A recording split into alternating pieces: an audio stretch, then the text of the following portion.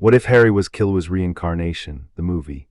Chapter 1. The boy who remembered the cupboard under the stairs smelled like dust and old shoes, and Harry Potter lay perfectly still in the dark, fingers laced behind his head, listening. Not to the Dursleys, Vernon's chainsaw snoring 2 floors up, Dudley's occasional bovine grunt through the ceiling, those sounds he catalogued and dismissed without thinking. He was listening to himself. To the thing that happened when he closed his eyes and let his breathing slow, a pulse behind his ribs that didn't feel like a heartbeat. Faster, sharper, like a current looking for somewhere to go. He'd had the dream again, white hair. His own hands, but not his own, longer fingers, paler skin, nails that could do things nails shouldn't. A mountain, a family that wasn't the Dursleys but felt worse somehow in a way he couldn't articulate, and a boy with wild dark hair and a fishing rod and a smile so wide and stupid and warm that Harry had woken up with tears on his face and no idea why. He was 10 years old and he had never cried over anything. Not when Dudley broke his wrist in year 2, and Aunt Petunia told the teacher he'd fallen. Not when Vernon locked him in the cupboard for 3 days over an incident at school. Harry had somehow ended up on the roof of the kitchens, and no, he couldn't explain it, and no, he hadn't climbed, he'd just been there. Not when the other kids at school avoided him because something about the way he moved made them uneasy, the way a rabbit is uneasy near a cat even if the cat hasn't done anything yet. He didn't cry. But he dreamed about a boy with a fishing rod, and he woke up feeling like he'd lost something so important it had carved out a space inside his chest that nothing in this life had ever filled. Harry turned on his side. A spider descended from the underside of the staircase above him, dangling on a silk thread near his nose. He watched it without blinking. The spider seemed to reconsider and climbed back up. Smart. The thing was, and Harry had never told anyone this, not that there was anyone to tell, he knew things he shouldn't know. Not facts from books or anything useful like the capital of France. Practical things, body things. He knew without ever being taught how to move through a room without making a sound. He knew where the pressure points were on a human neck. He knew that the fastest way to disable someone wasn't force but precision, that a strike to the solar plexus at the correct angle would fold a grown man in half. He knew what people looked like when they were lying, the micro-expressions they couldn't hide, the way Vernon's left eye twitched when he was about to get violent, the way Petunia's hand drifted to her throat when she was scared. He knew how to vanish, not magically or maybe magically, he didn't know the difference, but in the practical sense. Walking through crowds without being noticed, becoming background noise. Stepping so lightly that even the creaky third step on the Dursley staircase didn't betray him when he crept to the kitchen at midnight for food they denied him at dinner. These weren't learned skills, they were remembered ones, and that distinction mattered even if Harry couldn't have explained why. He also knew how to kill, but he tried very hard not to think about that. The morning came the way mornings always did at number 4 Privet Drive, with Aunt Petunia's bony knuckles rapping on the cupboard door like she was knocking on something unclean. Up, get up, now. Harry's eyes opened. He'd been awake for 47 minutes already, tracking the progression of dawn light through the vent slats, running through the mental exercise he did every morning without knowing where he'd learned it. Catalog your body, check for injuries, assess your environment, identify exits. Cupboard door, 1 exit. Hinges on the left, latch on the right, screws holding the latch slightly stripped from years of aggressive locking and unlocking. He could pop the door off its latch with a sharp palm strike to the frame in approximately 1.2 seconds if he needed to. He'd never needed to, but he ran the numbers every morning anyway. He rolled out, pulled on Dudley's hand-me-down shirt, so large it hung past his knees like a nightgown, and padded into the kitchen. Petunia was already at the stove, frying bacon with the tight-lipped efficiency of a woman who resented every calorie she produced for other people. Vernon sat behind his newspaper like a walrus behind a broadsheet, mustache twitching. Don't burn it, Petunia snapped without turning around. Harry took over the bacon. He cooked it perfectly. He always did. His hands were precise in a way that didn't match a 10-year-old's motor development, and if the Dursleys had been the type of people to notice anything about him beyond his inconvenient existence, that might have worried them.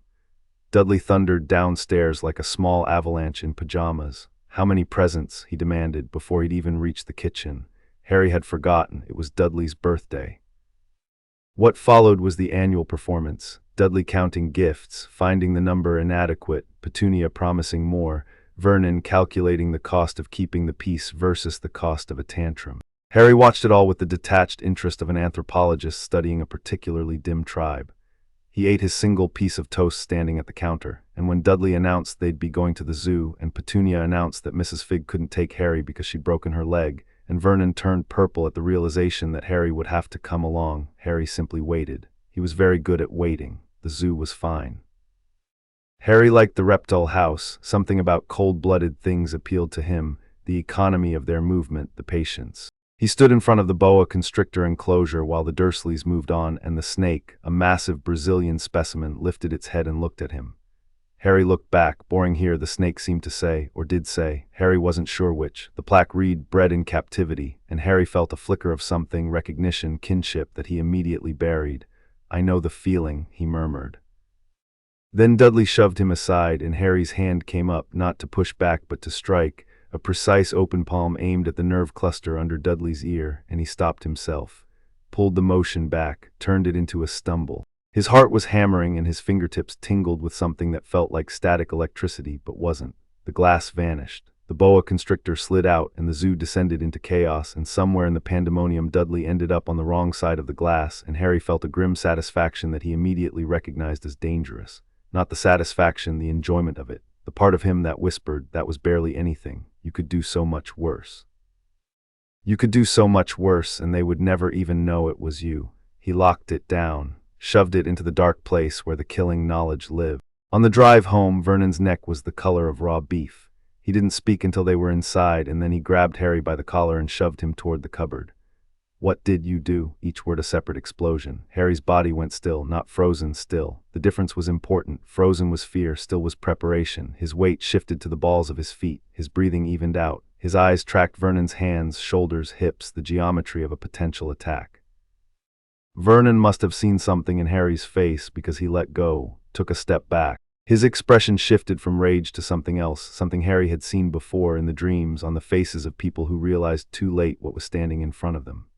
"Fear. Get in your cupboard," Vernon said, quieter now. Harry got in his cupboard. He sat in the dark and pressed his palms flat against his thighs and breathed. The tingling was back, stronger now, racing up his forearms like his blood had been replaced with something electric. In the dream, the white-haired boy had been able to, what? Harry squeezed his eyes shut and reached for the memory. Lightning. He'd held lightning in his hands like it was nothing, like it was just another tool. Faster than anyone. Faster than everything. Godspeed, something whispered in a voice that was his but wasn't.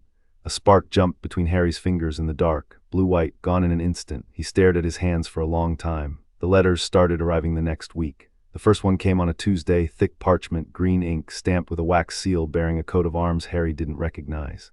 Mr. H. Potter, the cupboard under the stairs, 4 Privet Drive. The specificity of the address told Harry 2 things. Whoever sent it knew exactly where he slept, and they wanted him to know they knew. Vernon snatched it away before Harry could open it. Harry let him. He watched Vernon's face as he read the address, watched the blood drain from it like someone had pulled a plug, watched him exchange a look with Petunia that confirmed every suspicion Harry had ever had. They knew something about him, something important, something they'd been sitting on for a decade. "It's nothing," Vernon announced. "Junk mail." Harry said nothing. That night after the house was dark, he replayed the moment in his mind, the seal, the parchment, the ink. He catalogued the way Vernon's hands had trembled. The way Petunia's eyes had gone to the cupboard door, not to Harry, but to the door itself, as if the cupboard were the problem, as if hiding him better might make the letters stop. More letters came. Vernon destroyed them. Harry watched. By Friday, they were pouring through the mail slot in waves, dozens, then hundreds, flooding the hallway like green-inked snowfall. Vernon boarded up the mail slot. Letters came through the windows. He boarded those too. Harry sat on the stairs and watched his uncle wage war against correspondence, and something in his chest, the pulse, the current, hummed with amusement. Vernon finally snapped on Saturday. He loaded the family into the car and drove. Harry sat in the back seat next to Dudley, who was having a meltdown over missing his television programs, and tracked their route through rain-smeared windows. Southwest, then west. Vernon was heading for the coast, running away. Harry could have told him it was pointless. You couldn't run from people who knew your exact sleeping location down to the piece of furniture, but he was curious now. Curious about what Vernon was running from and what would happen when it caught up. They ended up on a rock. An actual rock, a tiny island with a miserable shack perched on top of it, accessible only by a boat that Vernon rowed with the frantic energy of a man who believed distance equaled safety. The shack had 2 rooms, a couch that smelled like mildew, and a fireplace that didn't work. Rain lashed the windows. The sea howled. Harry lay on the floor. Vernon and Petunia took the bedroom. Dudley got the couch and watched the seconds tick by on Dudley's watch, which glowed faintly in the dark. 11:57, 11:58, 11:59. In 3 minutes he'd be 11. He'd never had a birthday party. He'd never had a birthday cake. He'd never had anyone acknowledge the day at all, and he'd long ago stopped caring, or at least stopped noticing the caring. But something was coming, he could feel it. The current under his ribs was singing now, building toward something, and the air in the shack tasted different, charged, the way it tasted before a thunderstorm. Midnight, boom. The door didn't open. It departed, blasted off its hinges by a fist the size of a Christmas ham, crashing onto the floor in a shower of rust and splinters. The shack shuddered. Dudley screamed. Vernon appeared in the bedroom doorway with a rifle Harry hadn't known he owned, and Harry was already on his feet, weight centered, hands loose at his sides, eyes adjusting to the dark, body ready in a way that felt as natural as breathing. The man who ducked through the doorway had to fold himself nearly in half to fit. He was enormous, easily twice the height of a normal person and 3 times as wide, with a wild tangle of black hair and a beard that could have housed a family of birds. His eyes, small and dark and beetle-bright, swept the room and landed on Harry with an expression of such undiluted warmth that Harry almost took a step back. Nobody looked at him like that. Nobody was happy to see him. There ya are, Harry. The giant boomed as if they were meeting at a pub and not in a wind-blasted shack in the middle of the sea at midnight.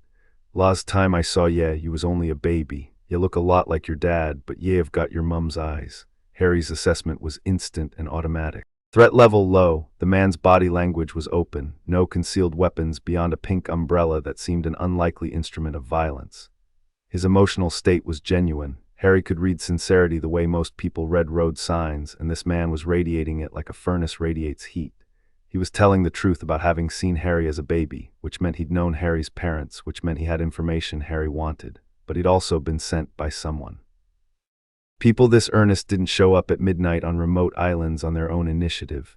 "Who are you?" Harry asked. His voice was calm. It was always calm. "Rubius Hagrid, keeper of keys and grounds at Hogwarts." "Ye'll know all about Hogwarts, o' course." "I don't." Something shifted in Hagrid's expression, warmth giving way to confusion, then to outrage. He turned on the Dursleys with the slow, volcanic anger of a man who had just realized something terrible. "You didn't tell him anything." Vernon was trying to be authoritative with the rifle. It was not going well. "Now see here, I forbid, the boy will not." Hagrid took the rifle and tied it in a knot. Literally bent the barrel into a pretzel shape as if the metal were warm taffy. Harry filed that away. Superhuman strength, performed casually. Whatever Hagrid was, he wasn't operating within normal physical parameters.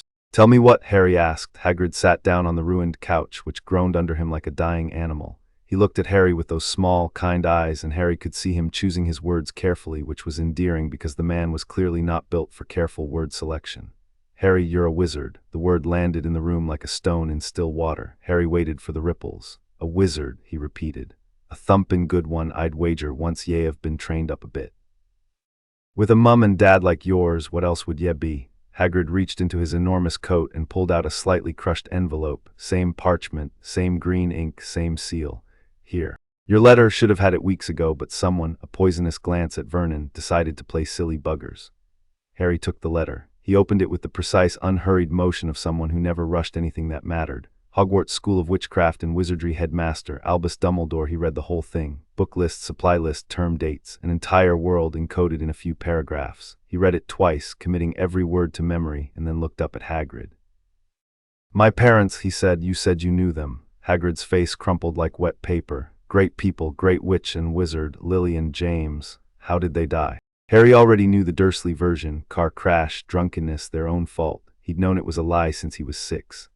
Liars had tells, and the Dursleys had more tells than a poker amateur on espresso. Hagrid told him. Voldemort, dark wizard, murdered his parents, tried to murder Harry, failed, nobody knew why. Harry survived with nothing but a scar, and Voldemort vanished, and the whole wizarding world celebrated while Harry was deposited on a doorstep like a bottle of milk. Harry listened without interrupting. The current in his chest was very still now, very focused. Each piece of information slotted into place like a puzzle piece he hadn't known he was assembling. A dark wizard. A murder, a mysterious survival, a world that knew his name, a decade of ignorance enforced by his guardians, and a school that had been watching closely enough to know he slept in a cupboard. "Who decided I should live with the Dursleys?" he asked. Hagrid blinked. "Well, Dumbledore, o' course, greatest wizard who ever lived." "Why?" "Well, there were reasons, Harry. You had to be safe." Harry looked at the cupboard-sized shack, at the Dursleys cowering in the doorway, at his own too-thin frame in Dudley's enormous cast-offs. "Right," he said, and his tone was so flat that Hagrid shifted uncomfortably. Vernon made one final attempt at authority. "I will not pay for some crackpot old fool to teach him magic tricks." Hagrid pointed the pink umbrella at Dudley, and there was a flash of light, and Dudley suddenly had a pig's tail curling out of the seat of his pajamas. Dudley screamed, Petunia screamed. Vernon grabbed them both and retreated to the bedroom. "Shouldn't I done that?" Hagrid muttered, not looking particularly sorry. "I'd appreciate it if ye didn't mention that to anyone at Hogwarts." "Strictly speakin', I'm not allowed ter do magic." "Why not?" It's a long story. Got expelled in me 3rd year." Harry noted it, filed it away. A man who'd been expelled from the school was now the one sent to retrieve him. That meant either Hagrid was the only one available, unlikely, given the resources implied by hundreds of self-delivering letters, or he'd been chosen deliberately. Someone wanted Harry's first impression of the wizarding world to be this: warmth, wonder, loyalty. A gentle giant who'd light up at the mention of Dumbledore's name. It was a good play. Harry could appreciate it even as he saw through it. "I'd like to see this Diagon Alley," Harry said. "If you don't mind." Hagrid beamed. "We'll go tomorrow." "Get some sleep, Harry. Big day." Harry lay on the floor after Hagrid fell asleep on the couch, snoring like a malfunctioning engine. He stared at the ceiling. The storm had died down, and through the gaps in the walls he could see stars. Wizard, he turned the word over. It didn't explain everything, didn't explain the muscle memory, the killing knowledge, the dreams of white hair and lightning, but it explained some things: the accidental magic, the rooftop teleportation, the vanishing glass. He was a wizard, and wizards could do impossible things, and that was the framework these people used to understand people like him. But Harry wasn't sure he fit their framework. He held up his hand in the dark, concentrated. A single spark jumped between his index and middle fingers, blue-white, crackling, alive. It wasn't the warm, fuzzy magic Hagrid seemed to embody. It was sharp, electric, dangerous. It felt like him. He closed his fist and slept, and in his dreams the white-haired boy ran through a dark forest with lightning dancing across his skin, and he was laughing and he was free, and when he turned around to look back, his eyes were Harry's eyes. London the next morning was grey and drizzling, which Harry didn't mind. Cities were useful. Crowds, noise, visual clutter, they were the natural habitat of someone who knew how to disappear.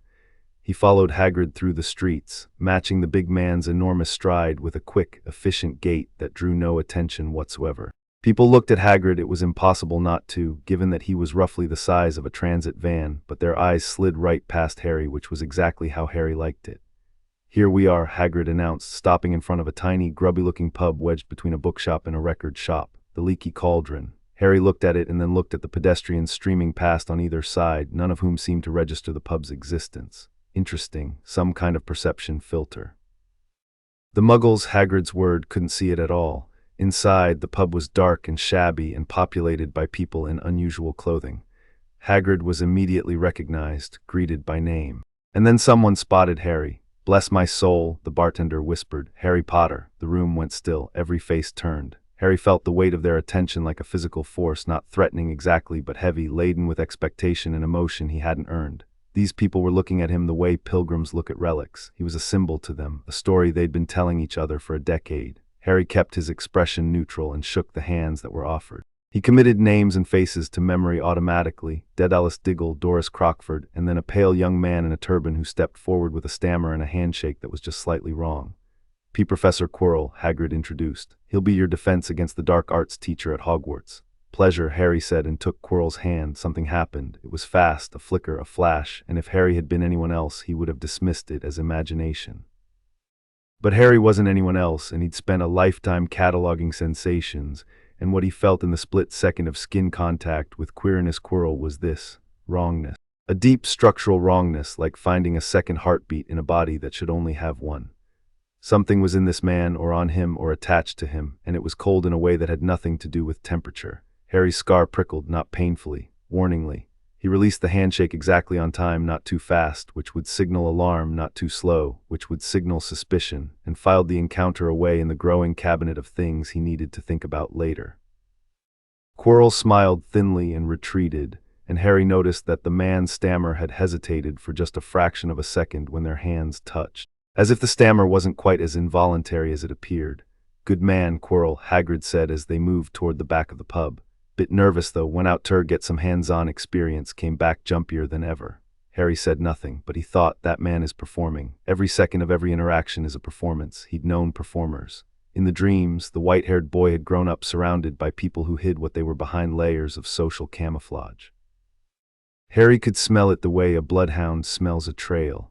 The brick wall behind the pub opened at Hagrid's touch, 3 up, 2 across, and Diagon Alley unfolded before them like a fever dream. Harry stopped walking, not because he was overwhelmed by the wonder of it, though it was, objectively, extraordinary. The cobblestone street, the impossible architecture, the shop windows crammed with broomsticks and cauldrons and things that defied physics, but because his body had done the thing it always did in new environments. Full threat assessment. Every exit point, every elevated position, every choke point where the crowd could bottleneck if something went wrong. The alley was a tactical nightmare, one way in, one way out through the pub, buildings pressing close on either side, hundreds of people in a confined space. A single hostile actor could cause a stampede. Then he let the assessment go and let himself look. It was, he had to admit, incredible. Shops selling wands and owls and spell books. People in robes and pointed hats who didn't seem to think there was anything unusual about their attire. A goblin standing guard outside a towering white building that Hagrid identified as Gringotts, the Wizarding Bank. Magic wasn't a secret here, it was the infrastructure, it was everything. And Harry felt for the first time in this life, possibly the first time in either life, like he might be somewhere he could fit. Gringotts first. The goblins were magnificent, small, fierce, and utterly unimpressed by wizards. Harry respected that immediately. They descended into the vault system on a cart that moved at speeds that would have terrified a normal child. But Harry leaned into the turns the way you lean into turns when your body has been moving at impossible speeds in a life you can't fully remember. And when the cart screeched to a halt in front of Vault 687, he was grinning. Hagrid noticed. Most people get a bit green on the carts. "I like speed," Harry said, and it was the most honest thing he'd said all day. The vault was full of gold, mountains of it, galleons, sickles, nuts, piled in careless abundance. Harry looked at the fortune his dead parents had left him and thought 2 things simultaneously. First, they wanted me to have this, which means they wanted me to be independent. Second, Dumbledore left me in a cupboard for 10 years when I had enough gold to buy a house. He didn't let either thought show on his face. They stopped at a second vault, 713, where Hagrid retrieved a small, grubby package and pocketed it with studied nonchalance that was about as subtle as a foghorn. "Hogwarts business," he said, "very secret." Harry memorized the vault number and moved on. Shopping was efficient. Harry moved through the supply list with a methodical focus that seemed to surprise Hagrid, who kept trying to steer him toward interesting distractions. Cauldrons from the cauldron shop, scales and telescope from the brass instrument shop, potion ingredients from the apothecary, where Harry spent longer than strictly necessary because the ingredients fascinated him, not the magical theory but the craft of it. Poisons, antidotes, compounds that could alter the human body at a chemical level. In the dreams, the white-haired boy had known poisons the way a sommelier knows wine. "Ya all right there, Harry?" Hagrid asked. "Ye have been starrin' at the monk's hood for 5 minutes. Just thinking," Harry said. "Let's get my robes." Madame Malkin's robes for all occasions was staffed by a brisk witch who stood Harry on a footstool and began pinning fabric around him. Another boy was already being fitted on the next stool, pale, pointed face, white blonde hair, the practiced boredom of someone who'd grown up wealthy and wanted everyone to know it. "Hogwarts too?" the boy asked. "Yes. My father's next door buying my books and mother's up the street looking at wands. Then I'm going to drag them off to look at racing brooms. I don't see why first years can't have their own. I think I'll bully father into getting me one and I'll smuggle it in somehow." Harry listened. The boy talked the way people talk when they've never had to earn anyone's attention, constantly about themselves, with the assumption that the audience was both captive and interested. But Harry heard something else underneath, a kid trying very hard to project confidence. The references to father weren't boasting, they were positioning. This boy's identity was constructed entirely around his family name. Remove the family, and there'd be nothing underneath but a frightened kid in expensive clothes. Harry knew that feeling.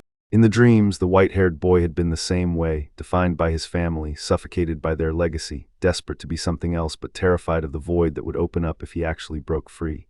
"Do you know what house you'll be in?" the boy asked. "Not yet. Well, I know I'll be in Slytherin. All our family have been. Imagine being in Hufflepuff. I think I'd leave, wouldn't you?" "I don't know enough about the houses to have an opinion," Harry said mildly. The boy blinked, apparently unused to encountering someone who didn't already know the social hierarchy he was referencing. Before he could recalibrate, Madame Malkin announced Harry's fitting was complete. Harry hopped off the stool. "I didn't catch your name," the boy said. "No," Harry agreed, "you didn't." He left the shop. Behind him, the boy's expression flickered between confusion and affront, which Harry found privately amusing. Hagrid was waiting outside with 2 large ice creams. "Ya all right, ya seem quiet. I'm always quiet." Hagrid handed him a chocolate and raspberry cone. "Ya remind me o' someone, but I can't put me finger on it." Harry ate his ice cream and let the comment pass. They still had the most important purchase to make, Ollivanders. Harry saw the shop from halfway down the alley, narrow, shabby, paint peeling, with a single wand resting on a faded purple cushion in the window. The sign read Ollivanders, makers of fine wands since 382 BC. Harry looked at the shop the way he looked at everything, assessing. It was the oldest establishment on the street by a considerable margin, which meant the family that ran it had survived every upheaval the wizarding world had produced over 2 millennia. That kind of longevity wasn't luck, it was strategic indispensability. Everyone needed wands, everyone. A bell tinkled as they entered. The shop was tiny and crammed with narrow boxes stacked floor to ceiling, thousands of them, tens of thousands, each one presumably containing a wand. The dust was thick and the light was thin, and the whole place hummed with a sound just below the threshold of hearing, a vibration Harry felt in his bones. "Good afternoon," said a soft voice, and Harry's hand almost moved. Almost. Because the old man had appeared from between the shelves without a sound, without displacing air, without any of the physical cues that should precede a person materializing at conversational distance. Harry had been monitoring the shop since he walked in. He always monitored every space he entered, and Ollivander had not been where he now stood a second ago. The old man's eyes were pale, almost silver, and they fixed on Harry with an intensity that had nothing to do with celebrity and everything to do with professional interest. "Ah yes," Ollivander said. Yes, I thought I'd be seeing you soon, Harry Potter." He leaned closer. "You have your mother's eyes, so I'm told. It seems only yesterday she was in here herself, buying her first wand, 10¼ inches long, swishy, made of willow. Nice wand for charm work." Ollivander's gaze drifted to Harry's forehead. "And that's where, I'm sorry to say, I sold the wand that did it, 13½ inches. Powerful wand, very powerful, and in the wrong hands. Well, if I'd known what that wand was going out into the world to do." He trailed off, then he clapped his hands together. "Well now, Mr. Potter, let me see." He pulled a tape measure from his pocket. "Which is your wand arm?" "I'm ambidextrous," Harry said. Ollivander paused, tilted his head. "Are you indeed?" The tape measure went to work, arm length, shoulder to finger, wrist to elbow, knee to armpit, around the head, and then began measuring on its own while Ollivander moved through the shelves, pulling boxes. "Try this one, beechwood and dragon heartstring, 9 inches, nice and flexible." Harry took the wand and felt nothing, gave it a wave, nothing. "No, number here, ebony and unicorn hair, 8½ inches, springy." "Nothing. Tricky customer, not to worry, we'll find the perfect match. Maple and phoenix feather, 7 inches, quite whippy." "Nothing." Ollivander pulled wand after wand, and Harry tried each one, and with each failure the wand-maker grew not frustrated but excited, his eyes brightening like a man watching a puzzle become more interesting with every wrong answer. The pile of rejected wands grew. Harry noticed Ollivander's hands trembling slightly, not with age or weakness, but with anticipation. "I wonder," Ollivander murmured almost to himself, and disappeared into the back of the shop. He returned with a box he handled differently from the others, more carefully, almost reverently. He opened it and lifted out a wand made of dark, reddish-brown wood. Holly and phoenix feather, 11 inches, nice and supple. Harry took it. The world shifted. Heat flooded up his arm, not unpleasant, like stepping into sunlight after a long time in the cold. Red and gold sparks erupted from the wand's tip, spiraling up toward the ceiling like tiny fireworks. But underneath the warmth and the light, Harry felt something else, a resonance. The current behind his ribs, the pulse that had been with him as long as he could remember, surged forward to meet the wand's energy, and for a split second they harmonized, and Harry felt whole in a way he couldn't describe. And then something else, a flash. The white-haired boy standing in a dark room, electricity wreathing his body like armor. Not a wand, not a tool. Just him, his body, his will, turned into a weapon. The memory was so vivid and so brief that it was gone before Harry could grasp it, but it left an afterimage on his consciousness like a lightning strike on the retina. The wand was right, but it wasn't the whole picture. "Oh, bravo," Ollivander cried. "Yes, indeed. Oh, very good. Well, how curious, how very curious." Harry waited. "I remember every wand I've ever sold, Mr. Potter, every single one. It so happens that the phoenix whose tail feather is in your wand gave another feather, just one other. It is very curious indeed that you should be destined for this wand when its brother gave you that scar." The room was very quiet. Hagrid had gone still in the doorway. Harry looked at the wand in his hand, brother to the wand that killed his parents. He turned that information over, examined it from every angle, and then slid the wand into his belt with the easy, practiced motion of someone holstering a weapon. Curious, he agreed. Ollivander watched him with those silver eyes, and Harry saw something in the old wandmaker's expression that he'd seen in his own reflection often enough, the look of someone who knew more than they were saying. "I think we must expect great things from you, Mr. Potter." After all, he who must not be named did great things. Terrible, yes, but great.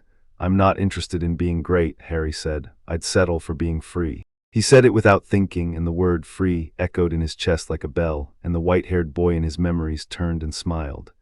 Outside, Hagrid was quiet for a while, then he cleared his throat. "Right, one more stop, birthday present." He bought Harry an owl. A beautiful snowy owl with amber eyes who sat on Harry's arm and regarded him with the imperious dignity of a creature that knew exactly what it was worth.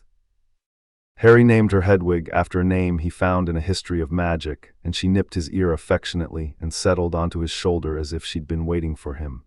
They ate dinner at the Leaky Cauldron. Hagrid had steak and kidney pie. Harry had fish and chips and asked casual questions that Hagrid answered with cheerful openness. "What's Dumbledore like? Greatest wizard of the age. Greatest wizard who's ever lived, probably. You'll be safe at Hogwarts with Dumbledore there. What does he teach? He's the headmaster, doesn't teach, runs everything. Has he always run Hogwarts? Since, oh, a long time now, decades, since before you know who even. And he was the one who put me with the Dursleys." Hagrid shifted. "There were protections, Harry, blood protections. Your mum's sacrifice, as long as ye live with her blood, with the Dursleys, ye are protected." "Protected from what?" "From, well, you know whose followers. There were loads of 'em even after he vanished. Death Eaters. Some o' them they'd have wanted revenge on you." Harry ate a chip. "So Dumbledore put me with the Dursleys to keep me safe from dark wizards, and he knew they'd treat me poorly. I'm sure Hagrid's face contorted with the effort of defending someone he idolized against a charge he couldn't quite refute. "Dumbledore's got his reasons, Harry. He always does." "I'm sure he does," Harry said and smiled, and the smile didn't reach his eyes. That night in the small room above the pub, Harry sat on the bed with his wand in his hand and Hedwig asleep on the windowsill and the supply list spread before him and the remains of dinner on the bedside table. He should have felt excited. A whole new world, magic, a school, money, an owl, all the things a normal child would be vibrating with anticipation about. Instead, he felt what he always felt, the calm, clear focus of someone preparing for a mission. He closed his eyes and reached for the memories. They came easier now, as if the wand had opened a door that had previously been only cracked. The white-haired boy me, Harry thought, and the pronoun felt right in a way it never had before, running across rooftops. Training in a dark room while something painful was done to his body over and over, building tolerance, building speed, building the capacity to survive things that should kill you. A needle, electricity, poison, pain as a pedagogical tool. The Zoldyck family, the name surfaced like a bubble from deep water. Assassins, the greatest assassins in the world, and he, Killua, had been the heir. The prodigy, the one they'd poured everything into, the perfect weapon, and he'd run away because a boy with a fishing rod had shown him what friendship looked like. Gone. The name hit Harry in the solar plexus. He curled forward on the bed, hands gripping the sheets, breathing hard. The grief was enormous, not the grief of death necessarily, but of distance. Of a connection so profound that losing it had left a wound that apparently persisted across lifetimes. He didn't know if Gon was alive. He didn't know if reincarnation worked both ways, or if this was a one-time anomaly, or if the memories were even real. Maybe he was just a damaged kid with an overactive imagination and some unusual reflexes. But the lightning between his fingers was real. The muscle memory was real. The way he'd assessed every room he'd entered today, exits, threats, angles of attack, that was real. You didn't imagine skills, you didn't hallucinate competence. He was Harry Potter and he was Killua Zoldyck, and those two identities were going to have to learn to coexist, because in 1 month he was walking into a school run by a chess master who'd already been moving pieces around him for a decade, and he refused, absolutely, fundamentally refused to be anyone's pawn. Not again. He lay back. Held up his hand, concentrated not on the wand magic, which was warm and golden and operated on principles he didn't yet understand, but on the other thing. The current, the pulse. Killua's lightning, it came, slow at first, a tingle, a crackle, and then faster, brighter, a web of blue-white electricity that danced across his fingers and lit the room in stuttering flashes. It wasn't accidental magic, it was him. His body, his will, his power, it was Nen, or whatever Nen became when filtered through a magical core and a different world's physics. It was Godspeed in embryo. Harry watched the lightning play across his skin and felt, for the first time in this life, something dangerously close to joy. The month before term passed slowly. Harry returned to the Dursleys because he had nowhere else to go, and the Dursleys treated him with a new and careful distance that he found preferable to the old hostility. Vernon didn't touch him. Petunia didn't assign him chores. Dudley changed direction whenever they ended up in the same hallway. The pigtail had been surgically removed at a private hospital in London, and the Dursleys seemed to have collectively decided that the safest strategy was to pretend Harry didn't exist. Harry used the time. He read his textbooks, all of them cover to cover, some of them twice. The standard book of spells, grade 1, was simple enough. A history of magic was dense but useful, context mattered, and you couldn't navigate a society you didn't understand. Magical Theory by Adalbert Waffling was the most interesting because it attempted to explain the underlying mechanics of magic, intent, willpower, the interaction between a wizard's core and the physical world. None of it mentioned anything like what Harry could do with lightning. He practiced at night in the cupboard with a sock stuffed under the door to block the light. The electricity came from somewhere inside him, not his magical core, or not only his magical core, but some deeper reservoir that felt older and more fundamental. Wand magic was a language he was learning. The lightning was a language he already spoke. By mid-August, he could sustain a current between both hands for 30 seconds. It wasn't much. In the memories, Killua had been able to electrify his entire body, moving at speeds that broke the visual field. But Harry's body was 11 years old and malnourished, and the channel between his will and his power was still narrow, still newly reopened. It would take time. He had time, probably.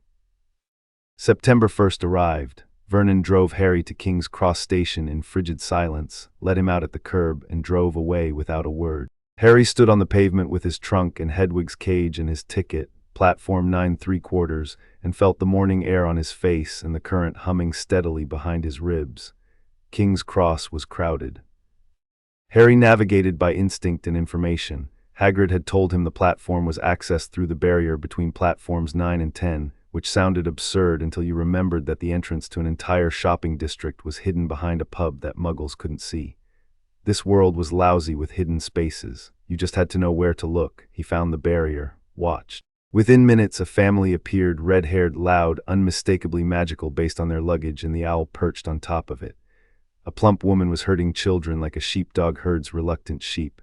Packed with Muggles, of course. Now, what's the platform number? 9 3/4. A small girl piped up. "Mum, can't I go? You're not old enough, Ginny. Percy, you first." The oldest boy, tall, bespectacled, visibly self-important, walked briskly toward the barrier and vanished through it as if the solid brick were a curtain. Harry watched 2 more boys follow, twins by the look of them, grinning in unison. Then the woman turned and spotted Harry. "Hello, dear." First time at Hogwarts, Ron's knew too. She gestured at the last boy, gangly, red-haired, freckled, with a smudge of dirt on his nose and an expression of nervous excitement that he was failing to hide. "Thanks," Harry said and walked through the barrier. Platform 9 3/4 was chaos, a scarlet steam engine belching smoke, hundreds of students and parents milling about, cats and owls and trunks and noise. Harry moved through the crowd the way he always moved through crowds, like water through rocks, smooth and unhurried and utterly invisible. He found a compartment near the back of the train, stowed his trunk, sat by the window. Hedwig hooted softly in her cage, and Harry let her out to stretch on the seat beside him, and the train whistle blew and they were moving. 5 minutes out of the station, the compartment door slid open.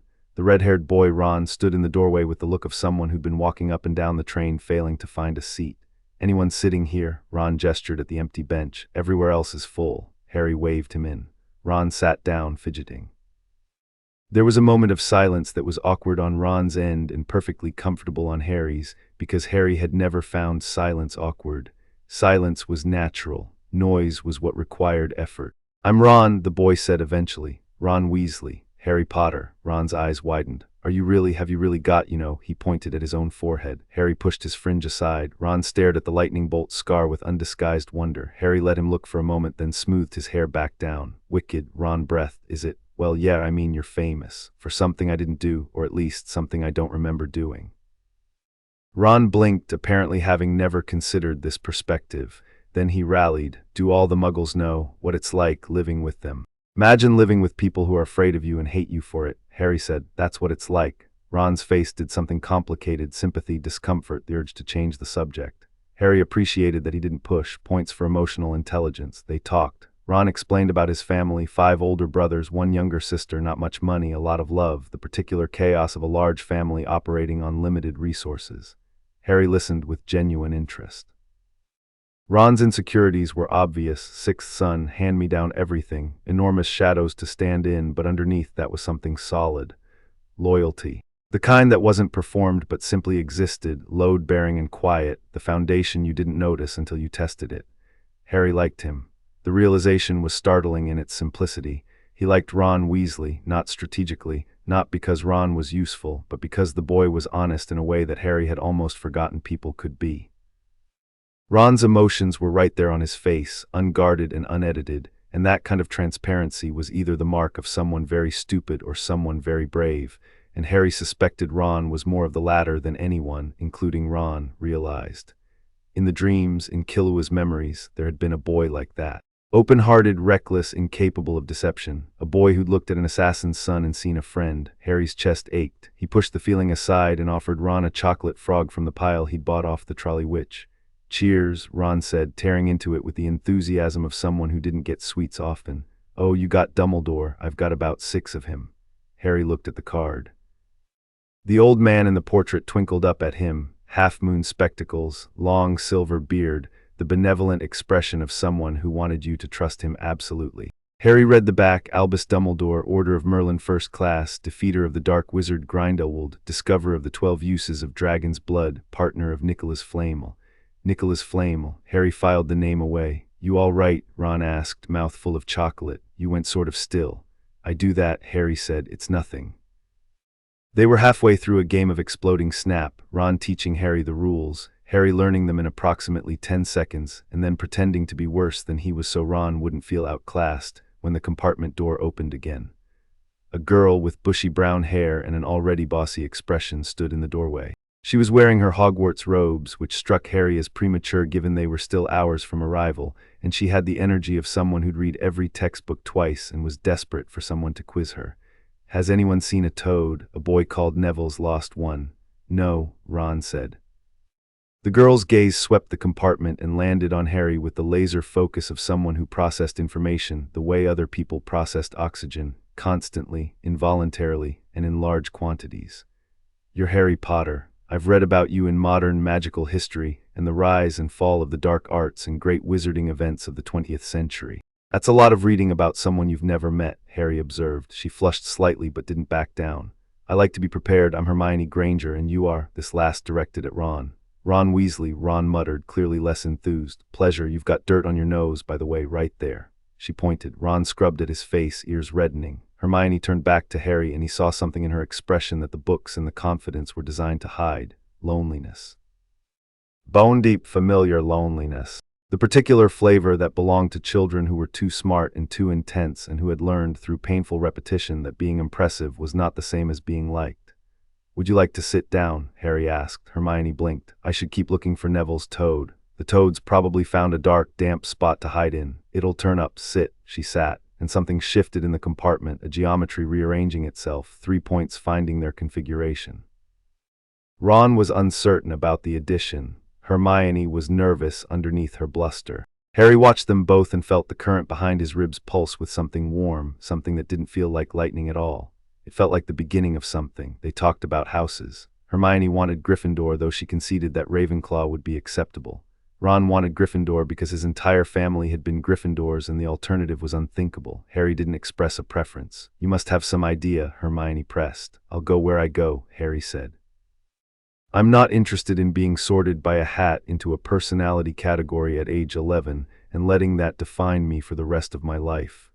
There was a beat of silence. Ron looked at Harry as if he'd just spoken Parseltongue.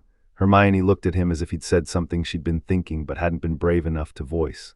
"That's actually a really good point," Hermione said quietly. "Don't sound so surprised." She smiled. It was a real smile, not the performative one she'd been wearing in the doorway, and it transformed her face. Harry stored it away, not as data, not as intelligence, but as something worth remembering for its own sake. The countryside outside the window had darkened. Mountains rose in the distance, sharp and wild, and the train was climbing. Harry could feel the change in altitude through his body. In the dreams, Killua's senses had been superhuman, and whatever Harry had inherited, spatial awareness was part of it. The compartment door opened one more time. The pale, blonde boy from Madame Malkin stood in the doorway, flanked by 2 larger boys who radiated the menacing vacuity of professional muscle. Is it true? The blond boy said. They're saying all down the train that Harry Potter's in this compartment, so it's you, is it? We've met, Harry said. The boy's eyes narrowed slightly, trying to place him. Then recognition landed. The robe fitting. You never gave me your name. You never asked. I'm asking now. Or rather, I already know. He glanced at his flanking companions as if confirming they were still there. I'm Malfoy, Draco Malfoy. Ron made a noise that might have been a suppressed laugh. Draco's gaze snapped to him with the precision of someone who'd been trained to identify social threats from birth. Think my name's funny, do you? Red hair, hand-me-down robes, you must be a Weasley. He turned back to Harry. You'll soon find out some wizarding families are much better than others, Potter. You don't want to go making friends with the wrong sort. I can help you there. He extended his hand. Harry looked at it. Then he looked at Draco's face, really looked, the way Killua had been trained to look, reading the micro-expressions beneath the performance. And what he saw was a boy who had rehearsed this moment, who had been told, probably by his father, that securing Harry Potter's alliance was important, who was executing a script he'd been handed, not acting on genuine desire for friendship. Harry also saw fear of failure, desperation to prove himself. And underneath it all, so deeply buried that Draco himself probably didn't know it was there, a flicker of genuine curiosity about the boy who'd survived the killing curse. I appreciate the offer, Harry said, but I choose my own friends. And I don't sort people into categories based on their family name. He paused. You should try it sometime. The compartment went very still. Draco's hand hung in the air between them. His face cycled through several expressions, surprise, anger, confusion, before settling on a cold mask that Harry recognized instantly. It was the mask you wore when someone had seen through you and you needed to pretend they hadn't. You'll regret that, Potter, Draco said. I'd be very careful if I were you. Unless you're a bit politer, you'll go the same way as your parents. Ron was on his feet. Hermione gasped. Harry didn't move, didn't blink. The temperature in the compartment dropped by a degree or two, and the lights in the corridor flickered, and Draco's two bodyguards shifted their weight backward in a way that suggested their survival instincts were better than their intellects. Harry smiled. It was a very specific smile, thin, calm, and completely devoid of warmth. In another life, it had been the last thing a lot of people ever saw. That's the second time someone's mentioned my parents dying to me today, Harry said, his voice soft. I'd prefer there not be a third.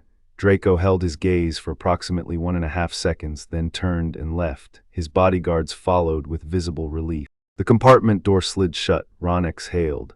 Bloody hell, Harry, his face, did you see his face? I saw. That was Draco Malfoy. His dad was one of you-know-whos. Ron stopped, glanced at Hermione. Never mind, bad family, that's all. Harry said nothing. He was thinking about the way Draco's mask had slipped just for a moment, just a crack, and the frightened kid he'd glimpsed underneath. In another life, he might have been that kid. In another life, he had been. The train pulled into Hogsmeade Station as night fell. Harry stepped onto the platform into cold air and the sound of Hagrid's booming voice calling first years. He followed the lantern light down a steep path to the edge of a black lake, and there across the water, lit by 1,000 windows, was Hogwarts. It was a castle, an actual castle, all towers and turrets and impossible architecture, sitting on the far shore like something out of a story that had decided to become real. The other first years gasped and pointed. Hermione whispered something about the ceiling being enchanted, which she'd read about in Hogwarts, a history. Ron just stared. Harry looked at the castle and felt two things. The first was wonder, genuine, unmanufactured wonder, the kind that belonged to the part of him that was still an 11-year-old boy who'd spent a decade in a cupboard. It was beautiful. It was magic-made architecture, and it was going to be his home. The second was the cold, clear assessment that ran underneath everything, a fortress, defensible, high ground, one primary approach across open water, easily monitored. Internal layout unknown, but guaranteed to contain secrets, hidden passages, and surveillance mechanisms. Run by a man who'd placed him with abusers for a decade and sent a loyal, unsuspicious agent to retrieve him, and was now welcoming him into a controlled environment where every aspect of his education, socialization, and development could be monitored and shaped. A cage, Harry thought, but a gilded one. And the question wasn't whether the cage existed, it was whether the bird inside it was the kind that could be kept. He climbed into a boat with Ron, Hermione, and a round-faced boy who was asking everyone about his toad. The boats moved by themselves across the black water, gliding toward the castle and whatever waited inside. Harry sat in the bow and let the cold air hit his face and felt the lightning humming in his fingertips and thought about a boy with white hair who'd walked away from the greatest assassin family in the world because someone had shown him there was more to life than being a weapon. He was walking into a castle full of strangers who thought they knew his story, a headmaster who thought he was a chess piece. a dead dark lord who wasn't as dead as everyone believed. A world that had celebrated his survival while leaving him to rot in a cupboard for 10 years. None of them knew what he was. None of them knew what he carried inside him, the memories, the skills, the lightning, the ghost of a life lived at impossible speed. They saw a small boy with messy hair and a famous scar, and they thought they understood. They didn't, but they would. The boats reached the shore. Harry stepped out onto solid ground, and Hogwarts rose above him, vast and ancient and full of secrets. The current behind his ribs was steady now, a hum, a promise, a warning. He walked toward the castle doors. Ron was beside him on the left. Hermione was beside him on the right. And somewhere deep inside, in the place where two lives overlapped and a white-haired boy's memories burned like lightning trapped in a bottle, Killua Zoldyck opened his eyes. "Let's see what you've got," Harry thought, and he walked inside. Chapter 1 and Chapter 2. Rhythm of Shadows. The entrance hall was enormous, stone floors, flaming torches, a ceiling so high it disappeared into darkness. Harry catalogued it in a heartbeat. 4 visible exits, 2 staircases, 1 set of massive double doors ahead that presumably led to the main hall. The first years clustered together like nervous sheep, and Harry positioned himself near the back of the group where he could see everyone without being observed. Old habit, Killua's habit. A tall witch in emerald robes met them at the top of the staircase. Professor McGonagall. Harry read her in 3 seconds flat, disciplined, proud, fiercely competent, loyal to the institution, and more importantly, loyal to Dumbledore. Not a schemer, though. Whatever games the headmaster played, this woman believed in the rules. She was the kind of person who enforced laws because she genuinely thought laws made the world better, and Harry respected that even as he recognized it as a limitation. "Welcome to Hogwarts," she said, and her voice carried the way voices carry when they belong to someone who has never needed to shout to command a room. "The start of term banquet will begin shortly, but before you take your seats in the Great Hall, you will be sorted into your houses. The sorting is a very important ceremony because, while you are here, your house will be something like your family within Hogwarts." She explained the 4 houses: Gryffindor, Hufflepuff, Ravenclaw, Slytherin, and Harry listened with half an ear while the other half tracked the environment. Something was watching them. Not a person, the portraits on the walls. Their eyes moved, their heads turned. Living surveillance painted into the architecture, normalized so thoroughly that nobody even thought about it. McGonagall left them to wait while she prepared the hall. The first years immediately began speculating about the sorting method. Ron muttered something about wrestling a troll, which was clearly a joke his brothers had fed him. Hermione was speed-whispering every spell she'd memorized. The round-faced boy, Neville, the toad loser, looked like he might be sick. Harry stood still and breathed. The ghosts came through the wall, literally through it, pearlescent and translucent, arguing about someone called Peeves. The first years screamed. Harry didn't flinch. He watched the ghosts with clinical interest, sentient, capable of interaction with the living, bound to the castle. More surveillance, or just atmosphere, both probably. McGonagall returned and led them into the Great Hall. It was spectacular, and Harry allowed himself a full second to appreciate it. 4 long tables packed with students, thousands of candles floating in midair, and above it all a ceiling that perfectly mirrored the night sky outside, stars, clouds, the suggestion of infinite space. Hermione whispered, "It's bewitched to look like the sky outside. I read about it in Hogwarts, a history." Ron made a face that suggested he'd heard about Hogwarts, a history enough times already. At the head of the hall, a long table seated the staff. Harry's eyes found Dumbledore immediately, center chair, silver beard, those half-moon spectacles.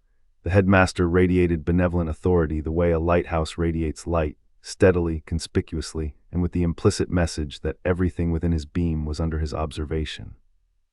Next to Dumbledore, a tiny wizard who might have been part goblin, a severe-looking woman Harry didn't recognize, and there, Quirrell, turban and all. Quirrell's gaze flicked to Harry and then away, the contact lasting less than a second. Harry noted it, and on the far end, a man with greasy black hair, a hooked nose, and an expression of such concentrated disdain that it seemed to generate its own gravitational field. The man's eyes found Harry, and something moved behind them, something complicated and old and not entirely hostile but not friendly either. Harry felt his scar give a faint, warning pulse, but the sensation faded quickly. The pulse hadn't come from the greasy-haired man. It had come from the direction of Quirrell's turban. Interesting. McGonagall placed a stool at the front of the hall. On the stool she placed a hat, ancient, patched, and dirty, the kind of object that would be thrown away in any reasonable household. The hall went quiet, the hat twitched, then a rip near the brim opened like a mouth and the hat began to sing. Harry listened to the Sorting Hat's song, a cheerful rundown of each house's values, and analyzed it the way he analyzed everything. Gryffindor, bravery, nerve, chivalry. Slytherin, cunning, ambition, resourcefulness. Ravenclaw, intelligence, wit, learning. Hufflepuff, loyalty, patience, hard work. 4 archetypes, 4 boxes. An entire student body divided at age 11 into categories that would shape their social networks, their self-image, and their trajectory for the next 7 years. It was, Harry thought, either a profound psychological tool or a profoundly lazy one, possibly both. McGonagall unrolled a scroll. When I call your name, you will put on the hat and sit on the stool to be sorted. Abbott Hannah, a pink-faced girl, stumbled to the stool. The hat fell over her eyes. A pause. Hufflepuff. The table on the right erupted. Hannah Abbott stumbled toward it, beaming with relief. The sorting continued. Susan Bones to Hufflepuff, Terry Boot to Ravenclaw, Mandy Brocklehurst to Ravenclaw. Lavender Brown became the first Gryffindor, and the table on the far left exploded with cheers. Harry watched each sorting with professional interest, not for the results but for the process. The hat took different amounts of time with different students. Some were nearly instantaneous, others lasted a minute or more. The variation suggested the hat was actually evaluating something rather than running through a predetermined list. It was making decisions in real time, and some decisions were harder than others. Granger, Hermione practically ran to the stool.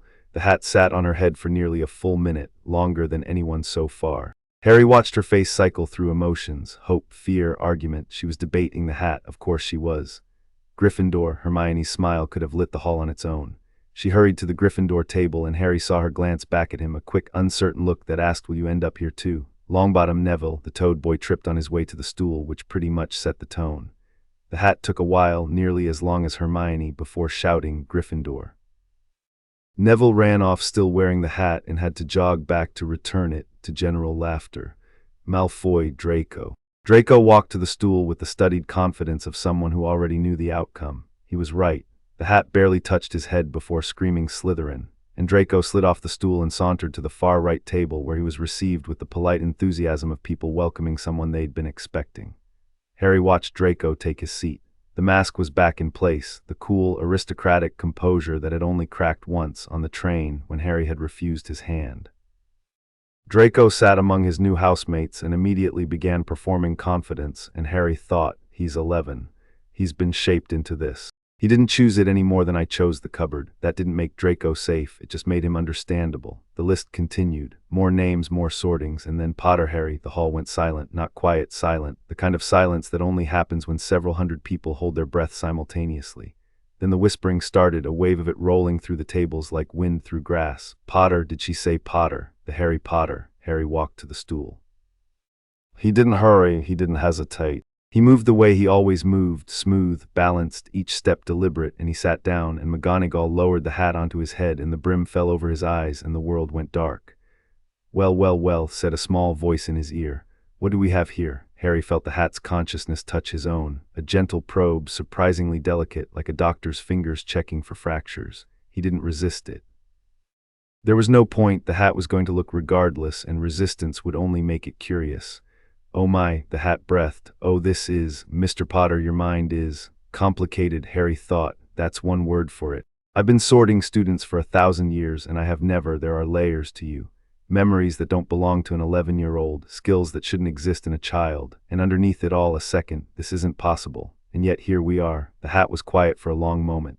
Harry could feel it rifling through him, not just surface thoughts but deeper structures, the architecture of his consciousness, the place where Harry Potter ended and Killua Zoldyck began. He felt the hat find the lightning, the muscle memory, the killing knowledge, and he felt it recoil. You've killed, the hat said, not a question, not in this life, but the knowledge is there, the capability, the willingness under certain circumstances. A pause. You're not dark though, that's what's confusing. Everything in your mind that should make you dark it's been chosen against, deliberately, repeatedly. You have the tools of a monster and the conscience of someone who has actively refused to become one. Where would you put me? That's the question, isn't it? The hat's voice had shifted from bewildered to fascinated. You have the courage for Gryffindor, not the reckless kind, the real kind, the kind that knows exactly what it's risking. You have the intellect for Ravenclaw, though you'd be bored in a week. You have the ambition and cunning for Slytherin. Oh, you'd do well there, the things you could accomplish. I'm not interested in accomplishing things for the sake of accomplishment. Number you're not, which brings us to Hufflepuff. Harry waited. Loyalty, the hat said, bone-deep, ferocious loyalty to the people you choose. It's the strongest thing in you, stronger than the lightning, stronger than the killing instinct, stronger than anything. In your other life, it was the thing that saved you, a friend. A boy who don't, Harry's thought was sharp enough to make the hat flinch. I'm sorry, I won't. You should know that capacity for loyalty, for love, for choosing connection over power, that's your defining trait. Not courage, not intelligence, not ambition. Loyalty, by every metric I have, you belong in Hufflepuff. The silence in Harry's mind stretched, but the hat continued, you won't go there, because Hufflepuff is perceived as the weak house, and you can't protect the people you'll come to care about from a position of perceived weakness. You need to be in the house that gives you the best vantage point. The most room to operate. You're smarter than people give you credit for, Harry thought. I'm 1,000 years old, Mr. Potter. I've had practice, the hat sighed, an odd sensation, feeling a hat sigh inside your skull. Gryffindor then, it's where Dumbledore will expect you, which means it's where he'll be watching least carefully, and it's where your friends are going, my friends, the bushy-haired girl and the red-haired boy. Don't pretend you haven't already decided about them, I can see it. Harry almost smiled.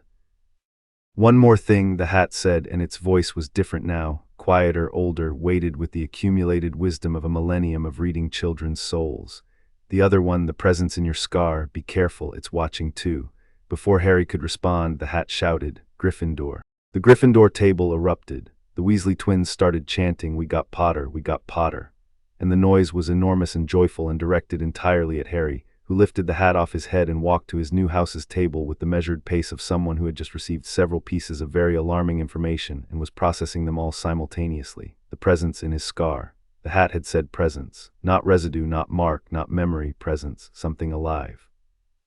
Something watching. Harry sat down between Hermione and a Weasley twin, who immediately began shaking his hand. Across the hall, Dumbledore was watching him with an expression of gentle satisfaction that Harry recognized as the look of a man whose chess piece had just moved to the expected square. At the staff table, Quirrell was adjusting his turban, and the greasy-haired man, Snape, someone had called him, was staring at Harry with an intensity that bordered on painful. And deep inside Harry's scar, something pulsed. He filed it all away, smiled at the people around him. Let Ron clap him on the shoulder and Hermione beam at him, and the Weasley twins demand he tell them everything about himself. He played the part of a happy, slightly overwhelmed first year, and underneath the performance the lightning hummed, and Killua's instincts catalogued every face in the room.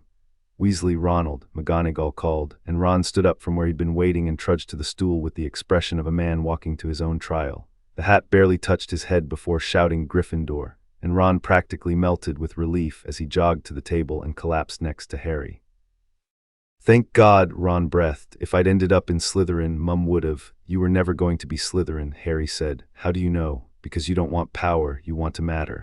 There's a difference, Ron stared at him. That's the nicest thing anyone's ever said to me. I'm not sure, it might also be the weirdest. Harry almost laughed. It surprised him. Laughter wasn't something he did easily. But Ron's baffled sincerity was genuinely funny, and the sound escaped before Harry could catch it, and Ron grinned at him, and for a moment everything was simple. Dumbledore stood to make his speech. Welcome, he said. Welcome to a new year at Hogwarts. Before we begin our banquet, I would like to say a few words. And here they are, nitwit, blubber, oddment, tweak, thank you. He sat down. Everyone cheered. Is he mad? Harry asked the Weasley twin on his left. Percy, the prefect, had been displaced by the more interesting prospect of sitting near the famous first year. Mad, said the twin. He's a genius, best wizard in the world. Bit mad though, yeah, I'm Fred, by the way. George, said the other twin, or am I Fred? Does it matter? It does to our mum, mostly. Food appeared on the plates, mountains of it, roasts and pies and puddings and everything in between. Harry ate with the controlled, efficient manner of someone who'd spent years being underfed and had learned never to waste a meal. He noticed Hermione watching him eat and saw the exact moment she did the math, the too thin frame, the careful portioning, the speed, and saw her expression shift from curiosity to quiet anger on his behalf. She didn't say anything. She just pushed the dish of roast potatoes closer to him. Harry took 3 more. Something warm moved through his chest that had nothing to do with the food. The conversation at the Gryffindor table swirled around him. Harry participated just enough to avoid seeming withdrawn while absorbing every piece of information available. He learned that the greasy-haired man was Professor Snape, who taught potions and wanted the defense against the dark arts position. He learned that the third-floor corridor on the right-hand side was forbidden, per Dumbledore's speech, to anyone who does not wish to die a most painful death. He learned that the Forbidden Forest was, as the name suggested, forbidden, 3 warnings, 3 pieces of bait designed to attract exactly the kind of students who would investigate them. Harry recognized the strategy because it was the kind of thing you learned in a family of assassins. If you want to know what someone will do when they think no one's watching, give them a locked door and see if they try to open it. Dumbledore wasn't just running a school, he was running an intelligence operation. After the feast, Percy the prefect led the Gryffindor first years up through the castle. Harry mapped the route automatically, 7th floor, behind a portrait of a fat lady who required a password. Caput Draconis, Percy announced, and the portrait swung open to reveal a round, cozy common room filled with armchairs and a crackling fire. The boys' dormitory was a circular room at the top of a tower, with 5 4-poster beds hung with deep red curtains. Harry's trunk was already there, along with his fellow first years, Ron, Neville, and 2 boys named Seamus Finnegan and Dean Thomas. Harry took the bed nearest the window, sight lines, escape route, and sat on the edge while the others changed and chattered and collapsed into their beds with the boneless exhaustion of 11-year-olds who'd had too much food and too much excitement. Ron was asleep within minutes, snoring softly. Neville followed, clutching his toad, which had been found by McGonagall.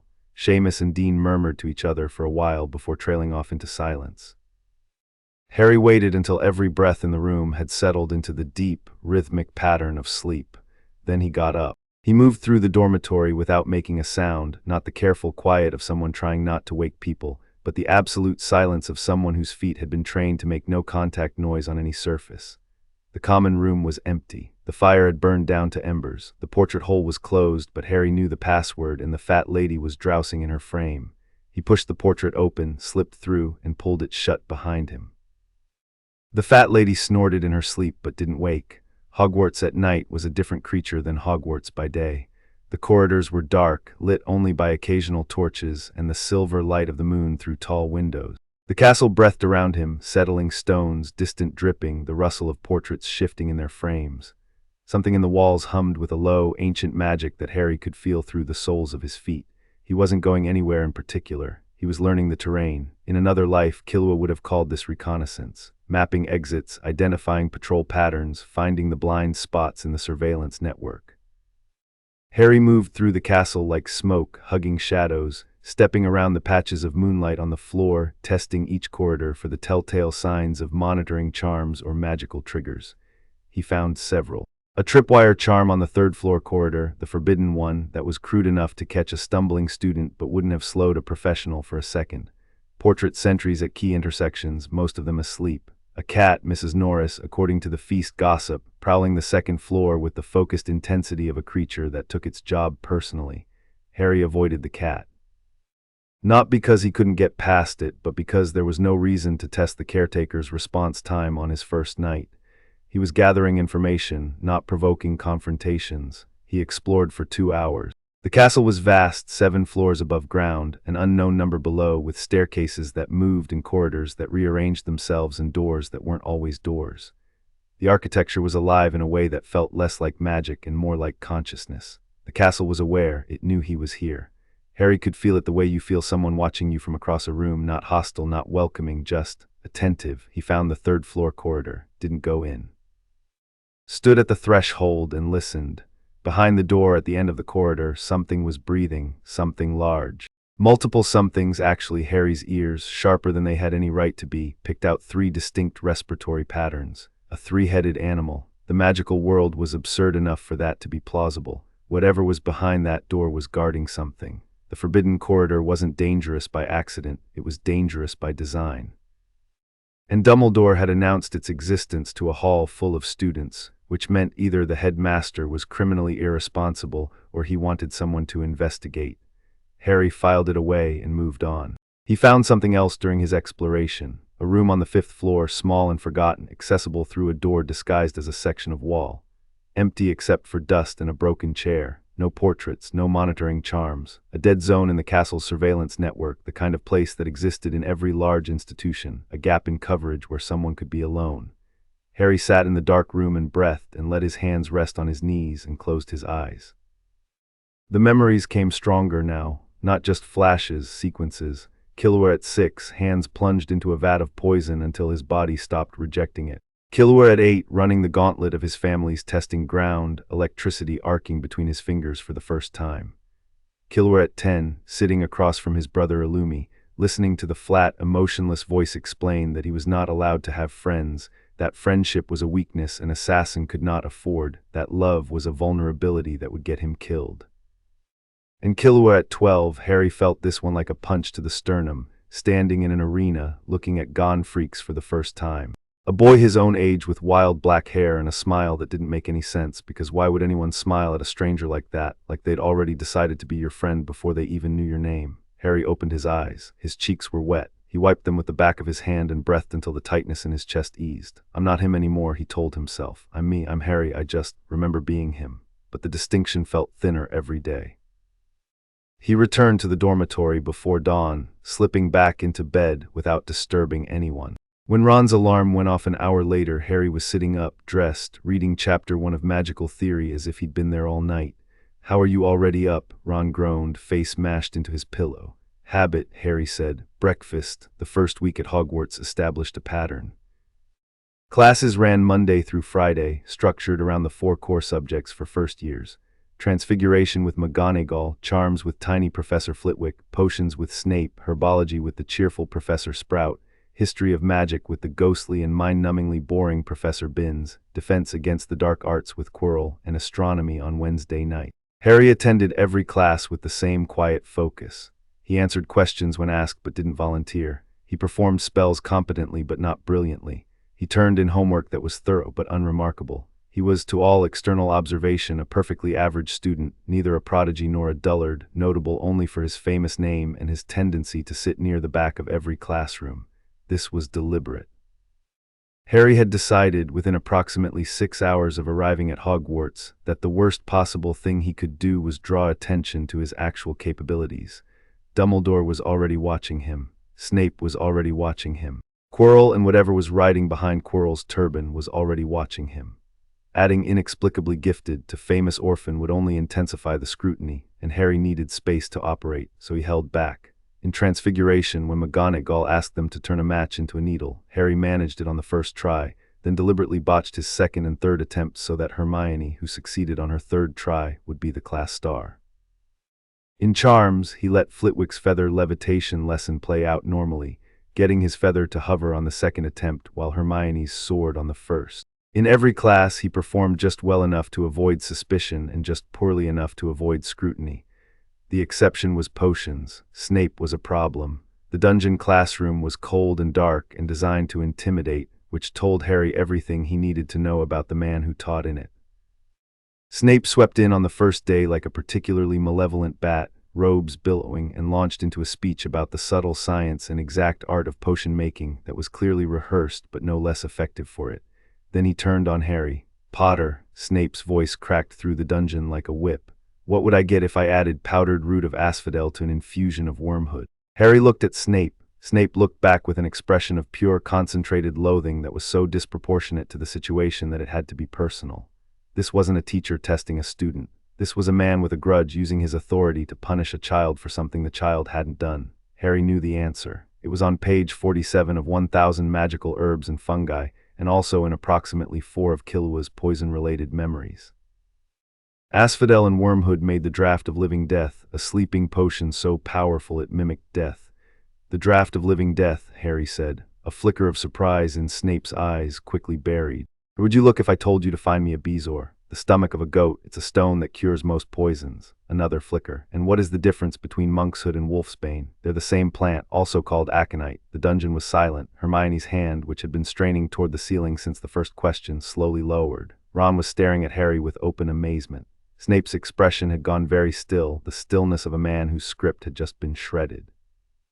Well, Snape said after a pause, it seems fame isn't everything, though one correct answer does not a competent wizard make. He turned away. Why aren't you all copying this down? Harry had made an error. He'd answered correctly because the alternative, feigning ignorance about poisons, went against something deep and instinctive in him.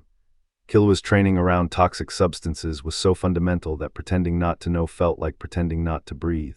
But he'd shown Snape that he'd prepared, which meant Snape would now be watching him even more closely. He filed the mistake away and resolved not to repeat it. The rest of the potions lesson was an exercise in controlled warfare.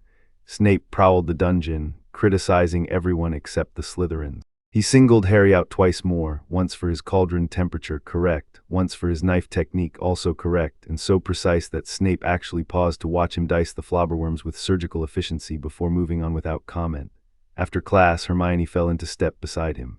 "How did you know all that? I read the entire textbook and I only knew the first one."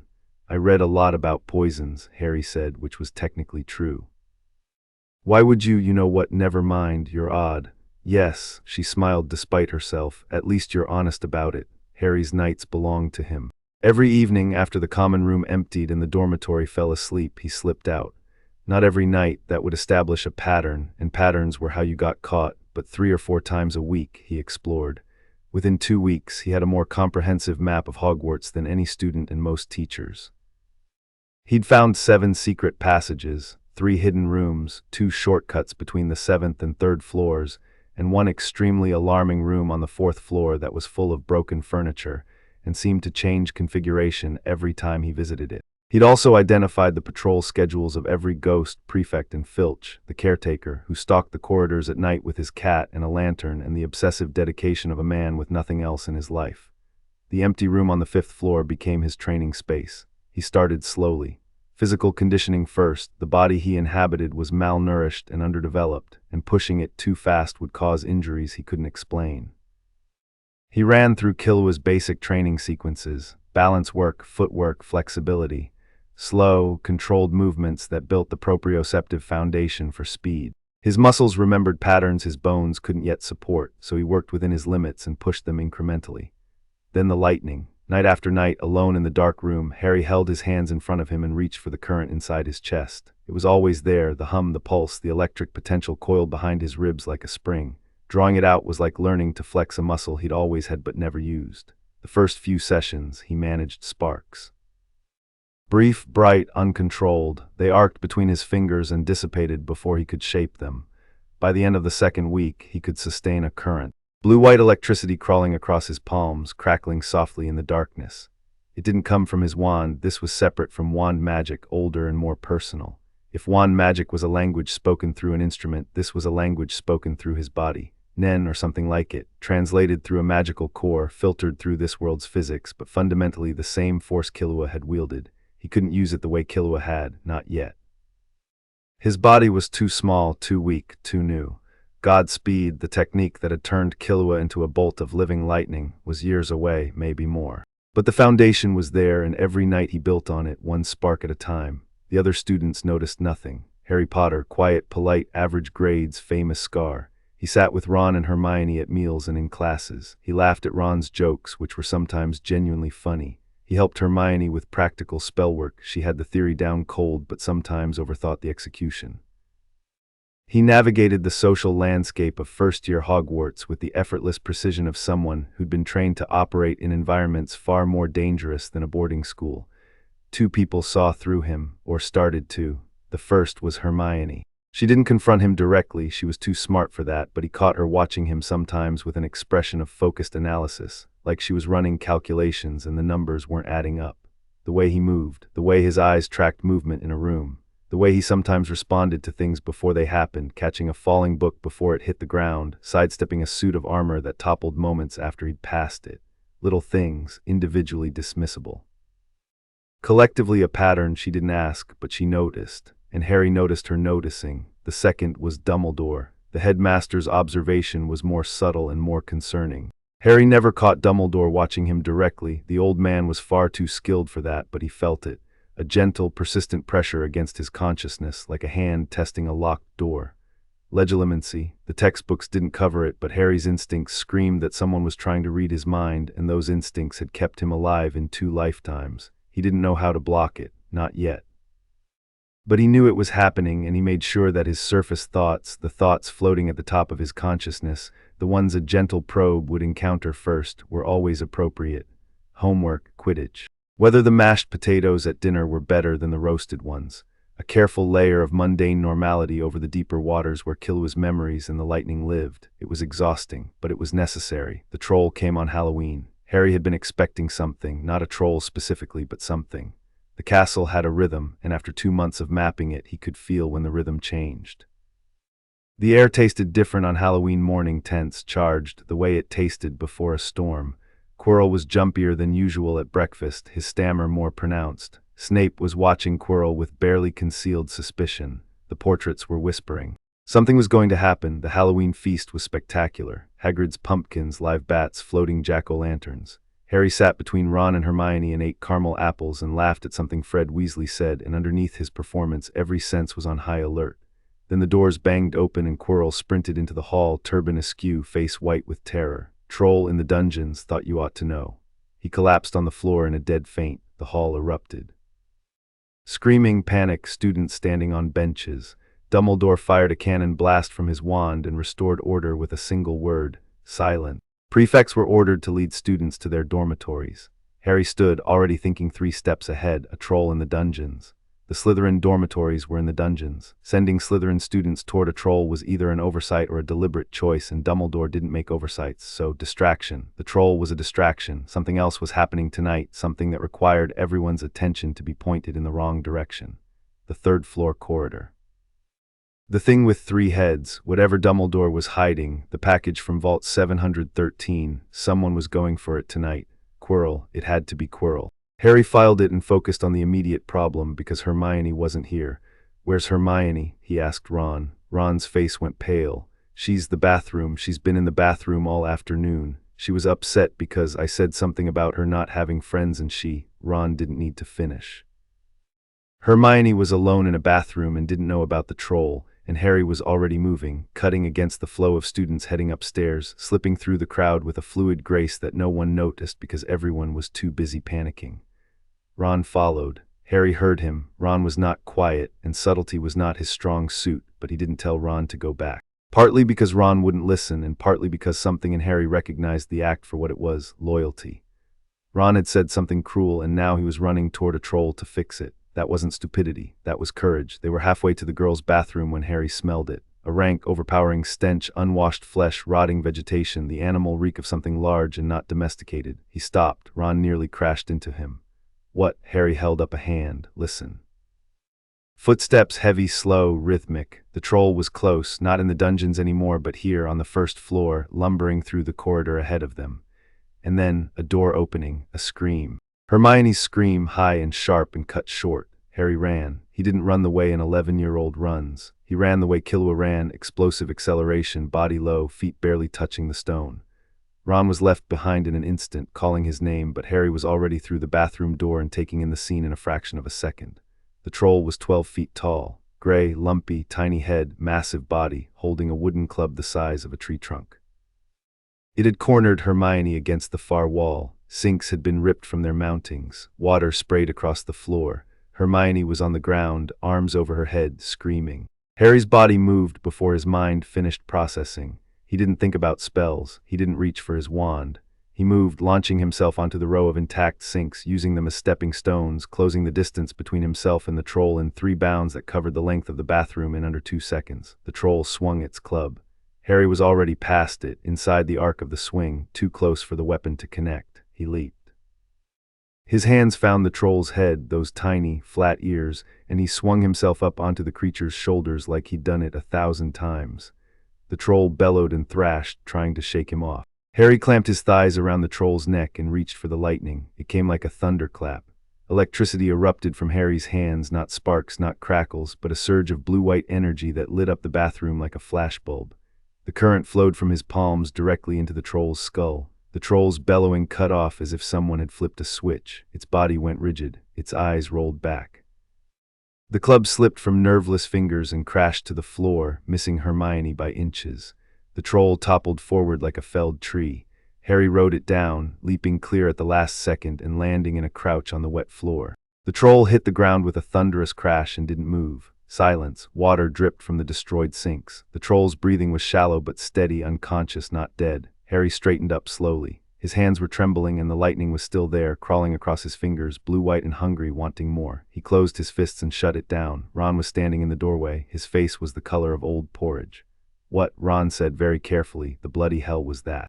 Before Harry could answer, Hermione made a sound, a small, choked noise that was half sob and half gasp, and Harry turned to find her staring at him from behind a curtain of tangled brown hair. Her eyes were enormous. She was shaking, and she was looking at him not with fear but with something he couldn't immediately identify.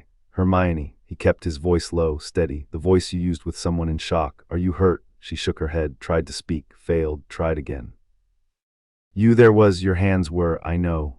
Lightning, she whispered. That was lightning. Footsteps in the corridor, multiple sets, moving fast. Harry made a decision in the time it took to breathe. Whatever he told the teachers, it couldn't be the truth. The truth would put him under a microscope, and a microscope was the last place he needed to be. Ron, Harry said quickly, when the teachers get here, you knocked it out with its own club. Levitation charm, you'll need to have your wand out. Ron gaped at him. I didn't. You will in about 10 seconds. Wingardium Leviosa, swish and flick, pointed at the club. Harry, I can't just. Ron, Harry met his eyes. Please, something passed between them. Ron looked at the unconscious troll, at Hermione, at Harry's hands, which were no longer crackling but still slightly smoking, and swallowed hard. He pulled out his wand, pointed it at the club.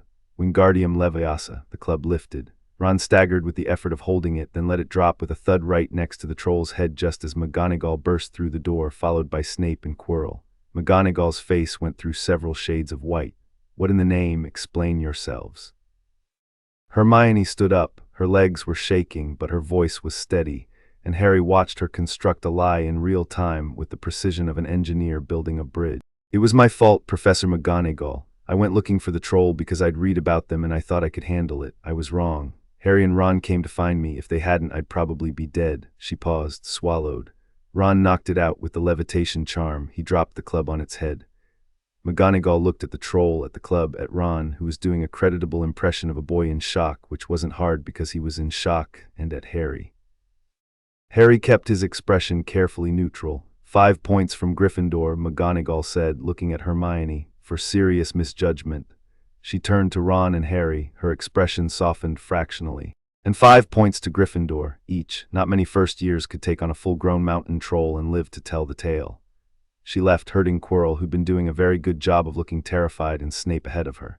Harry noticed Snape was limping, right leg, something had bitten or clawed him, the three-headed thing in the third-floor corridor. So Snape had been there tonight, either guarding the hidden object or trying to steal it. Not Quirrell then, or both, too many variables. Not enough data. The bathroom was quiet, water dripped, the troll snored, and then Ron said, in a voice that was trying very hard to be normal, right, well, that happened. Hermione let out a breath that was almost a laugh. You were brilliant, Ron, the levitation charm. I didn't actually. You did, Harry said firmly and with just enough emphasis to end the conversation. Ron shut his mouth, looked at Harry. Some silent negotiation occurred, the kind that happens between people who have just been through something terrifying together and are deciding in real time what kind of bond that creates. Yeah, Ron said finally. Yeah, all right, I did. They left the bathroom. The corridor was empty. Somewhere above them, students were being ushered into their common rooms, and below them, the troll's snoring echoed through the pipes. Hermione walked between them, still trembling slightly. Then she stopped. I need to say something. They stopped. I know what happened in there. I know it wasn't the levitation charm that knocked out that troll. She was looking at Harry with those sharp, analytical eyes, and the expression he hadn't been able to identify earlier resolved into clarity. It was trust. Terrified, uncertain, hard-won trust. I don't understand it, and I have about 100 questions, and I'm probably not going to sleep for a week, but you saved my life, both of you. So whatever that was, whatever you are, I'm not going to tell anyone. Harry looked at her for a long moment. Thank you. I do have one question, though. Just one, for now. She took a breath. Does it hurt? The lightning? Harry considered the question, considered lying, considered the way Hermione had just lied to a teacher's face badly but bravely to protect him. She'd earned honesty. No, he said, it feels like waking up. Hermione nodded slowly. Then she squared her shoulders, sniffed, pushed her hair out of her face, and said, right, I need a library, immediately. There has to be documentation on inherent elemental magic in pre-wand traditions, and I want to cross-reference it with the spontaneous manifestation theories in Magical Theory Chapter 14. Ron stared at her. We almost just died and you want to go to the library. Processing through research is a perfectly valid coping mechanism, Ronald. Harry started walking toward the common room, and they fell into step beside him, Ron on the left, Hermione on the right, and he thought about the boy with the fishing rod and the first time Killua had realized that having people walk beside you didn't make you weak. It made you human. He didn't remember who he'd been before the Zoldyck family. Maybe he'd been nobody. Maybe he'd been someone kind. But he remembered who he'd been after Gon, and that person, the Killua who chose friendship over isolation, who ran away from a family of killers because a 12-year-old with a smile showed him something better. That person was the one Harry wanted to be. Not the weapon, not the chess piece, not the boy who lived, just someone with people worth protecting. The Gryffindor common room was still buzzing with Halloween energy when they climbed through the portrait hole. Harry, Ron, and Hermione settled into chairs by the fire, and for a while nobody spoke. The fire crackled. Outside, wind rattled the tower windows. "Harry," Ron said eventually, "Yeah, you moved really fast back there. Like really fast, like faster than should be possible fast." "I was scared," Harry said. "Adrenaline." Ron gave him a look that said he wasn't buying it but wasn't going to push. Hermione gave him a look that said she wasn't buying it and absolutely was going to push, but later, when she had research to back her up, Harry smiled, not the thin, cold smile he'd given Draco on the train, a real one, small, tired, and entirely genuine. "We should do this more often," Ron said. "Fight trolls." Hermione demanded. "Well, maybe I meant this hanging out. We hang out every day, Ron." "Yeah, but this is different. This is post-troll hanging out. It's bonding." Hermione rolled her eyes, but she was smiling too, and when she tucked her legs underneath her in the armchair and leaned her head back against the cushion, some of the tension went out of her shoulders. Ron stretched out on the rug in front of the fire like a particularly gangly cat. Harry sat between them and let the warmth wash over him and felt the lightning settle in his chest, quiet now, patient, coiled and waiting. The weeks that followed the troll incident changed everything and nothing. Everything because the trio solidified. Before the troll, Harry, Ron, and Hermione had been friends by circumstance, same house, same classes, same table at meal. After the troll, they were friends by choice. The distinction was invisible to outsiders but profound to the three of them. There was a before and an after, and the after involved a level of trust that had been forged in a flooded bathroom over an unconscious troll and couldn't be manufactured any other way. Nothing, because the rest of Hogwarts carried on as if a 12-foot mountain troll hadn't been wandering its corridors on a major holiday. The story that circulated was that Ron had knocked it out with a levitation charm, which was simultaneously impressive enough to be interesting and mundane enough to be believable.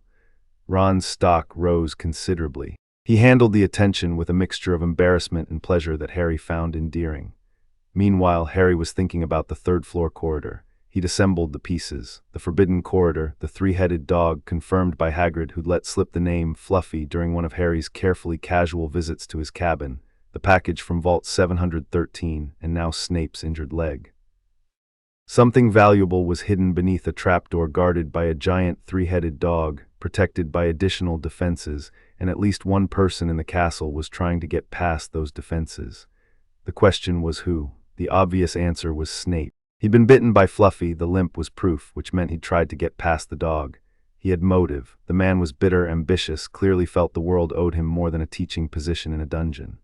And he'd been acting suspiciously all term, the way he watched Quirrell, the way he watched Harry, the barely concealed hostility that went beyond pedagogical strictness into something personal and old. But Harry didn't trust obvious answers. Obvious answers were bait. In Killua's world, the most dangerous enemy was never the one standing in front of you with a weapon drawn, it was the one standing behind you with a smile. Quirrell was smiling a lot, that stammer, that turban. That performance of weakness so thorough it had fooled everyone in the castle except, apparently, Snape. And Harry's scar pulsed around Quirrell in a way it never did around Snape. Not painfully, not yet, but persistently, like a smoke detector catching the first traces of a distant fire. He shared some of this with Ron and Hermione. Not the scar part, not the Killua part, those were his, but the logical framework. The three of them sat in a corner of the common room one evening in mid-November, voices low, heads together. "So you think someone's trying to steal whatever Fluffy's guarding," Hermione said. She had her analytical face on, brow furrowed, lower lip between her teeth, every neuron firing. "I think someone already tried and failed," Harry said. "The troll on Halloween was a diversion. While everyone was focused on the dungeons, someone went for the third-floor corridor." "Snape," Ron said immediately. "He was limping the next day, and he's nasty, Harry. You've seen how he is in class. Being nasty doesn't make you a thief." "No, but being nasty and limping after a night when a three-headed dog was guarding a secret treasure does." Harry conceded the point. "Maybe, but think about it differently. If you were going to steal something from this castle, would you create a diversion that the entire staff would respond to?" "Yes," Ron offered. "That's the whole point of a diversion. But the staff know about the protections. They help design them. A troll in the dungeons means every teacher goes on high alert, including the ones who are guarding the thing you're trying to steal. You'd need the diversion to pull them away from the corridor, but instead it pulled them toward the dungeons, which is on the way to the corridor. It's clumsy, Hermione's eyes widened. Unless the person who created the diversion didn't need the corridor to be empty. What do you mean? Ron asked. I mean, what if the troll wasn't meant to distract the teachers? What if it was meant to distract the students, get everyone locked in their dormitories so the corridors were clear? The person who went for the corridor that night wasn't worried about teachers because the teachers were busy with the troll. They just needed the hallways empty. Harry nodded slowly. Hermione was fast. Faster than most people realized because her speed was intellectual rather than physical and therefore invisible to anyone who wasn't paying attention. That still points to Snape, Ron insisted. Or Quirrell, Harry said. Quirrell, the stuttering defense teacher who fainted at the sight of his own troll. Think about that sentence again, Ron. Ron opened his mouth, closed it, opened it again. His own troll, who in this castle would know how to get a troll inside the building, who teaches defense against the dark arts, which means he knows about dark creatures, how to summon them, how to control them, and who was conveniently absent from the staff table for 20 minutes before he came running in to announce the troll's presence. Hermione was staring at Harry. You've been watching him. I watch everyone. That's slightly terrifying. I prefer thorough. Ron leaned back in his chair, processing. Okay, but if it's Quirrell, why? What does he want with whatever Fluffy's guarding? That, Harry said, is what we need to find out, starting with what Fluffy's actually guarding. The research fell naturally to Hermione, who attacked it with the fervor of someone who'd been given permission to read everything in the library and justify it as a mission. Harry fed her the one clue he had, the name on the back of Dumbledore's chocolate frog card, Nicholas Flamel. I know I've read that name somewhere, Hermione muttered, pulling books off shelves in the library at a rate that alarmed Madame Pince. It's on the tip of my tongue. Meanwhile, Harry turned his attention to Draco Malfoy. Not because Draco was connected to the third-floor mystery, at least, not as far as Harry could tell, but because Draco was interesting. The blonde boy had settled into Slytherin like a key into a lock, surrounded by a court of followers who orbited him the way moons orbit a planet. Crabbe and Goyle as muscle, Pansy Parkinson as social enforcer, Blaise Zabini as the silent, watchful intelligence officer who assessed everyone and committed to no one. Draco performed hostility toward Harry the way he performed everything, loudly, publicly, and with the rigid choreography of someone following a script. He sneered at the Gryffindors. He mocked Ron's family. He called Hermione a know-it-all, which she was, but that wasn't the point.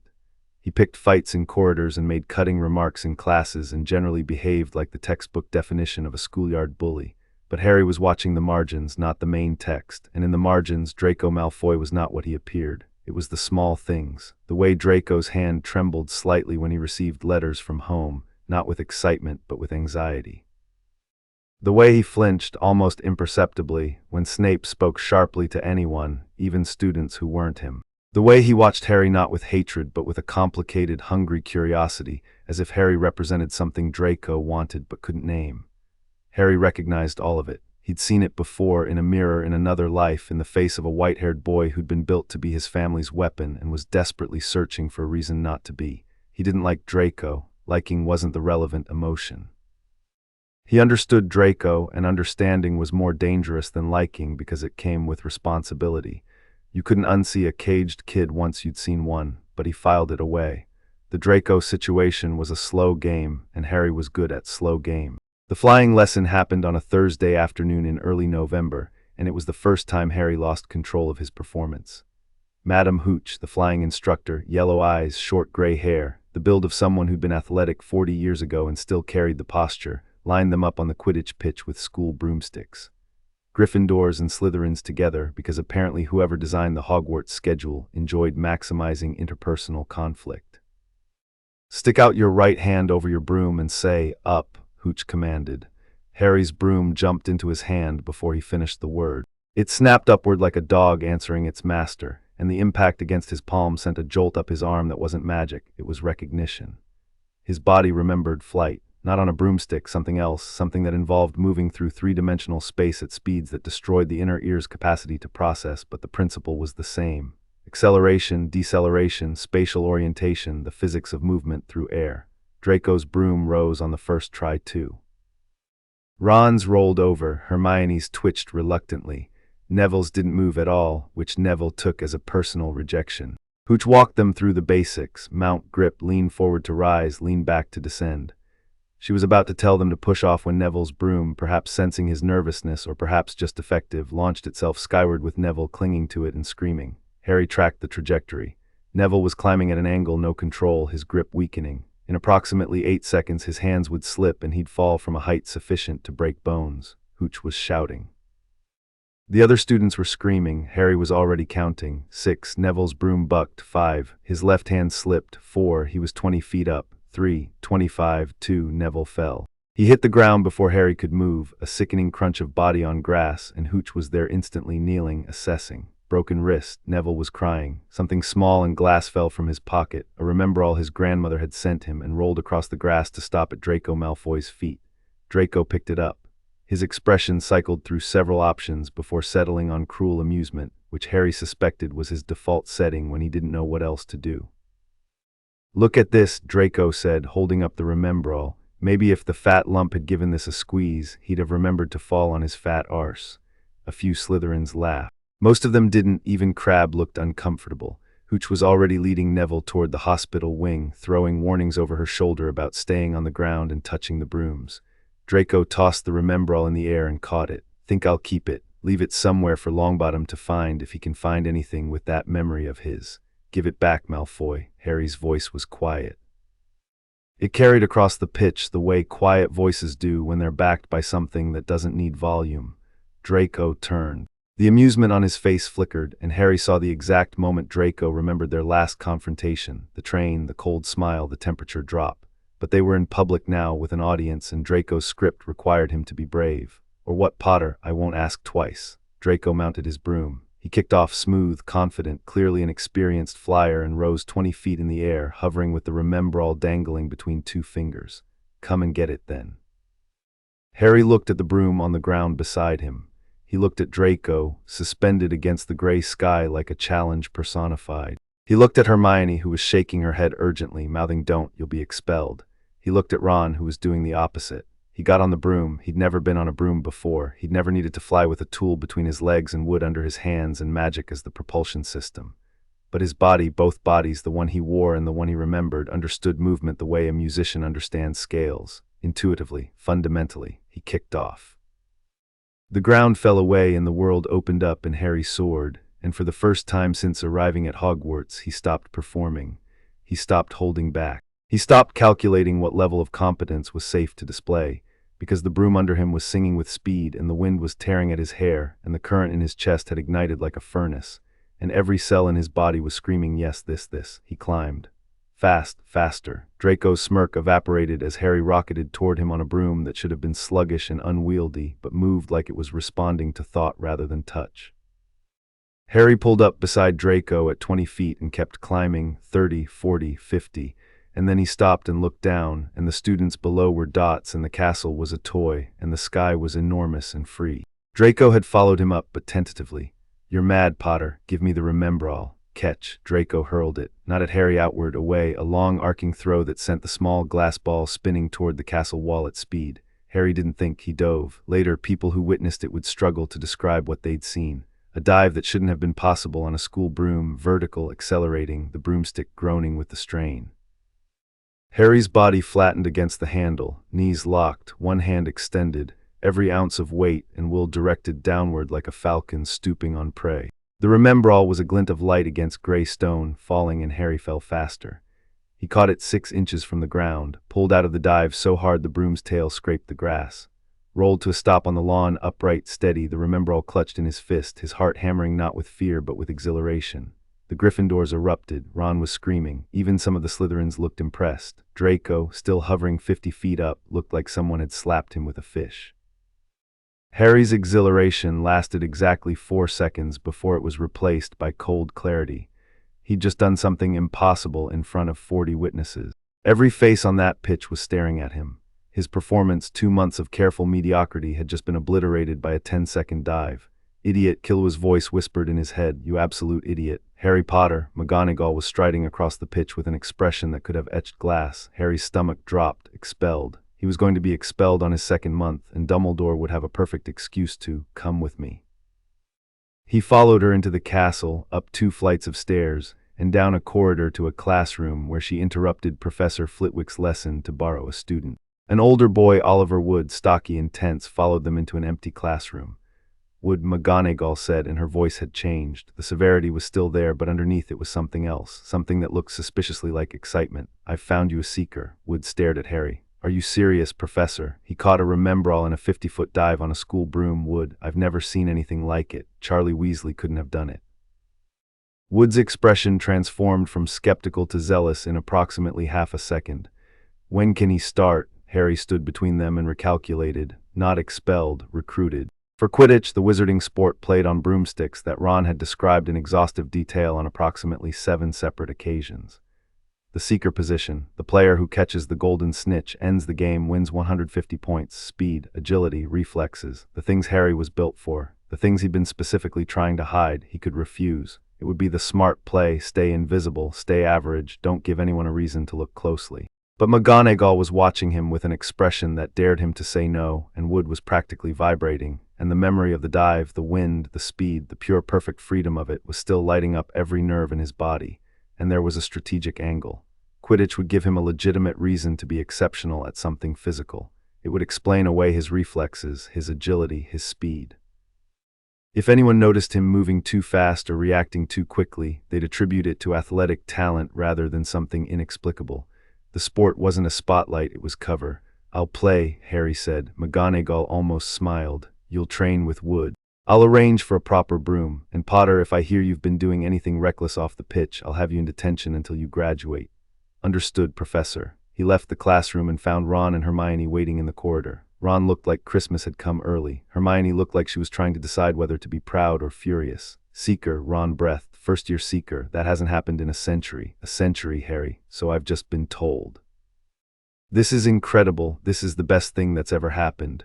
Wait till Fred and George hear." "You nearly broke your neck," Hermione said. Her arms were crossed, but her voice was wobbling. "You dove 50 feet at a stone wall on a broomstick you've never ridden before."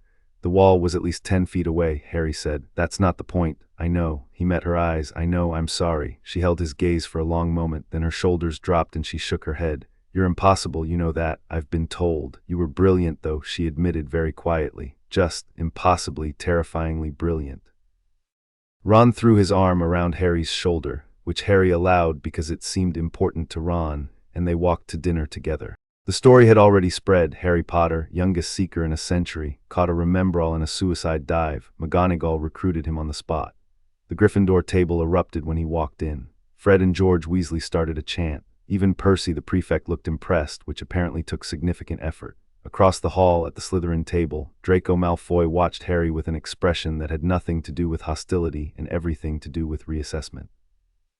Harry met his gaze for a moment, just a moment, and saw something shift behind Draco's eyes. Not respect exactly, but the beginning of it. That night, Harry skipped his training session. Instead, he sat in the common room by the fire, long after everyone else had gone to bed, and thought about what had happened on the pitch. The dive, the instinct, the way his body had moved without consulting his brain, responding to speed and gravity and spatial mathematics with a fluency that belonged to another life. He was losing the partition. The wall between Harry and Killua was thinning with every day, every challenge, every moment that demanded he be more than an average 11-year-old. The troll had cracked it, the dive had cracked it further. Sooner or later, the wall would come down entirely, and he'd have to decide which identity was real and which was the mask. Or maybe the answer was that neither was a mask. Maybe he was both, the assassin and the orphan, the lightning and the scar, and the trick wasn't choosing between them but integrating them into something new, something that was more than either one alone. He heard a creak on the stairs and turned. Hermione stood at the bottom of the girls' staircase in a dressing gown, her hair wild, a book tucked under her arm. She stopped when she saw him. "Can't sleep?" Harry asked. "I found something." She crossed the common room and sat in the chair across from him. The book was old, leather-bound, heavy, the kind of book that libraries chain to shelves. She opened it to a marked page. "Nicholas Flamel." Harry leaned forward. "He's an alchemist," Hermione said, her voice dropping to the whisper she used when she was excited and trying to contain it. "A famous alchemist, the only known maker of the Philosopher's Stone, which does what? 2 things. It turns any metal into pure gold, and it produces the elixir of life, which makes the drinker immortal." She looked up at him. "Harry, Flamel is over 600 years old. He and Dumbledore are, it says right here, partners in alchemical research. The stone must be what Fluffy's guarding. Dumbledore's hiding the Philosopher's Stone at Hogwarts." Harry sat back. The pieces clicked together with an almost audible snap. A stone that produced immortality and infinite gold, hidden in a school full of children, guarded by a three-headed dog and whatever other defenses lay beneath it. And someone, Quirrell, Snape, or both, was trying to steal it. But the bigger question was why here? Gringotts was supposedly the most secure location in the wizarding world, and the stone had been moved from Gringotts to Hogwarts. Dumbledore had pulled it out of the safest vault in Britain and brought it to a school. Why? Unless the point wasn't to protect the stone. Unless the point was to use the stone as bait, to draw out whoever wanted it, to lure them into a controlled environment where Dumbledore held every advantage. A trap dressed up as a treasure hunt, and if it was a trap, who was it set for? Harry thought about Quirrell's turban, about the cold, wrong feeling he'd had when they'd shaken hands in the Leaky Cauldron, about the hat's warning, the presence in your scar, be careful, it's watching too. Voldemort, Harry said. Hermione flinched at the name. You think you know who is after the stone? Think about it. Immortality. He was the most powerful dark wizard of the age, and he was defeated, supposedly destroyed, but nobody ever found a body. What if he's not dead? What if he's out there, weakened, looking for a way to come back? The elixir of life would be exactly what he needed. Hermione's face had gone pale, but he'd need someone inside the school, someone to get past the protections. Yes, you think it's Snape. Ron thinks it's Snape. What do you think? Harry was quiet for a moment. The fire crackled. Shadows danced on the walls. He thought about honesty and about trust and about how much to share with someone who'd already proven she could be trusted. I think it's Quirrell, he said. Hermione stared at him. Professor Quirrell, the man who faints at loud noises. That man is performing. Every stutter, every flinch, every nervous tick, it's choreographed. I've been watching him for 2 months, Hermione. He's not afraid of anything. He's pretending to be afraid of everything, and there's a universe of difference. How can you tell? Because I was raised by a family of assassins in another life, and I can read deception the way you read books. Harry didn't say that. Instead, I'm good at reading people. That's an understatement. Hermione chewed her lip. Okay, let's say you're right. Let's say Quirrell is after the stone. What do? We watch. We gather information. We don't do anything stupid. Coming from the boy who dove 50 feet on a broomstick, I said we. I didn't say I was good at following my own advice. She laughed, a real laugh, startled out of her before she could stop it, and Harry felt something warm settle in his chest. Not the lightning, not the current, just warmth. The simple, uncomplicated warmth of someone whose company you enjoyed.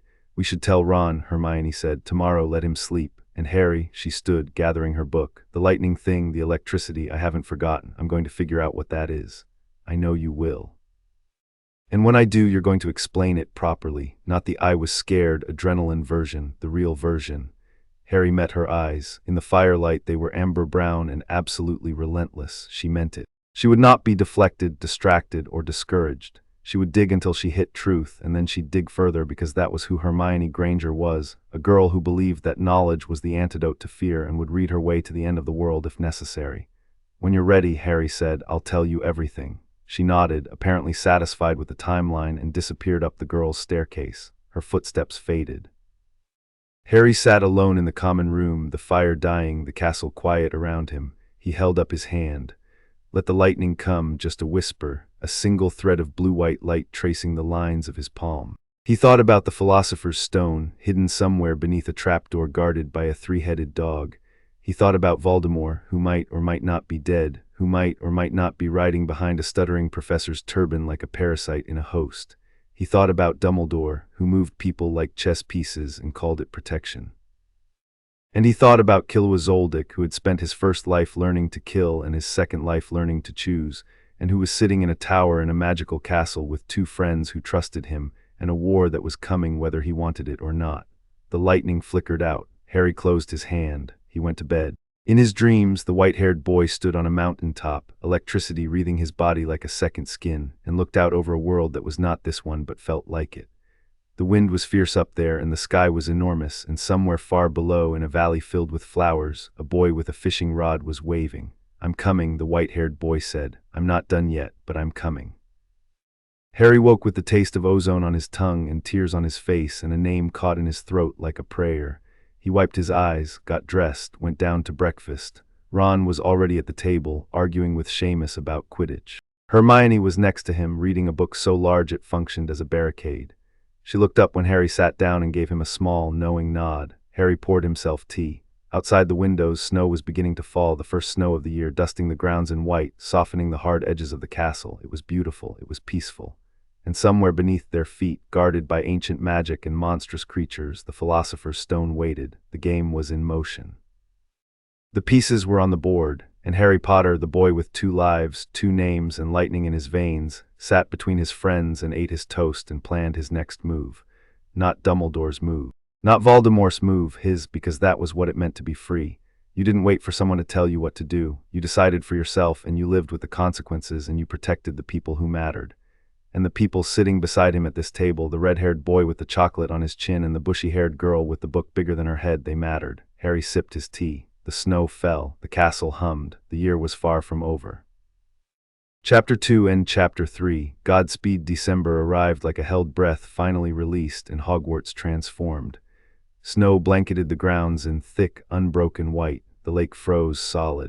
Icicles the length of swords hung from the battlements, and the corridors filled with the kind of bitter drafts that made students walk faster and huddle closer. The castle's ancient heating charms struggled against the Scottish winter, and common rooms became islands of warmth in a sea of stone cold.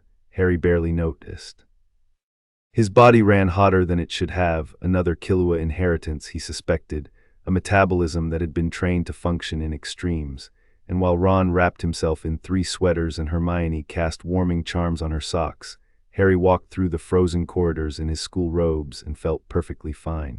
"You're not human," Ron muttered one morning, watching Harry eat breakfast next to a window glazed with frost without so much as a shiver. "It's -10 outside and you're sitting there like it's July. I run warm. You run weird is what you run." Hermione looked up from her copy of Theories of Transubstantial Transfiguration, light reading, apparently, and gave Harry one of her looks. The looks had been increasing in frequency since the troll. She was cataloging his anomalies the way a naturalist catalogs a new species. Patiently, thoroughly, building a data set she would eventually use to corner him into a conversation he wasn't ready to have. He respected the strategy even as he dreaded the outcome. Quidditch practice consumed 3 evenings a week. Oliver Wood was, as Harry had quickly discovered, a fanatic. The boy didn't play Quidditch so much as wage holy war on a broomstick, and his tactical briefings had the intensity and duration of military operations. Harry absorbed them all: formations, strategies, the behavioral patterns of the snitch, the tendencies of opposing seekers, and filed the information alongside Killua's combat training in the growing library of tactical knowledge that occupied the organized portion of his mind. The team was good. Fred and George Weasley played beater with the chaotic synchronicity of twins who'd been finishing each other's sentences since the womb. Angelina Johnson, Alicia Spinnet, and Katie Bell formed a chaser trio that moved like a single organism. And Wood in goal had the reflexes of a cat and the temperament of a siege commander. Harry's role was simple: find the snitch, catch the snitch, don't die. The first 2 he could manage, the third was less certain. His first match was against Slytherin, scheduled for mid-November but pushed to early December by weather delays. The morning of the game dawned clear and brutally cold, the kind of cold that turned breath to crystals and made exposed skin ache. The Great Hall hummed with the pre-match energy that Harry had come to recognize as one of the defining features of Hogwarts culture. The entire school vibrated with it, every conversation pointed at the same event, every face wearing the same anticipation. Harry ate a single piece of toast. His stomach was tight, not with nerves, but with the focused, coiled readiness that preceded any significant physical engagement. Killua's body had known this feeling before every mission, the engine running, the systems checking, the quiet countdown to action. "You should eat more," Hermione said. She was wearing a Gryffindor scarf and had painted a small lion on her cheek, which was so unlike her usual composed demeanor that Harry found it oddly touching. "I'll eat after. Seamus says the Slytherin Seeker is Terrence Higgs. He's a 4th year, bigger than you, faster broom. Thanks for the confidence boost. I'm being practical. You need a strategy beyond be Harry Potter and hope for the best. My strategy is to catch the snitch." "That's not a strategy, that's a goal. A strategy is how you catch the snitch." Harry looked at her. She was genuinely worried, not the performative worry she sometimes deployed when she wanted to make a point, but the real thing, the kind that showed in the tightness around her eyes and the way she kept fidgeting with her scarf. She cared. It still surprised him sometimes how much these 2 people cared about what happened to him. "I'll be fine," he said, and meant it. Ron arrived at the table looking green. "I think I'm more nervous than you are. You're definitely more nervous than I am." "That's not reassuring, Harry. Normal people are nervous before their first Quidditch match. Normal people haven't fought a troll." "Good point. Actually, terrible point. The troll was worse."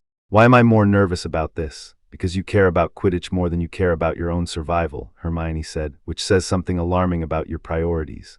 Welcome to being a Weasley. They walked to the pitch together. Harry split off at the changing rooms, where Wood was already in full command mode, pacing in front of a chalkboard covered in diagrams that looked like the plans for a small war.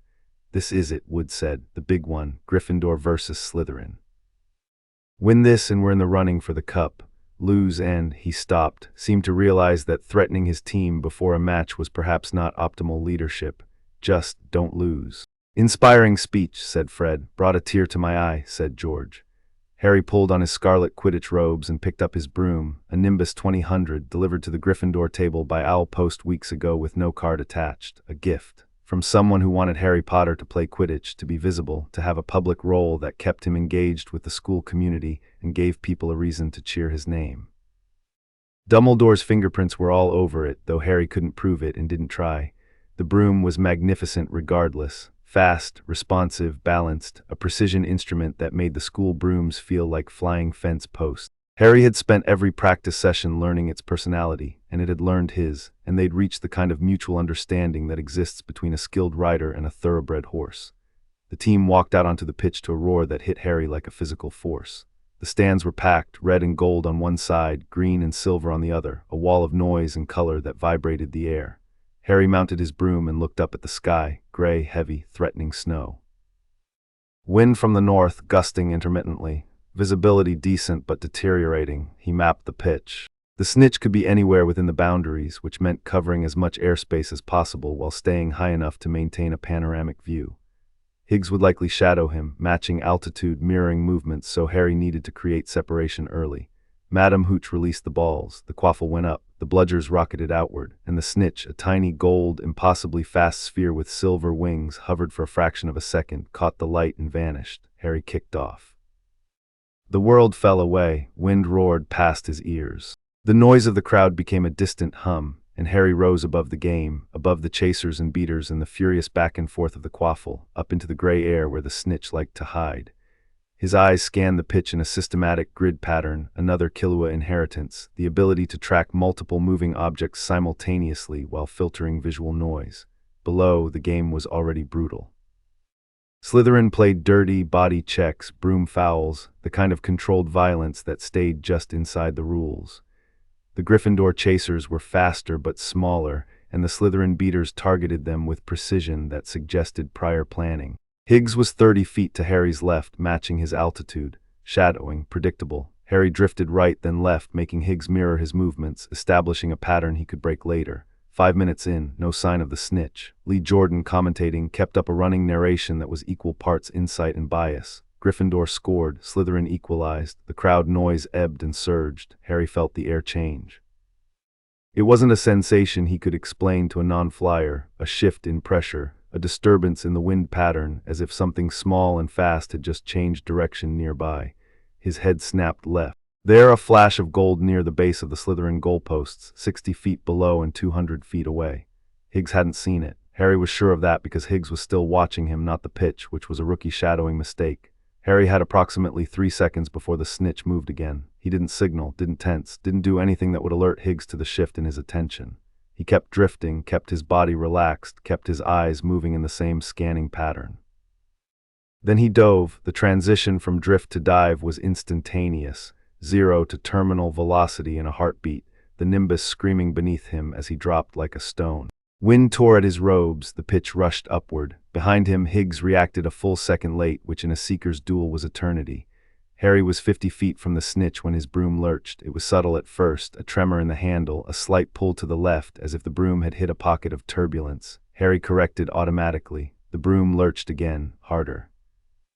The handle jerked violently to the right, and Harry's grip slipped and he swung sideways, hanging on with one hand and both knees. Something was wrong with the broom. No, something was wrong with the magic in the broom. Harry could feel it, a foreign presence, an external force wrestling with the Nimbus's enchantments, trying to override them. Someone was jinxing his broom. He looked toward the stands, scanned the crowd, his eyes, sharper than human, enhanced by whatever Killua's training had done to his sensory processing, found what he was looking for in the staff section. 2 people were staring at him without blinking, their mouths moving in the telltale rhythm of continuous incantation. Snape and Quirrell. One was jinxing the broom, the other was performing the counter-jinx.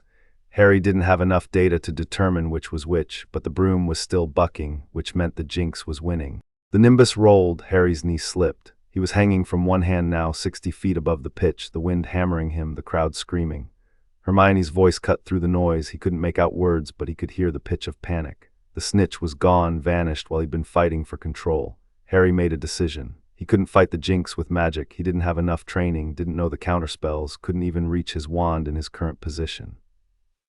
But the jinx was targeting the broom, the magic in the broom, the enchantments that made it fly. Harry didn't need enchantments to fly, he let go. The crowd's scream hit a frequency that probably shattered glass in Hogsmeade. Harry dropped 10 feet, 20, and then his body did what Killua's body had been trained to do when falling from heights, reorganize. His arms came in, his legs straightened. He tucked and rolled in midair, converting downward momentum into angular velocity, and at the apex of the roll he reached, not for the broom, not for magic, but for the current. Lightning exploded from his body. Not much. Not enough to be visible from the stands, not in the gray light and the chaos. But enough to change his trajectory, a burst of electromagnetic force that interacted with the magical field surrounding the pitch and pushed, propelling him sideways through the air toward the falling nimbus. His fingers closed around the handle. The broom bucked one final time and then steadied, as if the jinx had been interrupted, and Harry swung himself back into the saddle and pulled up hard. He was 30 feet off the ground, breathing hard, the taste of ozone thick on his tongue. The crowd was still screaming. Higgs was hovering 50 feet above, looking baffled. The Gryffindor chasers had stopped playing to stare. Harry shook his head, breath scanned. There, the snitch, hovering right in front of him, 3 feet away at eye level, as if it had been waiting. He reached out and closed his hand around it. The feeling was indescribable, not the victory, not the catch itself, but the snitch's wings beating against his palm, the tiny golden body vibrating with trapped speed, and the sudden eruption of noise from the stands as the scoreboard updated and Madame Hooch's whistle blew, and the Gryffindor section detonated into red and gold chaos. Harry descended to the pitch and dismounted. Wood was sprinting toward him with tears streaming down his face, which seemed like an overreaction to a school sporting event, but apparently wasn't. Fred and George hoisted Harry onto their shoulders. The crowd was chanting his name. Through the sea of celebrating Gryffindors, Harry found 2 faces. Ron was jumping up and down, screaming something incoherent. Hermione was standing very still, hands pressed over her mouth, eyes wide and bright with tears she was refusing to shed. Harry held up the snitch, grinned. And then the world tilted slightly, and he tasted blood, and the edges of his vision went gray, and he realized that the electromagnetic stunt he'd pulled in midair had cost him more than he'd thought. He kept the grin in place until Wood set him down. Then he walked very calmly to the changing room, closed the door behind him, and sat on the bench and bled from his nose into a towel for 3 minutes. The lightning wasn't free. Everything had a cost. Harry, he looked up. Hermione was standing in the doorway of the changing room. The boys' changing room. She either didn't notice or didn't care about the gender specificity of the space, which was very Hermione. You're blading. Nosebleed. Dry air. Don't. Her voice was quiet and fierce. Don't lie to me, not about this. Harry pressed the towel against his nose. The bleeding was slowing. The gray at the edges of his vision was receding. He could feel the lightning settling back into its usual resting state, a hum, a pulse, depleted but recovering. I overextended, he said. Overextended what? What did you do up there? Your broom was jinxed. I saw Snape. His lips were moving. He wasn't blinking, and then you fell and somehow you didn't die, and I don't understand how, because people don't just fall off broomsticks and fly without them. Hermione. She stopped. Her chest was heaving. Her eyes were red-rimmed. She was, Harry realized, furious not at him but at the situation, at the helplessness of watching someone you care about nearly die while you sit in the stands and scream. He knew that feeling. Killua had known it. The impotence of distance, the agony of watching and being unable to act, it was the worst feeling in the world. Sit down, Harry said. She sat on the bench across from him. The changing room was cold, lit by a single enchanted lantern, and outside the crowd noise was fading as students streamed back toward the castle. They were alone. You want the truth, Harry said, not a question. I've wanted the truth since you electrocuted a troll with your bare hands. Fair enough. Harry looked at his hand. The veins on his wrists were faintly visible, and if you looked closely, as Hermione was looking now, you could see the occasional flicker of blue light beneath the skin, like lightning trapped under ice. He made a decision, not because it was strategically sound, it wasn't, but because Hermione had earned it, and because he was tired of being alone with this, and because Killua had spent his first life keeping secrets, and it had nearly destroyed him. This is going to sound insane, he said. Given the past 3 months, my threshold for insane has shifted considerably.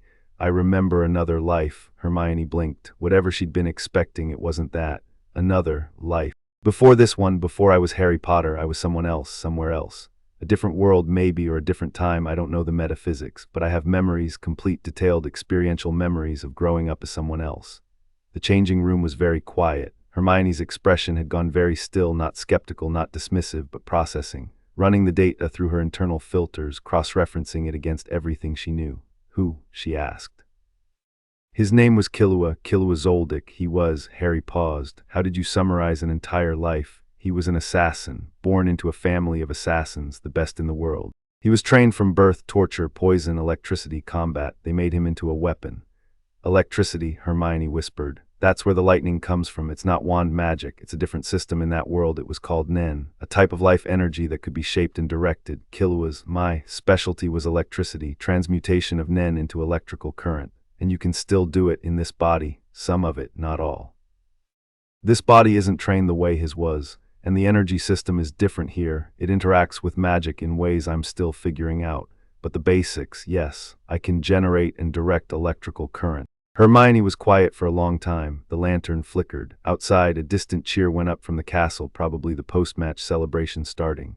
That's how you beat the troll, she said. Yes, and that's how you survived the fall today. Yes, and the way you move, the way you react to things, the way you knew about poisons in Snape's class, the way you map every room you walk into. Yes, all of it. She let out a long, slow breath. I have approximately 400 questions. I know.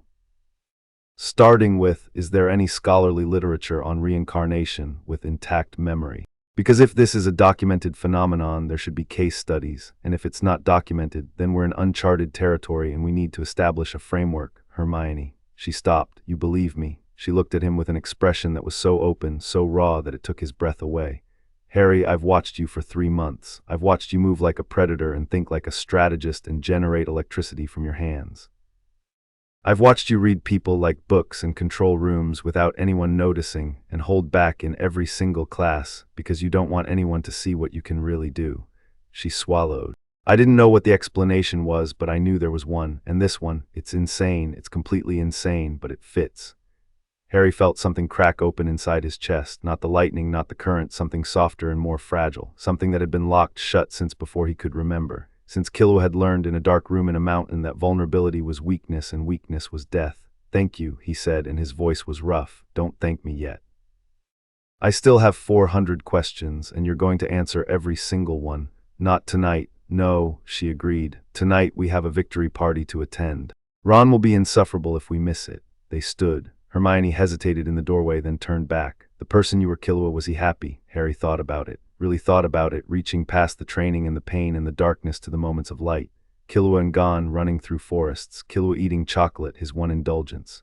Killua laughing, really laughing, for the first time in his life because a stupid, reckless, wonderful boy with a fishing rod had made it safe to laugh. Sometimes, Harry said, when he let himself be. Then that's what you should do, Hermione said. Let yourself be. She turned and walked out. Harry stood in the empty changing room, the towel still pressed against his nose, the lantern guttering, the echoes of the match fading into memory. Let yourself be, easy to say. Hard for someone who'd been built in 2 lifetimes to be something other than himself. But Hermione had said it like it was simple, like it was obvious, like the answer to every complicated question was just, stop fighting yourself and see what happens. Maybe she was right, she usually was.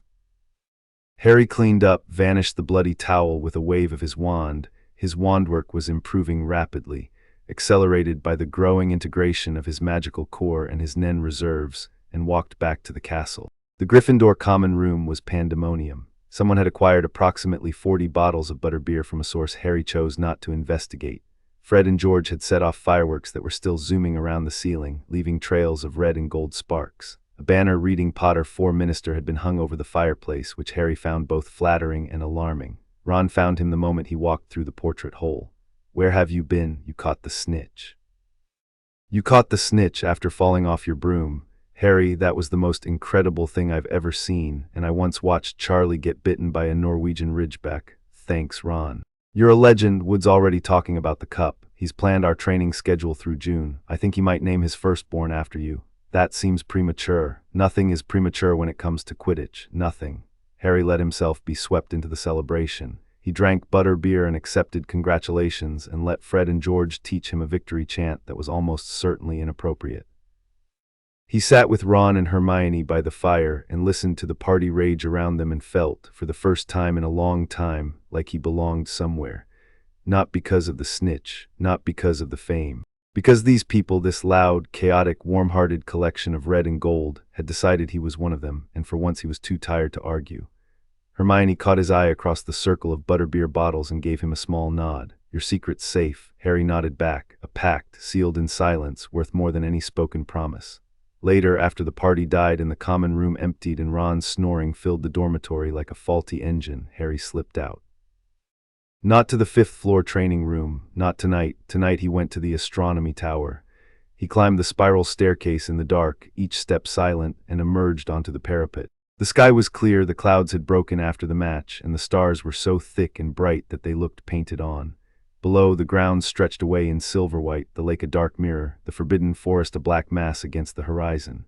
Harry leaned on the parapet and breathed the cold air and let the stars fill his vision. The lightning was quiet in his chest. His nose had stopped bleeding. His body ached from the match, bruised ribs from the broom's bucking, strained shoulders from hanging one-handed, but the ache was distant, manageable. He thought about the jinx. Someone in the stands had tried to kill him. Snape or Quirrell, probably Quirrell, with Snape performing the counter-jinx, though the evidence was still ambiguous. Whichever one it was, the implication was clear. Someone was willing to murder a student in front of the entire school. The stakes had escalated. This wasn't a puzzle anymore. It was a threat, and Dumbledore had done nothing. The headmaster had been in the stands. He must have seen the broom malfunction. He must have known or suspected that it was a jinx. And yet no investigation, no announcement, no visible response. Either Dumbledore was incompetent, unlikely, or he was letting it play out, likely. He wants to see what happens, Harry thought. He's watching the same chessboard I am, and he's letting the pieces move because he wants to see where they go. The thought should have been infuriating. Instead, it was clarifying. Dumbledore wasn't going to protect him, not actively, not in the moment. The headmaster was playing a long game, a game Harry couldn't see the full shape of yet, and in that game Harry Potter was an asset to be positioned, not a child to be shielded. Fine, Harry didn't need shielding, he needed information. He stayed on the tower for an hour, thinking, planning, letting the cold air sharpen his mind. Then he went back to bed and slept without dreaming. The next morning he went to see Hagrid. Hagrid's cabin sat at the edge of the grounds like a friendly afterthought, smoke curling from the chimney, a crossbow leaning against the door frame. Harry knocked. Fang, Hagrid's enormous, cowardly boarhound, began barking. The door opened, releasing a wave of heat and the smell of something that might have been stew or might have been a science experiment. "Harry, come in, Juice making tea." Harry came in, sat down. Accepted a cup of tea that was approximately 60% leaves and a rock cake that he privately assessed as a credible weapon. Hagrid beamed at him with undiluted warmth, and Harry felt the familiar tension between genuine affection for the man and awareness that every conversation with Hagrid was, on some level, a conversation with Dumbledore. Not because Hagrid was a spy. Hagrid couldn't keep a secret if his life depended on it, that was the point. Dumbledore used Hagrid the way you use an open channel. Anything you tell Hagrid, Dumbledore eventually hears. And anything Hagrid tells you, Dumbledore has implicitly approved. "Great match yesterday," Hagrid said. "Saw the whole thing, gave me heart failure when you fell, mind. The broom was jinxed." Hagrid's cup froze halfway to his mouth. "Jinxed, don't be silly. Who'd jinx a school broom? Someone who didn't want me to catch the snitch, or someone who wanted to test how I'd react. That's Harry, you can't go accusin' who d'ye think. I have some ideas, but I wanted to ask you about something else." Harry set down his tea, met Hagrid's eyes. What's guarding the Philosopher's Stone besides Fluffy? The silence that followed was magnificent. Hagrid's face went through a journey, shock, guilt, the realization that he'd confirmed the stone's existence by failing to deny it, then the secondary realization that Harry already knew, and the denial would have been pointless anyway. "How d'ye, Nicholas Flamel?" "He's on Dumbledore's chocolate frog card." Hermione found the rest. Hagrid set down his cup with a clunk. "Now look, I can't tell you that. It's top secret. Dumbledore trusted me. Dumbledore trusts you because you can't keep secrets, Hagrid. That's the whole point. He tells you things knowing they'll leak, and then he watches to see who comes asking." Hagrid's mouth opened, closed, opened again. His expression was genuinely hurt, and Harry felt a stab of guilt for being so blunt. Hagrid wasn't a tool. He was a kind, simple man who loved Dumbledore and believed in goodness, and deserved better than being used as an information sieve by a chess master. "I'm sorry," Harry said. That was harsh. I don't think you're Hagrid. I trust you, genuinely, but I need to know what's protecting the stone because someone in this castle is trying to steal it and that someone tried to kill me yesterday. Hagrid's face crumpled. Kill, yeah, Harry, no one would. The broom was jinxed. You saw it malfunction. At 60 feet, a fall is fatal. The big man was quiet for a long moment, staring into his tea. Fang whimpered and laid his head on Harry's knee. Harry stroked the dog's ears absently, waiting. I can't tell ya everything, Hagrid said finally. It's not all mine to tell, but the stone's not juice protected by Fluffy. Each teacher contributed something. Sprout, Flitwick, McGonagall, Snape, Quirrell, and Dumbledore himself, of course. 6 layers of protection, each designed by a different professor. Harry mapped the implications. Herbology from Sprout, probably a magical plant. Charms from Flitwick, transfiguration from McGonagall. Potions from Snape, defense from Quirrell, and something from Dumbledore, the final defense, the one that mattered most. What's Quirrell's contribution? Harry asked casually. I dunno the specifics. Troll, I think. He's good with trolls. Harry's blood went cold.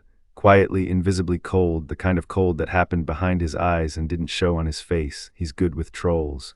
The Halloween troll, the diversion. Quirrell had burst into the Great Hall screaming about a troll in the dungeons. Quirrell, who was good with trolls. Quirrell, who had contributed a troll to the stone's defenses and therefore knew exactly how to get past it. The picture was almost complete. One more thing, Harry said. The troll on Halloween. Did anyone investigate how it got in? Hagrid shifted. Well, trolls are stupid. Someone must have let it in. But Dumbledore said it was handled. Right. And you trust that? I trust Dumbledore with my life, Harry. Harry nodded. He did not say, that's exactly what worries me. Instead, he ate a rock cake, complimented Hagrid's tea, and left. He walked back to the castle through the snow, his mind working at speed. Quirrell was going for the stone. Quirrell had something in his turban that made Harry's scar pulse. Quirrell had let a troll into the school as a test run, and Dumbledore knew had to know and was letting it happen. The question Harry couldn't answer was why. What was Dumbledore's endgame? If the headmaster knew Quirrell was compromised, why not simply remove him? Why leave a dangerous element inside the school, near the stone, near the students?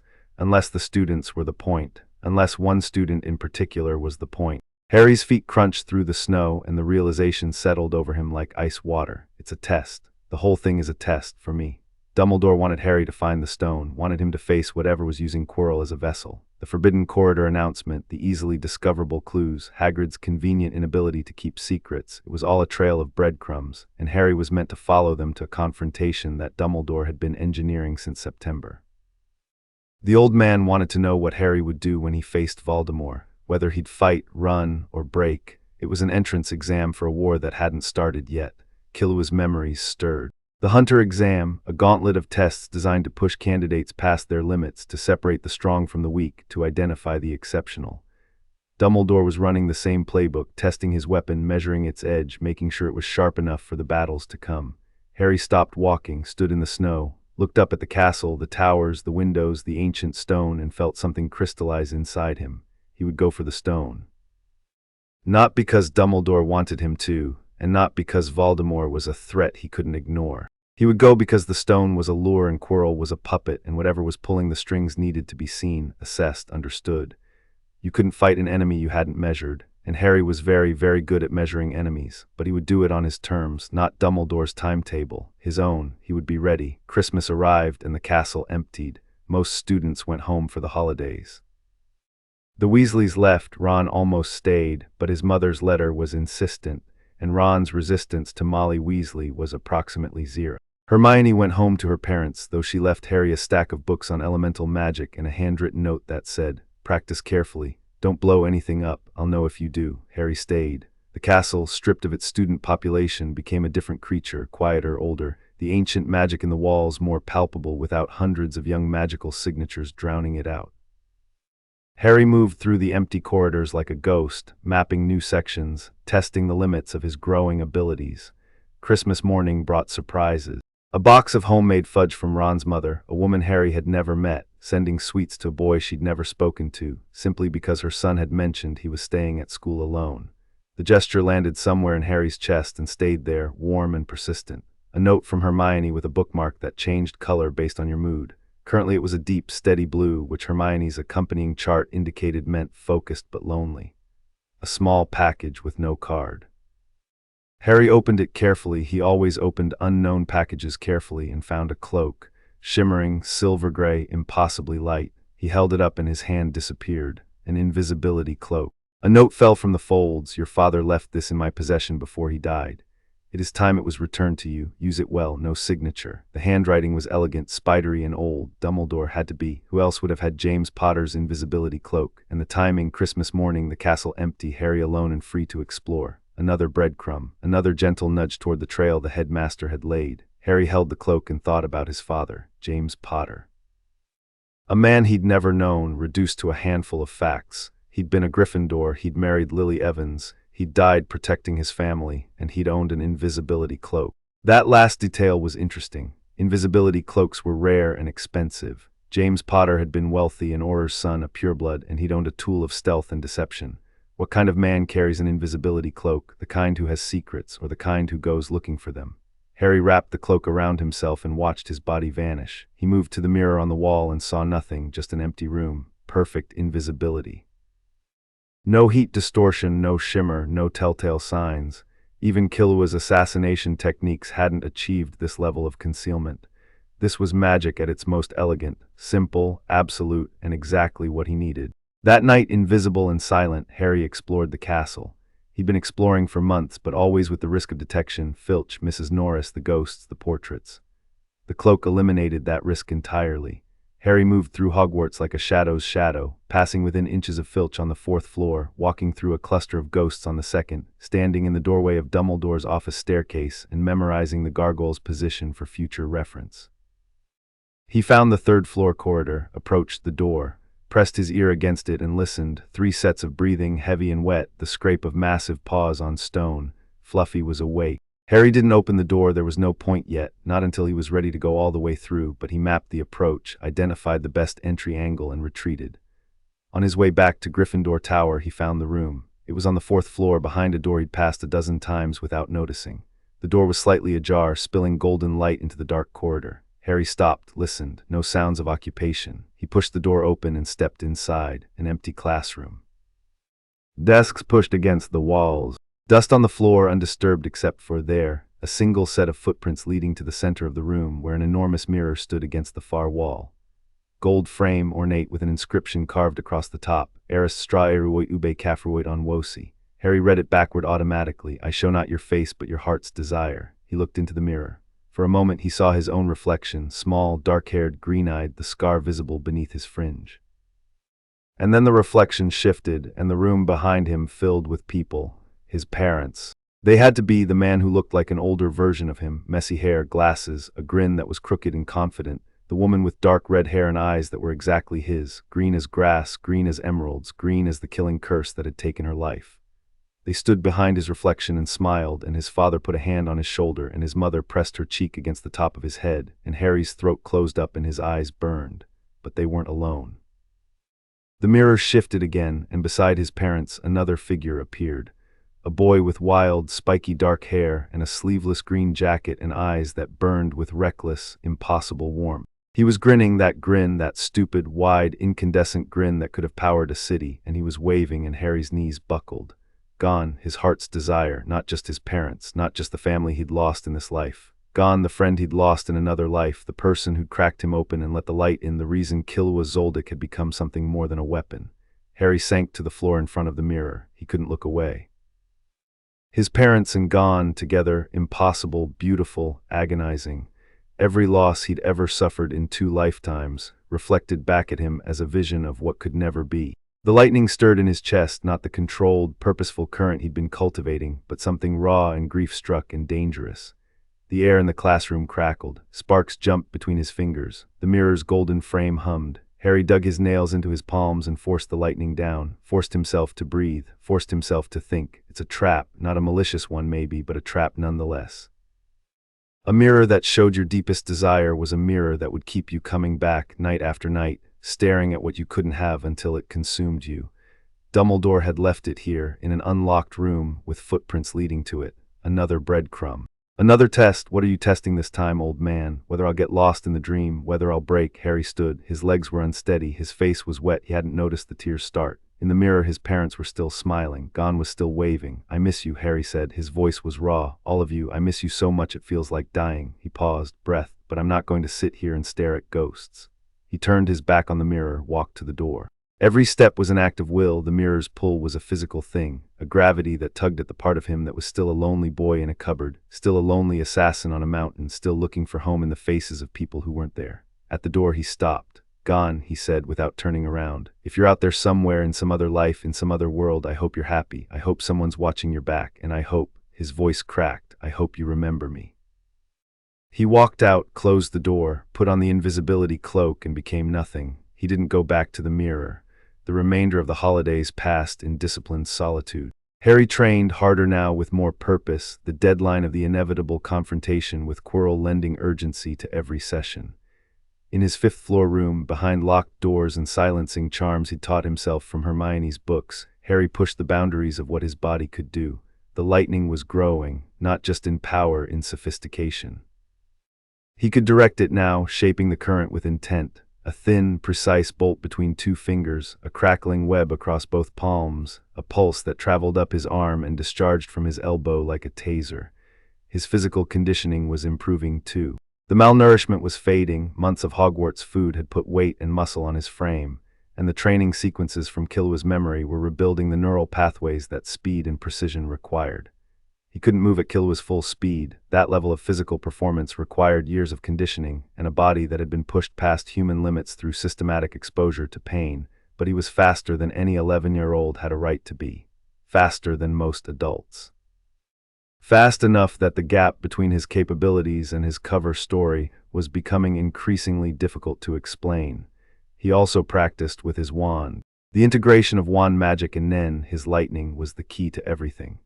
In Killua's world, Nen had been the only system. In Harry's world, there was also magic, a parallel power source that operated on different principles but drew from a similar well. The two systems overlapped in ways that were sometimes complementary and sometimes contradictory. Wand magic was about intent and language, specific spells, specific words, specific wand movements. It was structured, learnable, democratic. Any wizard with a wand and the right words could cast a spell.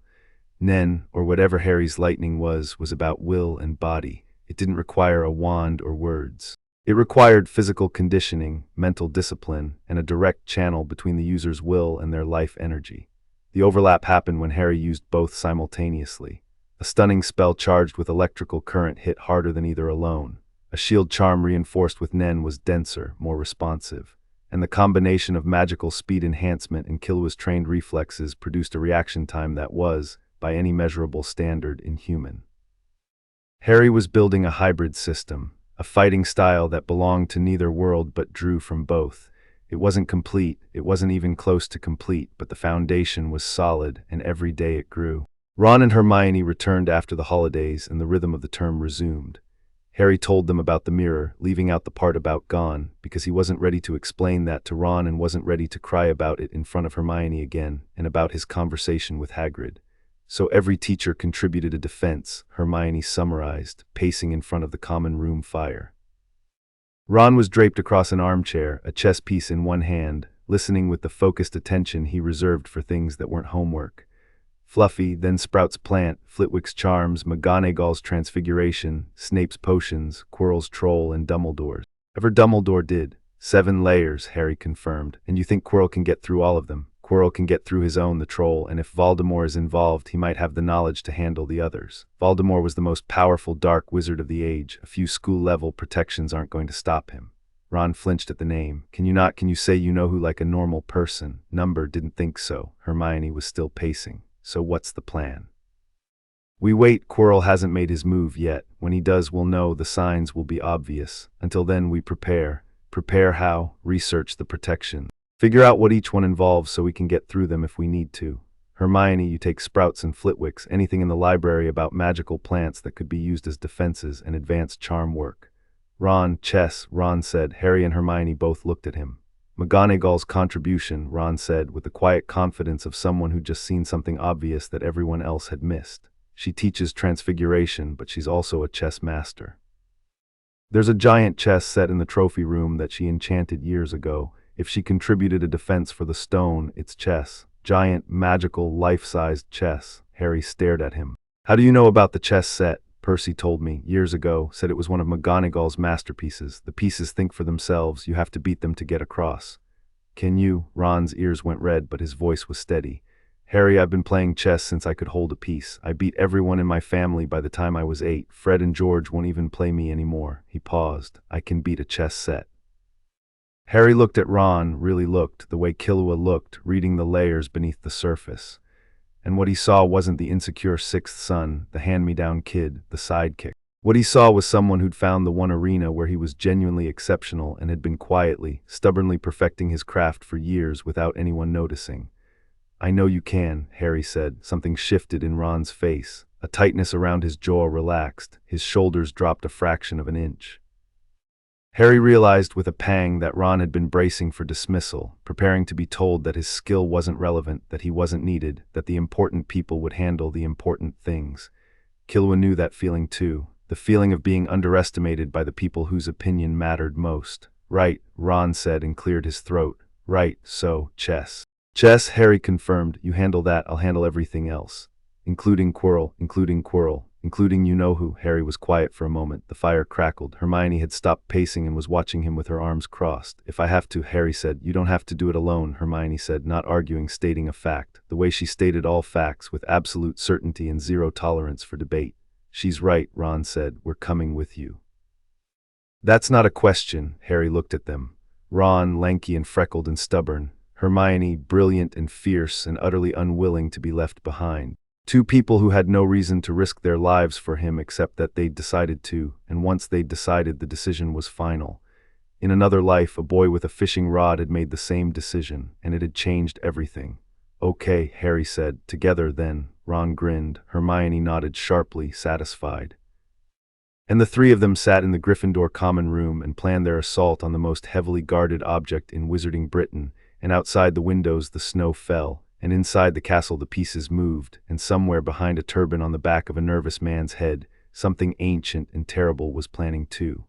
The weeks accelerated. February blurred into March, March into April. Harry trained, Hermione researched. Ron played chess obsessively, working through every book of Grandmaster games the library had, preparing for an opponent he'd never faced in a format he couldn't fully predict. The trio moved through the school year like soldiers preparing for deployment, outwardly normal, inwardly coiled. Harry's lightning grew stronger. By April, he could sustain a full-body current for nearly 10 seconds, not Godspeed, not yet, but something approaching its infant form. The electricity crawled across his skin like living armor, accelerating his reflexes, sharpening his senses, turning his nervous system into a weapon. The cost was significant: nosebleeds, migraines, a bone-deep fatigue that took hours to recover from, but the capability was undeniable. He tested it once in the 5th-floor room at 2 in the morning. He stood in the center of the empty space and pushed, flooding his body with current, letting the lightning saturate every nerve and muscle fiber. The world slowed down. Not literally, Harry's perception accelerated, which produced the same effect. Dust motes hung in the air like frozen stars. The sound of the castle settling became a deep, drawn-out groan. His heartbeat was a slow, steady drum. He could see the individual threads in his school robes, the hairline cracks in the stone walls, the tiny movements of air currents made visible by their interaction with the particles suspended in them. He took a step. The room blurred. He was at the far wall, 20 feet, in a time interval his conscious mind couldn't measure. His hand was pressed flat against the stone, and behind him the air he'd displaced swirled in confused eddies. Speed. Real speed. Killua's speed. Not the full expression. Godspeed was faster, smoother, sustainable, but the engine was the same, and the engine worked. Harry's nose started bleeding. He powered down, caught himself against the wall, and breathed through the wave of dizziness that followed. His hands were shaking. His vision was blurry. The cost was too high for sustained use. His 11-year-old body simply couldn't handle the strain. But for a burst, a single, decisive moment, he had it. He wiped his nose and grinned in the dark, and the grin was Killua's grin, sharp and wild and hungry. Snape's behavior escalated as the weeks passed. The potions professor's hostility toward Harry had always been personal, but it took on a new quality in the spring term, less aggressive, more watchful. Snape was studying Harry. The change was subtle enough that most people wouldn't have noticed it, but Harry noticed everything, and the shift from active antagonism to passive observation was significant. Something had changed Snape's assessment. Maybe the Quidditch match, Harry's survival of the Jinx broom, had been too clean, too controlled. Maybe the troll, the official story, didn't add up, and Snape was smart enough to know it. Or maybe Snape had simply been watching long enough to see through Harry's mediocre student act the way Hermione had and was recalculating. Whatever the reason, Snape watched, and Harry watched Snape watching and filed it away. The confrontation came in late April, after a potions class that had been unremarkable except for the quality of Harry's forgetfulness potion, which was flawless despite his best efforts to introduce a plausible imperfection. The problem was that potion making engaged the part of his brain that had spent a lifetime, Killua's lifetime, working with chemical compounds, and that part of his brain simply would not allow him to make a deliberately substandard product. Killua had been raised on poisons the way other children were raised on fairy tales, and the precision was baked in. Potter, stay after class. The dungeon emptied. Ron shot Harry a worried look from the doorway. Harry gave him a small nod, "Go, I'm fine," and waited. Snape stood behind his desk, hands flat on the surface, watching Harry with those black, bottomless eyes. The silence stretched. Harry let it. Silence was a tool, and whoever broke it first gave ground. Snape broke first. "Interesting. Your potion work is exceptional," Snape said. The words seemed to cause him physical pain. "Consistently, suspiciously exceptional. Your theoretical knowledge exceeds anything you could have learned from the assigned texts. And your technique," he paused, "your knife work, the way you handle ingredients, it's professional." Harry said nothing. "You are not what you appear to be, Potter. Is anyone?" Snape's eyes narrowed. "Don't play games with me. You are not an average student coasting on a famous name. You are something else, and I want to know what." "Why?" The question seemed to surprise Snape. "Because he stopped. Something moved behind his eyes, something old and complicated and rawly painful. "Because I made a promise to protect you, and I can't protect something I don't understand." Harry went still. That was not what he'd expected. Not the promise. He could guess who Snape had promised, but the honesty. Snape was not an honest man. He was guarded, bitter, wrapped in layers of hostility and misdirection. For him to admit vulnerability to a student, to a Potter, meant something had pushed him past his usual defenses. "Who did you promise?" Harry asked, though he already knew. Snape's jaw tightened. "Your mother." The dungeon was very quiet. Water dripped from a pipe somewhere. A cauldron ticked as it cooled. "You knew my mother," Harry said. "We grew up together, before Hogwarts. She was—" Snape's voice broke on the word. He recovered with visible effort. "She was the best person I ever knew. And I failed her in every way that mattered. I failed her." Harry looked at Snape and saw, for the first time, not the cruel potions master, not the suspected thief, not the antagonist. He saw a man who had loved someone and lost her and had been carrying the weight of that loss for 11 years, converting it into bitterness because bitterness was easier than grief. Killua understood. In another life he'd carried a different weight, the loss of gone, the guilt of walking away, the knowledge that the person who mattered most was out there somewhere and you couldn't reach them. It ate you from the inside. It made you sharp and cold and mean, because sharpness and coldness and meanness were armor, and without armor the grief would kill you. "You didn't fail her," Harry said. "She made her choice. She chose to die protecting me. That's not your failure, it's her victory." Snape stared at him. Harry watched the man's composure fracture, not dramatically, not with tears or trembling, but with a slow, tectonic shift in the muscles around his eyes and mouth, the kind of shift that happens when someone hears something they've needed to hear for a decade and didn't know it. "You don't talk like a child," Snape said quietly. "No," Harry agreed, "I don't." Another silence. Then Snape straightened and the walls went back up, not all the way, not as high as before, but enough to function. "Quirrell," Snape said, "you know." It wasn't a question. Harry nodded. "He's after the stone, and he's not alone. There's something." Snape's hand went unconsciously to his left forearm. "Something using him, something I recognize." "Voldemort." Snape flinched. The flinch was involuntary and profound, not the casual discomfort most wizards showed at the name, but the deep, physical recoil of someone who had stood in the presence of the thing itself and carried the scars. "Yes," Snape whispered. "How long have you known?" "Since the start of term." The dark mark. He caught himself. Pulled his sleeve down, though it had already been down. "It doesn't matter how. I know. Dumbledore knows. We've been watching him." "Watching him do what?" "Try to kill students at Quidditch matches." Snape's expression flickered. Guilt, frustration, both. "The headmaster has a plan. The headmaster's plan involves using me as bait." Snape's silence was confirmation enough. "I'm not asking for your protection," Harry said. "I'm asking for information. When Quirrell makes his move, and he will, I need to know what's waiting under that trapdoor." Snape studied him for a long time. Harry let him look. He didn't shield his thoughts or project a false surface. He let Snape see what was there. Resolve, capability, and a complete unwillingness to be a passive piece in someone else's game. "The protection's in order," Snape said, and Harry could see the decision being made in real time, the promise to Lily overriding the loyalty to Dumbledore, the need to protect the son outweighing the obligation to the headmaster.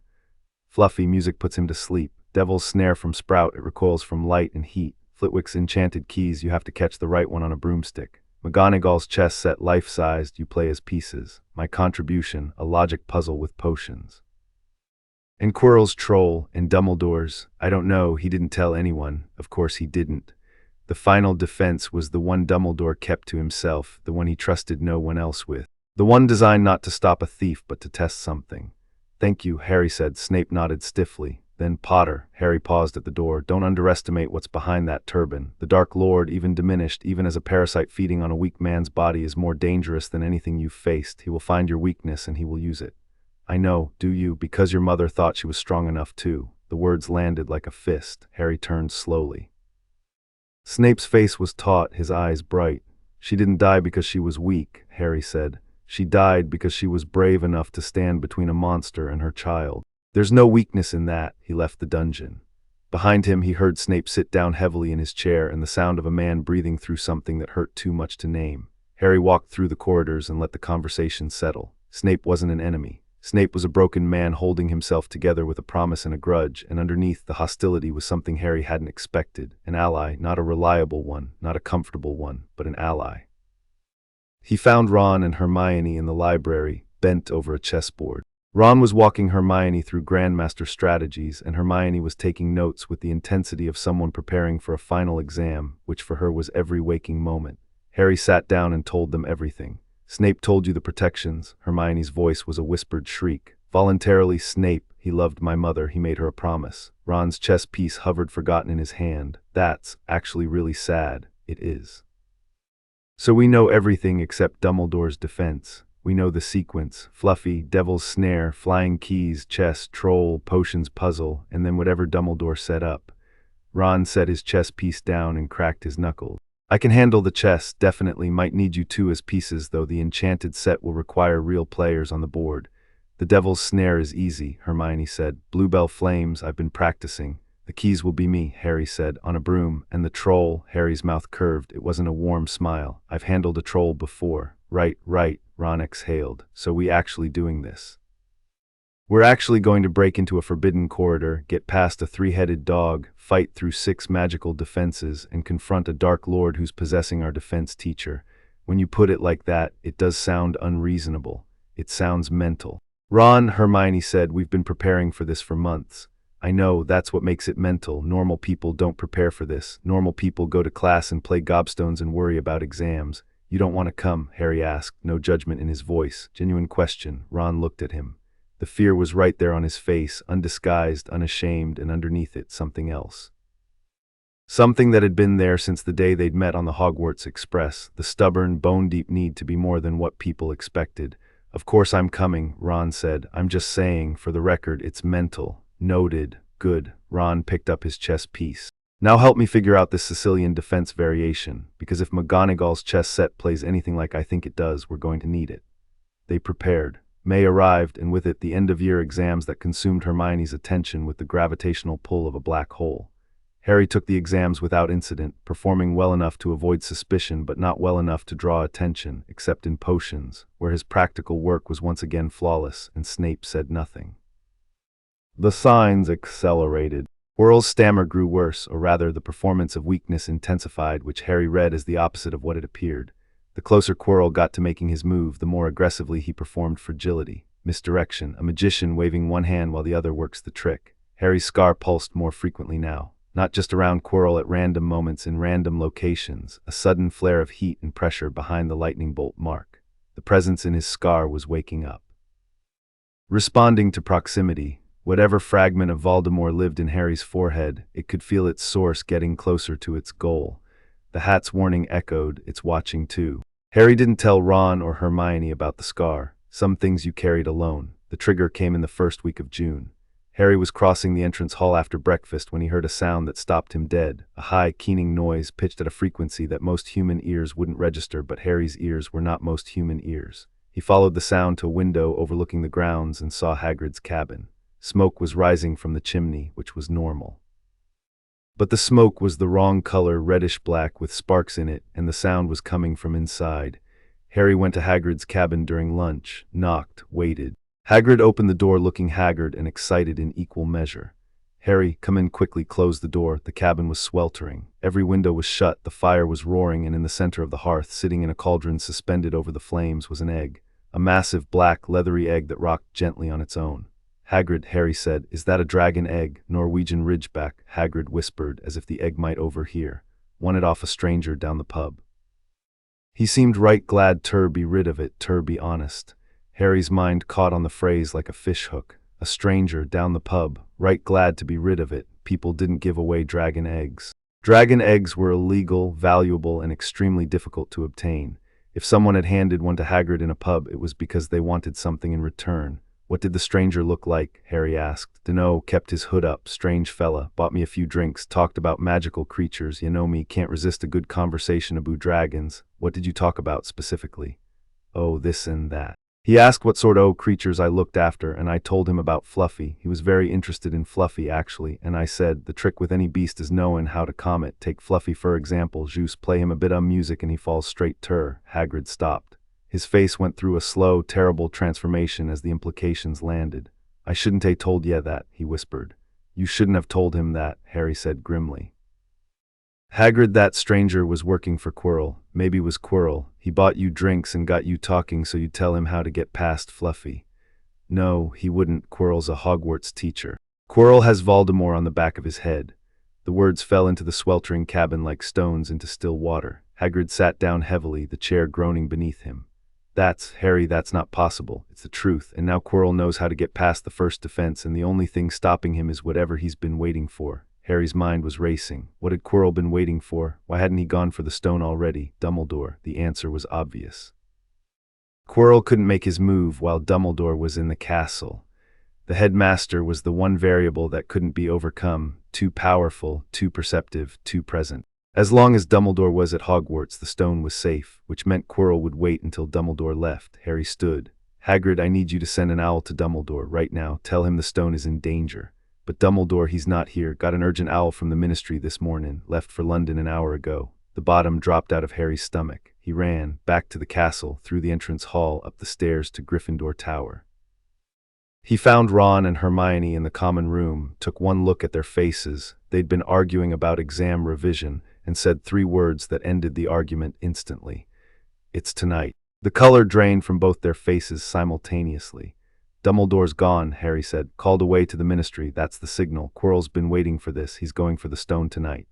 "Are you sure?" Hermione asked, and Harry heard the question underneath. "Is there any chance you're wrong? Any chance this is a drill, a false alarm, a normal night?" "I'm sure." Ron stood up. His face was white, but his jaw was set. "Right, when?" "After curfew, after everyone's asleep. We go at midnight." "The cloak?" Hermione asked. "The cloak covers all 3 of us if we're close together." "I'm going to be sick," Ron announced. Then, "No, I'm not. I'm fine. I'm absolutely fine." "Midnight, 3rd floor corridor. Fight a 3-headed dog, deadly plants, flying keys, life-sized chess, a troll, and you know who." He paused. "Piece of cake." "That's the spirit," Harry said. "I was being sarcastic. I know, the spirit still stands." They spent the remaining hours in deliberate normalcy. Dinner in the Great Hall, where Harry scanned the staff table and confirmed Dumbledore's absence and Quirrell's barely concealed excitement. A few hours of pretend studying in the common room, the slow, agonizing wait as their housemates drifted off to bed one by one. At 10 minutes to midnight, Harry pulled the invisibility cloak from his trunk. Ron and Hermione were waiting in the common room, dressed in dark clothes, faces pale, eyes bright with the particular combination of terror and determination that Harry recognized as the look of people who have committed to something irreversible. "Last chance to stay behind," Harry said. "Shut up, Harry," they said in unison. He threw the cloak over the 3 of them. They pressed together beneath it, Ron too tall, Hermione too tense, all 3 of them breathing too fast, and slipped through the portrait hole into the dark corridor. Hogwarts at midnight was the creature Harry knew best, dark, breathing, alive with ancient magic. They moved through it in silence, Harry navigating from memory, guiding them around patrol routes and portrait sentries and the ever-present threat of Mrs. Norris. They reached the 3rd floor corridor without incident. The door was already ajar. A harp sat in the corner, still playing, its strings plucking themselves in a gentle melody. And on the floor, filling most of the room, Fluffy was sleeping, all 3 heads resting on massive paws, drool pooling on the stone. Quirrell's been here, Harry whispered.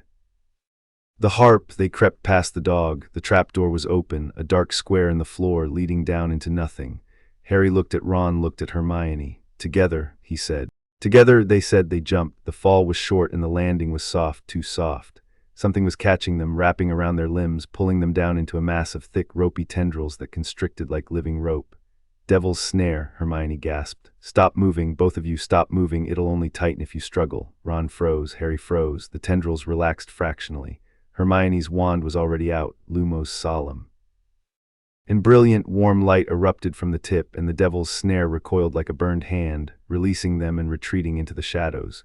They dropped through onto cold stone, stood, brushed themselves off. Nice, Ron breathed. Sprout's defense, Hermione said, flushed with adrenaline. One down. They moved forward into a stone corridor that opened into a high-ceilinged chamber. The air in here was different, alive with a soft, metallic rustling. Harry looked up. Birds, dozens of them, maybe hundreds, circling near the ceiling in a glittering, frantic cloud, except they weren't birds, they were keys, winged keys, hundreds of them, fluttering and diving in complex patterns. Against the far wall, a heavy wooden door with an iron lock. Beside the door, 3 broomsticks. Flitwick's defense, Harry said. He scanned the cloud of keys. The lock was old, heavy wrought iron. The key would be similarly large and old-fashioned. He looked for outliers in the flock, a key that was bigger, older, or moving differently from the rest. There, a large silver key with bright blue wings, one of which was bent, damaged, as if someone had already caught it once. Quirrell. Harry grabbed a broomstick and mounted it. The broom was decent, not a nimbus, but responsive enough. He kicked off and rose into the swarm. The keys scattered at his approach, reforming around him in a defensive cloud. Harry ignored the chaff and focused on the silver key. It was fast, faster than the others, darting and weaving with the panicked energy of a small, hunted thing. Harry tracked it, let it establish a pattern, identified the repetition in its escape route, and then cut across the pattern with a burst of speed that owed nothing to the broomstick and everything to the reflexes of a body that had spent a lifetime chasing things faster than this. His hand closed around the key. Its wings beat furiously against his fingers. He dropped back to the ground, jammed the key into the lock, turned it, and the door swung open. 30 seconds, Ron said, awed. That took you 30 seconds. The key was injured. Quirrell already caught it once. Lower than it should have been. Still, 30 seconds. They walked through the door and into darkness. Harry felt the space before he saw it, large, high-ceilinged, echoing. Light rose gradually as if responding to their presence, and the chamber revealed itself. A chessboard, enormous. Life-sized pieces carved from black and white stone standing on a floor tiled in alternating squares. The white pieces stood across the board, massive and impassive. The black pieces stood behind them, waiting. Ron stepped forward. His fear had evaporated. His eyes moved across the board with the focused, predatory attention of a master approaching his element. McGonagall's defense, he said. We have to play our way across. Can you do it? Hermione asked. Ron didn't answer immediately. He was analyzing the position, the arrangement of the white pieces, their stance, the angles of attack available to each one. Harry watched him work and saw something he'd only seen in Killua's memories, the absolute focus of someone operating at the peak of their ability. Ron wasn't thinking, he was seeing. The whole board all at once, every possible move and countermove unfolding in his mind like a map. Yeah, Ron said, I can do it, but I need you both to be pieces. Harry, you're the bishop. Hermione, you're the rook. I'll be the knight. Ron, Hermione started, don't argue. The knight is the most mobile piece and the one most likely to be sacrificed. I need to be there. Sacrificed, Harry said sharply. Ron looked at him. It's chess, Harry. Sometimes you have to give something up to win. They took their positions. The white pieces came alive, stone grinding against stone, massive heads turning, weapons raised. Ron called the first move, and the game began. It was brutal. The white pieces played aggressively, ruthlessly, with an intelligence that suggested McGonagall had enchanted them with her own strategic sensibility. They attacked without hesitation. When they took a black piece, they destroyed it. Stone shattered, dust exploded, the violence visceral and deafening. Ron navigated it. Move by move, piece by piece, he wove a strategy through the carnage, sacrificing pawns and minor pieces to build positional advantage, trading material for tempo, drawing the White Queen into an overextension that Harry saw it. Saw the configuration snap into focus the way Killua saw combat scenarios, the lines of force, the angles, the geometry of the board resolving into a single, terrible clarity. Ron had to sacrifice himself, the knight, Ron's position. If the knight moved to g5, the White Queen would take it, would destroy it, and that would leave the king exposed to Harry's bishop, and the game would be over. Ron saw it too, of course he did, he'd seen it 5 moves ago. Ron, no, Hermione whispered, she'd figured it out. It's the only move, Ron said, his voice was steady, his face was white. After the queen takes me, Harry moves to e7, checkmate. There has to be another way, there isn't, I've played it out 6 different ways. This is the fastest with the least risk to you too. Ron, Harry started. Shut up, Harry, Ron's voice cracked, and for a moment the fear showed through, raw animal fear, the kind you can't fake, and then he pushed it down with a visible effort of will that Harry would remember for the rest of his life. You need to stop Quirrell, you need to get to the stone, and I need to get you there, this is how. He met Harry's eyes. And Harry saw in that look every insecurity Ron had ever felt, the overlooked son, the hand-me-down kid, the sidekick, being burned away by a single, white-hot act of courage. Ron Weasley was not brave because he wasn't afraid. He was brave because he was terrified and moved anyway. Gone, Harry thought, you would have liked him. When this is over, Harry said, I owe you a life debt. Ron managed a shaky grin. I'll settle for a chocolate frog. He moved. The White Queen turned, advanced. Ron stood on his square and didn't flinch and didn't run and didn't close his eyes, and the Queen's stone arm swung and hit him across the temple, and he crumpled and didn't get up. Hermione screamed. Harry caught her arm. He's alive. I can see him breathing. Hermione, look at me. He's alive. She was shaking. Tears streamed down her face. Harry gripped her arm and made her look at the board. E7, he said, I need to finish it. She nodded, couldn't speak. Harry moved. The black bishop slid across the board to e7. The white king's stone crown toppled. Checkmate. The white pieces parted, clearing the path to the far door. Harry ran to Ron, pulse steady, breathing even, unconscious but stable, a concussion probably, but alive. Stay with him, Harry told Hermione. When he wakes up, get him to the hospital wing, send an owl to Dumbledore. Harry, you can't go alone, I have to. He straightened, looked down at her, kneeling on the chessboard, Ron's head in her lap, her face streaked with tears and dust.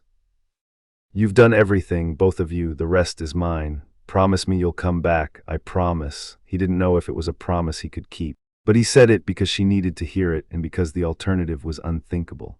He turned and walked through the door. The troll was already unconscious. Quirrell had dealt with his own defense on the way through. Harry stepped over its massive, stinking body without slowing. The potions chamber was next. 7 bottles on a table, flames blocking both exits, purple fire ahead, black fire behind. A scroll of parchment with a logic puzzle. Harry read it once, solved it in 12 seconds. The smallest bottle, containing barely a mouthful of liquid, would get him through the black fire to the final chamber. He drank. The potion was ice cold, spreading through his veins like liquid winter. He walked through the black flames and didn't burn. The final chamber opened before him. Stone walls, stone floor, no decorations, no furniture except for one thing, the mirror of Arist. And standing in front of it, no longer stuttering, no longer performing, no longer hiding behind a mask of weakness, was Professor Quirrell. Ah, Quirrell said, and his voice was smooth and calm and completely devoid of the stammer that had defined him all year. Mr. Potter, I've been expecting you. Harry stood in the doorway and felt the lightning wake up in his chest like a predator lifting its head. His scar blazed, not a pulse this time, but a sustained burn, hot and insistent. Something was here, something beyond Quirrell, something old and dark and hungry. Harry's hands curled at his sides. The current hummed, the air tasted like ozone. He stepped into the room.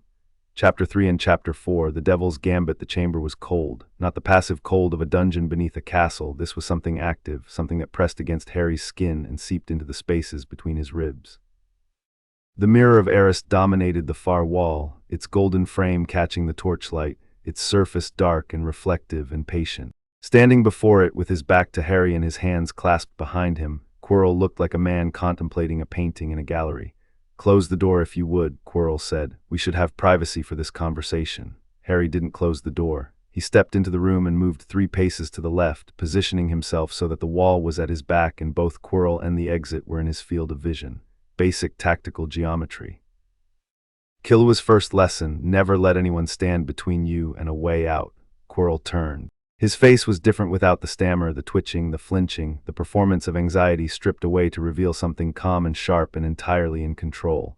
His eyes were clear, his posture was straight, he looked like a completely different person, which was exactly the point. You're not surprised, Quirrell observed. Should I be? Most people would be. Most people would still be thinking Severus Snape was the one to worry about.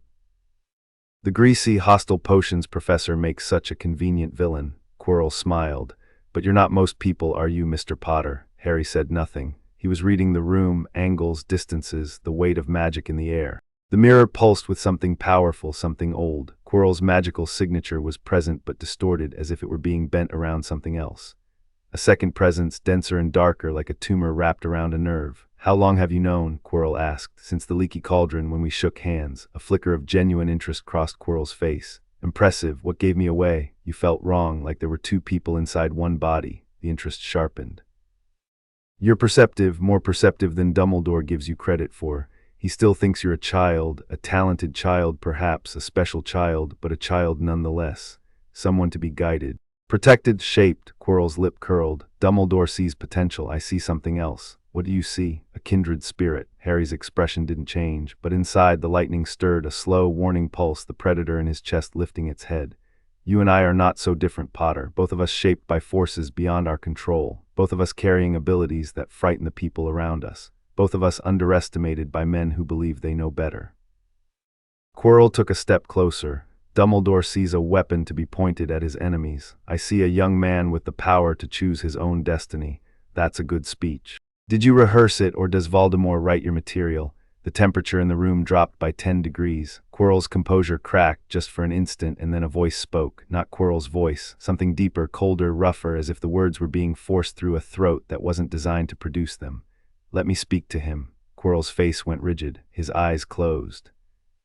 When they opened again, something else was looking out of them, something that used Quirrell's features the way a puppeteer uses a mask, with functional precision and no warmth whatsoever. "Let me see him," the voice repeated, and Quirrell's hands rose to his turban and began to unwrap it. Harry watched. The purple fabric fell away in loops and coils, puddling on the stone floor, and what it revealed was exactly what Harry had expected and exactly as terrible as he'd feared. A face, on the back of Quirrell's head, chalk-white, with red eyes that burned like coals and slits for nostrils, and a mouth that was too wide and too thin.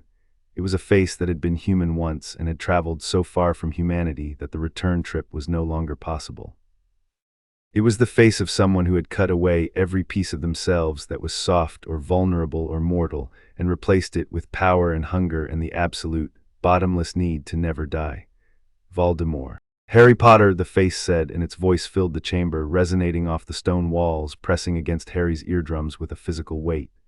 "We meet again." Harry's scar erupted. Pain, real, searing, blinding pain, lanced through his forehead like a white-hot needle. He staggered, caught himself, forced his eyes to stay open, forced his legs to hold, forced the pain into a compartment, and slammed the door on it. In another life, Killua Zoldyck had been tortured with electricity until his body stopped registering pain as a threat. The tolerance had carried over. Pain was data. Pain was information. Pain was not, would never be, a reason to stop. "You're in pain," Voldemort observed, "the connection between us, my mark on your skin responding to my presence. Fascinating, isn't it? We are linked, you and I, bound by magic older than either of us."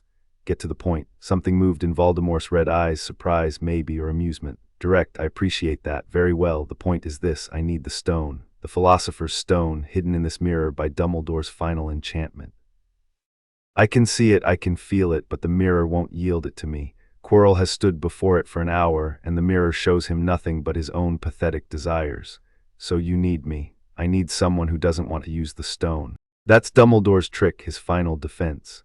The mirror will only give the stone to someone who wants to find it but not use it. Quirrell wants immortality, so the mirror refuses him. But you, Harry, you don't want immortality, you don't want gold, you want something far more interesting." Harry said nothing. The pain in his scar was a constant now, a high, singing note of agony that he processed and set aside with the methodical efficiency of long practice. "Stand before the mirror," Voldemort said. "Find the stone, give it to me, and in return I will give you something Dumbledore never will, the truth. The truth about what? About what you are, about what lives inside you. About the power that crackles beneath your skin, the power that has nothing to do with wand magic and everything to do with something older, something deeper, something that I have spent decades studying." Voldemort's lipless mouth curved. "Did you think I wouldn't sense it? The electricity, the speed. You carry something in you, boy, a force that doesn't belong to this world. I can feel it. It sings to me the way the mark on your forehead sings to me." Harry's blood went cold, not with fear. With the precise, crystalline focus that preceded combat, Voldemort knew about the lightning, could sense it. That changed the tactical equation fundamentally. Harry had been counting on surprise as his primary advantage, and surprise had just been removed from the board. "I've studied power in all its forms," Voldemort continued. "I have traveled further than anyone along the path to true immortality. And in my travels I have touched the edges of realities beyond this one, dimensions where magic takes different shapes, where life energy flows through different channels. I know what you are, Harry Potter. Or rather, I know what you were.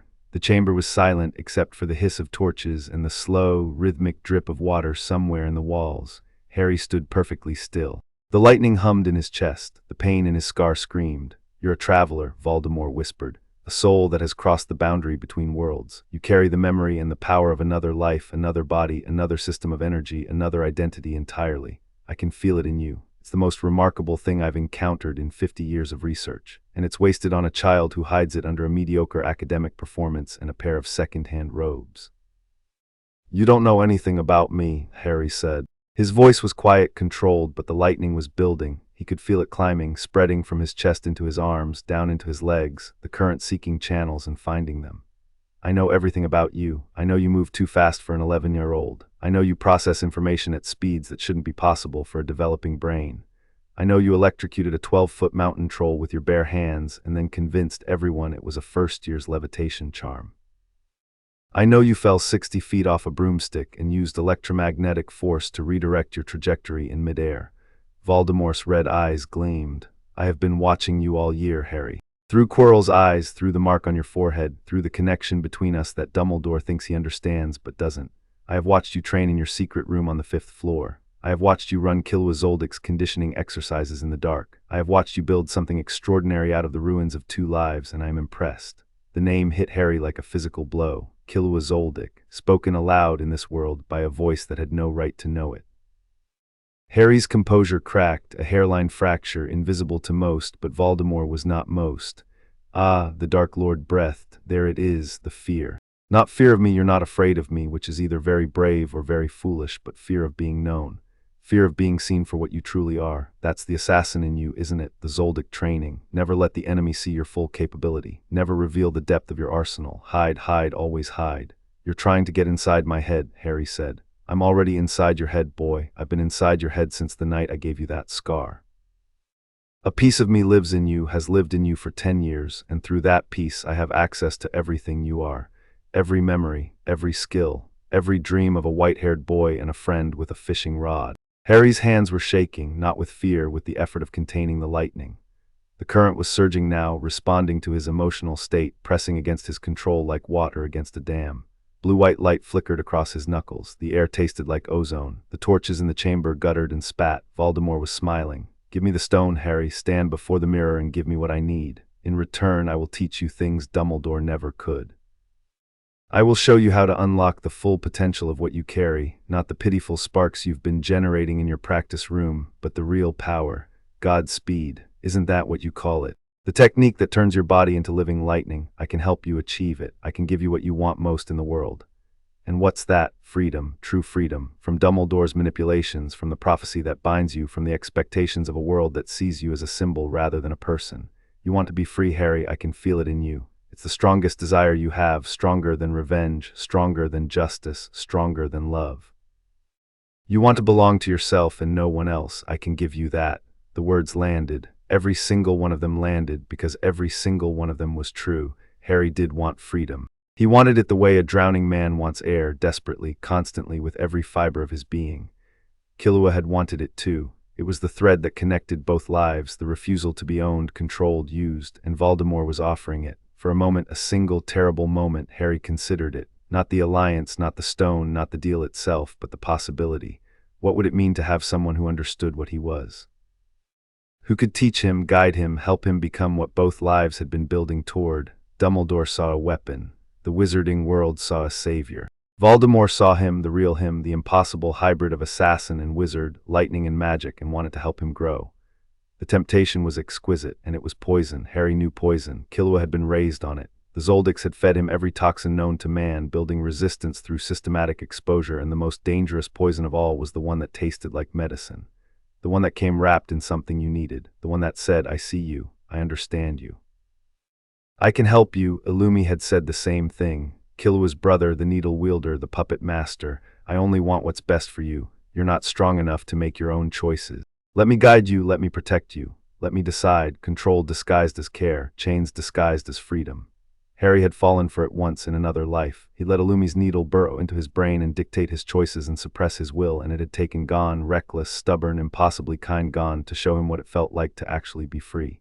Freedom wasn't something someone gave you. Freedom was something you took, and anyone who offered it as a gift was really offering a leash. No, Harry said. The word was quiet. It filled the chamber. Voldemort's smile froze. No, I've heard this speech before. Different voice, different face, same offer. Someone who sees what I am and wants to use it. Someone who says they'll set me free while fitting me for a collar. Harry met those red eyes, looked directly into them, into the bottomless hunger behind them, and didn't flinch. You don't want to free me. You want to own me, the same way you own Quirrell, the same way you owned every Death Eater who ever knelt at your feet. You collect people the way other people collect objects, and you call it loyalty, and you convince yourself it's something noble. But it's not. It's just loneliness wearing a crown. The silence that followed was the loudest thing Harry had ever heard. Voldemort's expression didn't change. It simply emptied. Every trace of warmth, every hint of charisma, every shadow of the persuasive, seductive intelligence that had been working on Harry for the past 5 minutes gone. What remained was something flat and cold and ancient, and looking into it was like looking into the event horizon of a black hole. Loneliness, Voldemort repeated. The word dripped with contempt. You think this is about loneliness? You think Lord Voldemort is lonely? I am beyond such pathetic human weakness.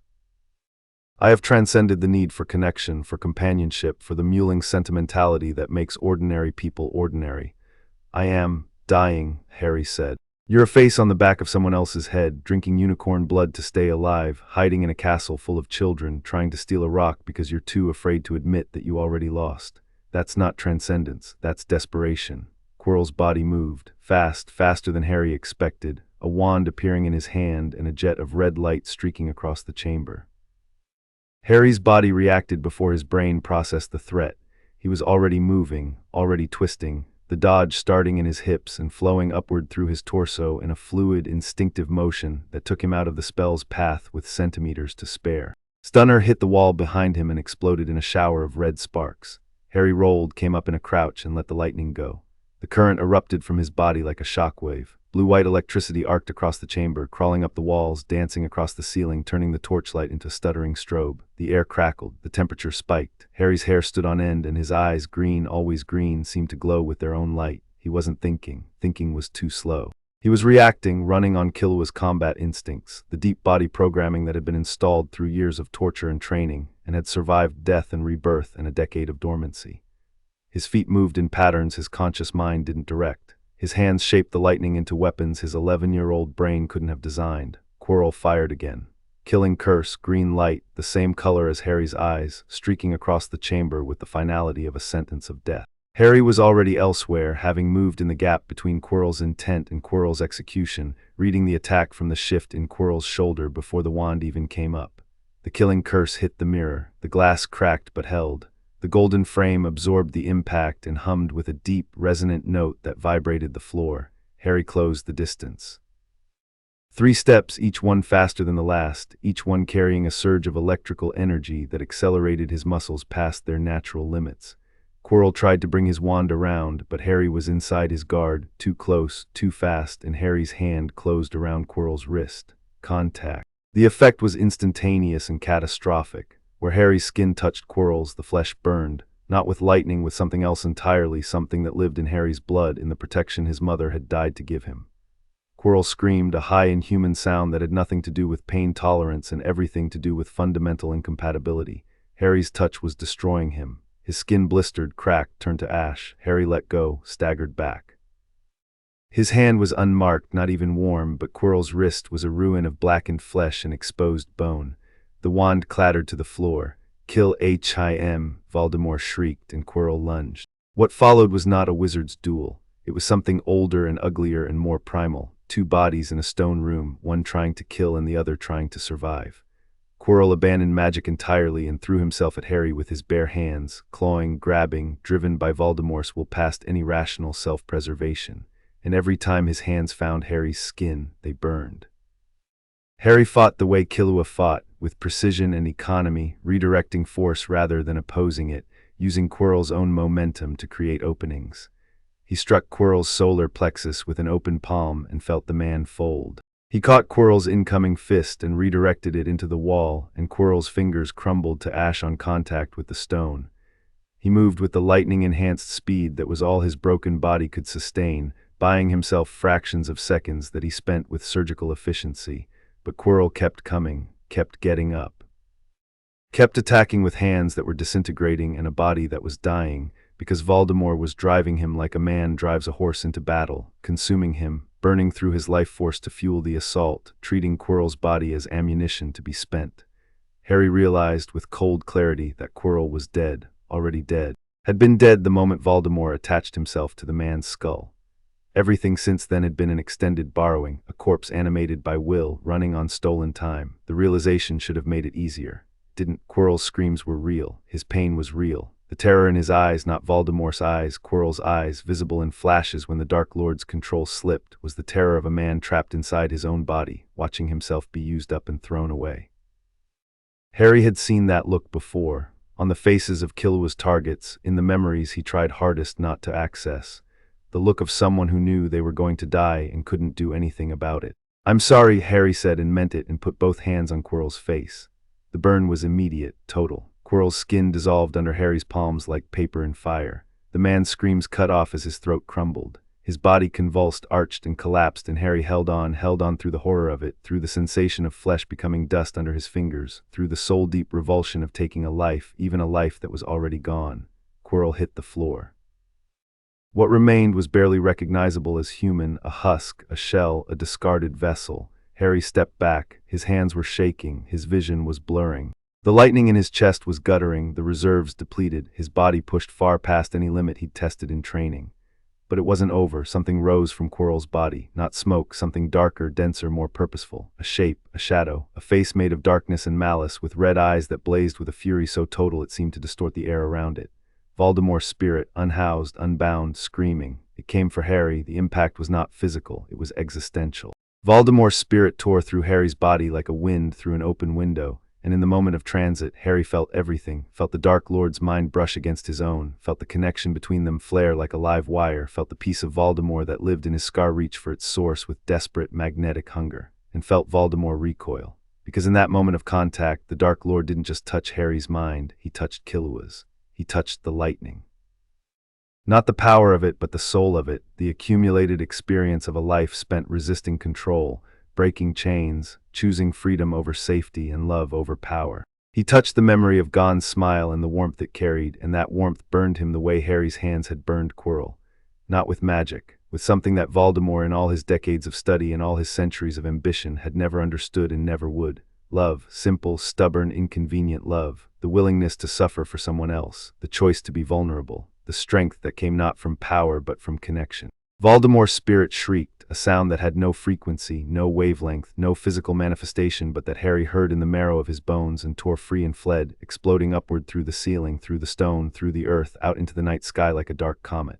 Gone, but not destroyed. Harry could feel it, the connection still humming, the scar still burning.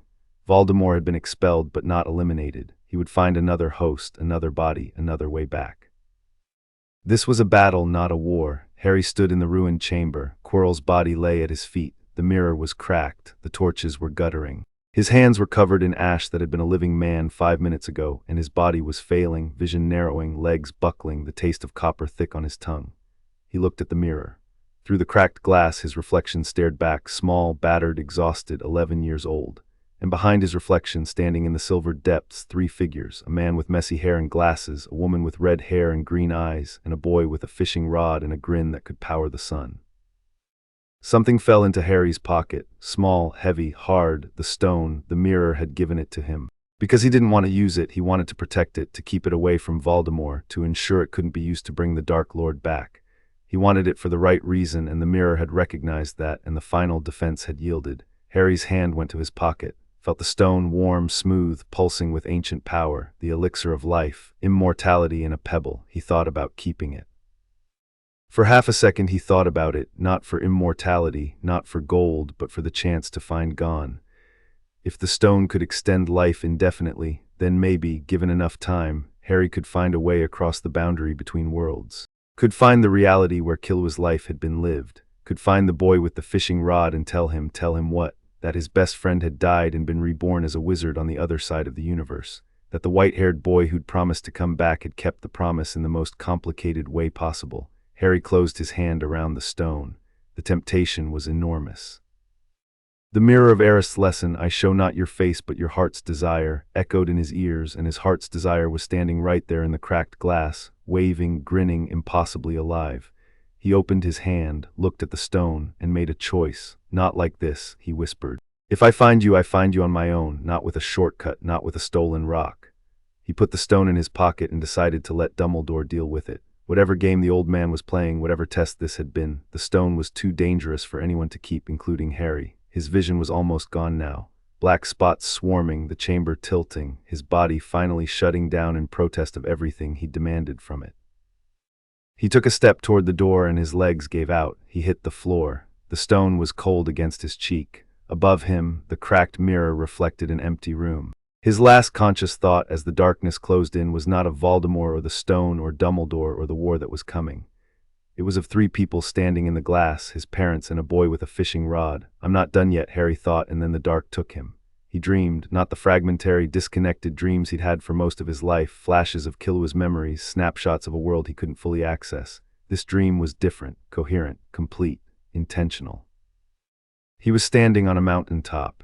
The air was thin and cold and tasted of altitude, and the sky above was the impossible blue of a world where magic didn't exist but miracles did. Below, a landscape stretched to every horizon, forests, cities, oceans, everything. A world he recognized from memories that weren't his. Killua's world, the world of hunters and Nen and the Zoldyck estate and everything that had come after. He looked down at his hands. They were Killua's hands, pale, long-fingered, the nails trimmed to deadly precision. He was wearing Killua's clothes, the turtleneck, the shorts, the sneakers. He was 14, maybe 15, and the mountain under his feet was Kukuru Mountain, the Zoldyck family home. "This isn't real," he said. "Does that matter?" Harry turned. Gon Freaks was sitting on a rock behind him, legs dangling, fishing rod across his knees. He looked exactly the way Harry remembered him, wild hair, bright eyes, that incandescent smile that defied physics and common sense. He was wearing his green jacket and his boots and his expression of complete, unreasonable confidence in the fundamental goodness of the universe. "Gon," Harry said, and his voice broke. "Hey, Killua." Gon's smile widened. "Long time." Harry crossed the distance between them in 3 steps and stopped, because Killua's body remembered that hugging people was complicated and emotional displays were weakness, and the Zoldyck family didn't. Gon stood up and hugged him. It was not a tentative hug or a polite hug or a hug that respected personal boundaries. It was a Gon hug, total, enveloping, fierce, and it cracked something open in Harry's chest that had been sealed since before he could remember. He hugged back, held on, buried his face in Gon's shoulder and breathed in the smell of forest and sunshine and the particular warmth that was just Gon, unmistakable, irreplaceable. "I missed you," Harry said. The words were inadequate. They were like describing the ocean as wet. "I know." Gon pulled back, hands on Harry's, Killua's shoulders. "I know. But you're doing good, Killua, really good. I go by Harry now." "I know that too." Gon tilted his head, that curious, bird-like gesture that meant he was thinking about something in the uncomplicated way only he could think. "You're different, older, but the same too. The important parts are the same. The important parts, the parts that care about people, the parts that choose the hard thing because it's right, the parts that make you you." Gon's expression softened. "You found friends, I saw them. The red-haired one who plays chess like a genius and the girl who reads like she's going to run out of books. They're good, Killua, they're really good. I know. So stop trying to do everything alone. I'm not, you are, you always do. You think you have to carry everything by yourself because that's what your family taught you, but that's the one lesson you were supposed to unlearn." Gon poked him in the chest. "You don't have to be the strongest person in the room. You just have to let the people who care about you stand in the room with you." Harry looked at Gon, at the earnest, stubborn, impossibly good face of the person who had changed the entire trajectory of his soul, and felt the tears start. "I'm scared," he admitted. "There's a war coming, a real one, and the people I care about are going to be in danger because of me. They'd be in danger anyway. Dark stuff doesn't just go away because you try to handle it alone. And those two, the chess boy and the book girl, they chose to be there. You didn't force them. Respect the choice, Killua." "Harry, whatever." Gon grinned. "The name doesn't matter, the person matters, and the person is someone I'm proud of in every life, in every world." The mountaintop was fading. The sky was losing its color. The dream was ending. "Will I see you again?" Harry asked. "That's up to you." Gon was becoming translucent, the rock behind him showing through his body. But I think you will, I think. He paused, cocked his head again, smiled. I think you're not the only one who gets a second chance. The dream dissolved, Gon dissolved, the mountain dissolved. Harry fell into darkness, and the last thing he heard was Gon's voice, faint and warm and absolutely certain. Don't give up, Killua. The best stuff is always ahead. Light, white light, soft and diffused, filtering through curtains. The smell of clean linen and healing potions. The distant sound of birds. Harry opened his eyes and stared at a vaulted ceiling he recognized as the hospital wing. He was in bed. His body ached, a deep, pervasive ache that went beyond muscle fatigue into something more fundamental, as if his cells themselves were protesting the abuse they'd endured. His hands were bandaged. His head was wrapped. An IV equivalent, a self-administering potion drip attached to a floating glass tube, fed something warm into his left arm. He turned his head. The bedside table was buried under a small mountain of sweets, cards, and packages. Gifts from people he'd never met, probably, the wizarding world's way of thanking the boy who lived for living yet again. Beyond the gifts, in a chair by the window, sat Albus Dumbledore. The headmaster was watching him with those blue eyes, calm, twinkling, radiating the gentle wisdom that was either genuine or the most effective mask Harry had ever encountered. He was wearing robes of midnight blue, and his half-moon spectacles caught the light, and his long silver beard was neatly combed, and he looked like everyone's ideal grandfather. "Good afternoon, Harry," Dumbledore said. Harry's throat was dry. He reached for the water glass on the bedside table, drank, and took stock. He was alive. Quirrell was not. The stone was, he checked his pocket, empty.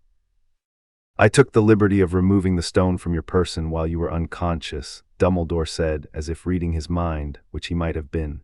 "It has been returned to Nicholas. He and I have had a conversation, and we've agreed. The stone will be destroyed. Nicholas has enough elixir stored to set his affairs in order. After that," Dumbledore spread his hands, "to the well-organized mind, death is but the next great adventure.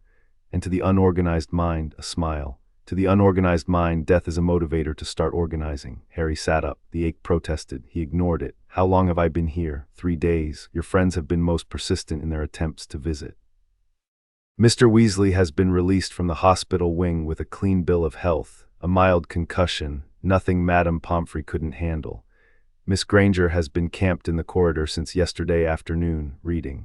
I believe she's on her 4th book. That tracks. They care about you very much. I know. Dumbledore was quiet for a moment. The silence was comfortable on the surface and layered underneath, the silence of a man who was choosing which truths to reveal and which to withhold. Harry decided not to wait for the curated version. "You knew," he said, "about Quirrell, about Voldemort. You knew all year." Dumbledore didn't deny it. "I suspected. Suspicion and certainty are different things. You let it play out. You let a man possessed by a Dark Lord teach children for an entire year because you wanted to see what would happen. I wanted to see what you would do." The honesty was disarming. Harry had expected deflection, justification, the elaborate philosophical framework that Dumbledore used to dress up his manipulations. Instead, a direct admission. "I tested you. And," Harry said, "did I pass? You exceeded every expectation I had, which I confess makes me more worried, not less. Why? Because exceptional people attract exceptional danger. And because the war I've been preparing for, the war that began the night Voldemort came to your parents' house, is not over. He is not dead, Harry. What you faced in that chamber was a fragment, a shadow. The real Voldemort is still out there, diminished but alive, and he will return. I know. When he does, you will be at the center of it, not by my design, though I will confess to having arranged certain circumstances to prepare you, but by the design of a prophecy that was made before you were born." Harry's eyes narrowed. "A prophecy made by Professor Trelawney, our divination teacher, to me, in the back room of the Hog's Head pub 16 years ago. A prophecy that named a child born at the end of July, born to parents who had defied Voldemort 3 times, as the one with the power to vanquish the Dark Lord. Me, you." Dumbledore's eyes were grave. "I will tell you the full prophecy when you're older, when you're ready. I'm ready now." "No, Harry, you're not. And I don't say that to patronize you. I say it because the prophecy carries a weight that even I have struggled with, and you have just fought a battle that would have broken most adults. You need time, you need rest, you need your friends." Harry held Dumbledore's gaze. The old man looked back steadily, not flinching, not manipulating, just present. An old man who had been carrying the weight of a war for decades and was trying, in his flawed and imperfect way, to keep a child alive long enough to end it. Harry didn't trust him, might never trust him, but in that moment, looking into those ancient blue eyes, he understood him.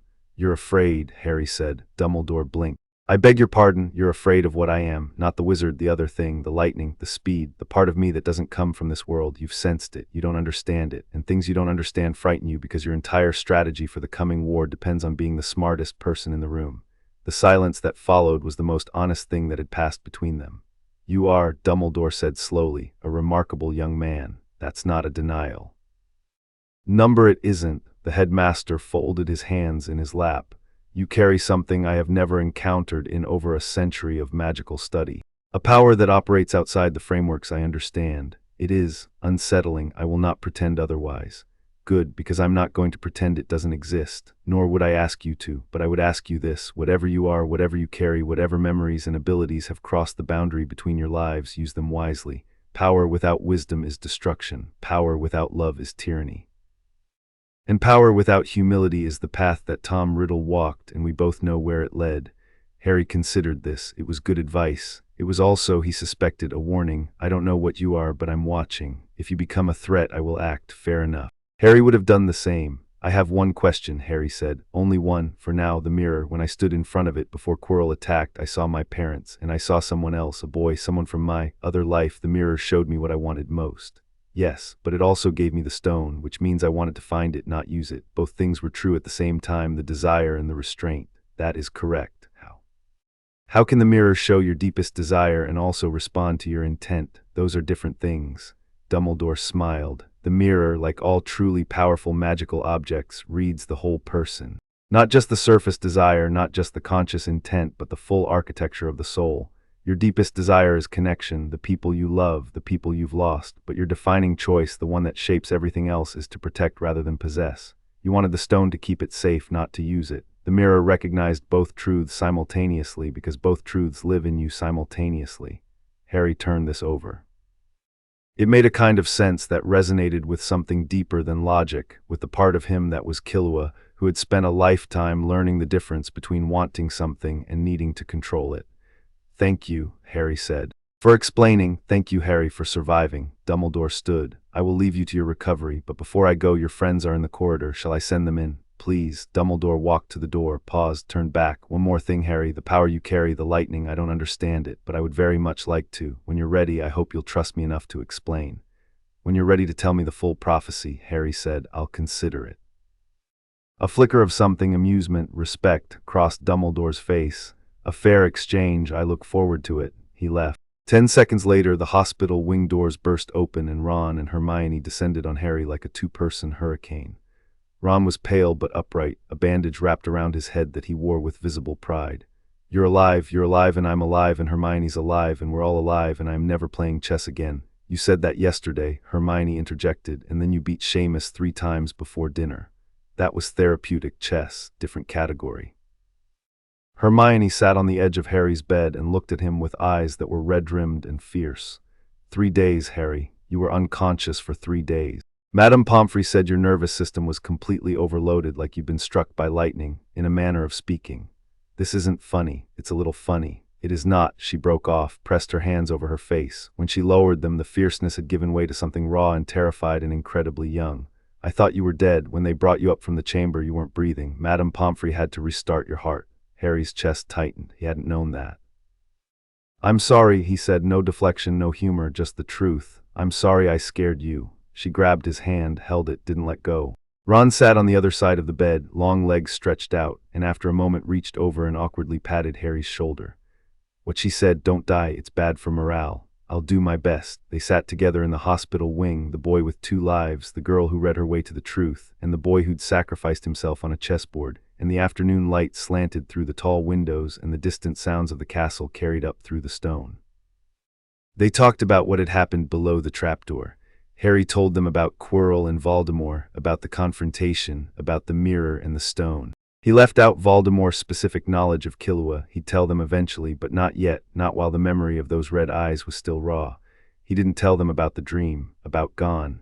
Some things were his alone, not because he didn't trust them, but because some experiences were so intimate that sharing them would diminish them. The dream was his, Gon's words were his. Don't give up, Killua. The best stuff is always ahead. He held those words in his chest alongside the lightning, and they burned brighter. The end-of-year feast was spectacular. Dumbledore awarded last-minute points to Gryffindor, 50 for Harry, 50 for Ron, 50 for Hermione, and 10 for Neville, who had apparently tried to stop them from leaving the common room and demonstrated the kind of courage that involved standing up to your friends rather than your enemies. Gryffindor won the House Cup, and the Great Hall erupted, and Harry sat between his friends and cheered and felt, for the first time in either life, like he was exactly where he was supposed to be. Not because a prophecy said so, not because Dumbledore had arranged it, because he had chosen it. The train ride home was quiet. Harry sat with Ron and Hermione in their usual compartment, and they talked about summer plans and second-year courses and whether Snape would be more or less hostile next term, and underneath the normal conversation was the unspoken understanding that nothing would be normal again. They had faced a Dark Lord and survived. They had walked through fire, literal and metaphorical, and come out the other side. Whatever happened next, they would face it together. At King's Cross, Harry said goodbye to Ron and Hermione on the platform. Hermione hugged him tight, brief, fierce, and whispered, "Write to me, every week. If you don't, I'm coming to Surrey and making you. I will." Ron clapped him on the shoulder. "Come to the Burrow this summer. Mum's already planning. She wants to meet the boy who," he stopped, grinned. "Actually, just come. She'll feed you until you explode." "I'd like that." He watched them go, Ron swallowed by the red-haired crowd of Weasleys, Hermione disappearing into the Muggle side of the station with her parents. Two people who had walked into darkness for him. Two people who had chosen, without hesitation or regret, to stand beside him. "You found friends," Gon had said. "They're good, Killua. They're really good." Yeah, they were. Harry pushed his trolley through the barrier and found the Dursleys waiting. Vernon was purple. Petunia was pinched. Dudley was hiding behind his mother, which was both impressive and depressing given that Dudley outweighed Harry by approximately 5 stone. Harry looked at them. They looked back with the familiar cocktail of fear and loathing. "Good summer," Vernon grunted, not meaning it. "Eventful," Harry said. They drove home in silence. Harry sat in the back seat and watched London slide past the windows and felt the lightning humming in his chest, quiet, patient, ready. His wand was in his pocket. The invisibility cloak was in his trunk. And in his mind, 2 lifetimes of memory and skill and love and loss were settling into their final configuration, not as 2 separate identities, but as one, a single integrated person who was more than either half alone. Harry Potter, Killua Zoldyck, the boy who lived, the boy who chose. The car turned onto Privet Drive. The sun was setting. The streetlights were coming on. And Harry looked out the window at the ordinary, boring, beautifully mundane street where he'd spent 10 miserable years, and smiled. Not because he was happy to be back, he wasn't, but because he knew, with the certainty of someone who had died once and been reborn and fought a Dark Lord and survived, that this was temporary. The cupboard was temporary, the Dursleys were temporary, the loneliness was temporary, the lightning was permanent, the friends were permanent, the choice to be free, to be kind, to be more than what anyone had designed him to be was permanent. He closed his eyes, let the current hum, let the memories settle. Somewhere in a world he might never see again, a boy with a fishing rod was smiling. And somewhere in the back seat of a beige sedan on a suburban street in Surrey, a boy with a lightning scar smiled back. Chapter 4 end. Chapter 5, What It Means to Choose Summer at Privet Drive was supposed to be a cage. Harry had expected that, the return to the cupboard, the silence, the Dursleys pretending he didn't exist while simultaneously resenting every breath he took. He'd prepared himself for 2 months of isolation, of counting days until September, of being small and invisible in a house that had never wanted him. What he hadn't expected was how little it bothered him. The cupboard was the same. The Dursleys were the same, but Harry was not, and the difference was tectonic. He lay in the dark on his first night back and listened to the house settle around him and felt the lightning humming in his chest and realized, with a clarity that was almost peaceful, that this place had no power over him anymore. Not because he'd outgrown it, though he had, but because he'd found something it couldn't touch. He had people. He had purpose. He had a war coming and a power growing and a life that was finally, irrevocably his own. The Dursleys gave him Dudley's second bedroom on the second day, which was an upgrade he attributed to residual fear rather than kindness. The room was small and cluttered with Dudley's broken toys, a graveyard of discarded electronics and snapped sporting equipment, but it had a window and a door that locked from the inside and enough space to move. Harry moved. Every night after the house went dark, he trained. Not the cautious, incremental sessions of the school year. This was different, focused, systematic. The encounter with Voldemort had shown him exactly where his limits were, and the gap between what he could do and what he needed to do was a chasm he intended to close. He started with the body. Killua's training protocols were designed for a body that had been conditioned from infancy, and Harry's 11-year-old frame couldn't handle the full program. But Harry had something Killua hadn't: magic. Healing charms, applied carefully and consistently, could accelerate muscle recovery and repair micro-damage from intense exercise.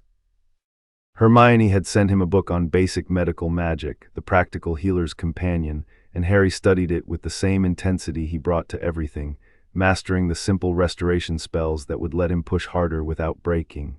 Push-ups, sit-ups, squats. Balance work on the balls of his feet, shifting weight from one side to the other with increasing speed until the transitions were seamless.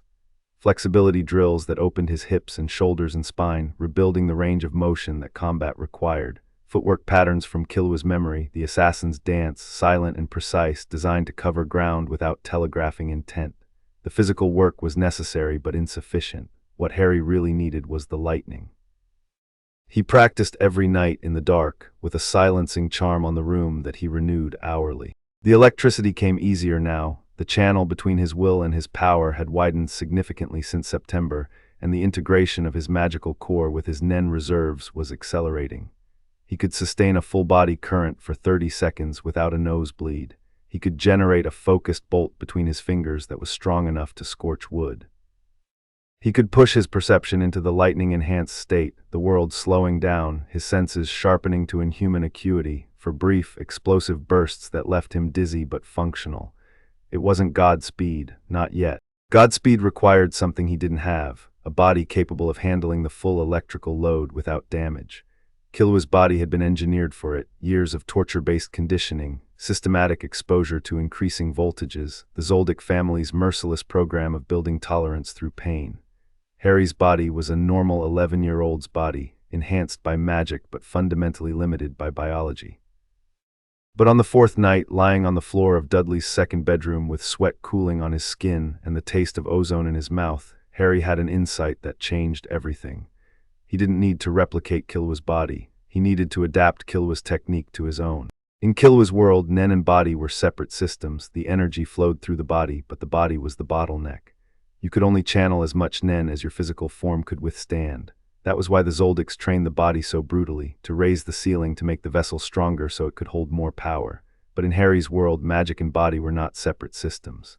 Magic was part of the body, woven into every cell, every nerve, every strand of DNA.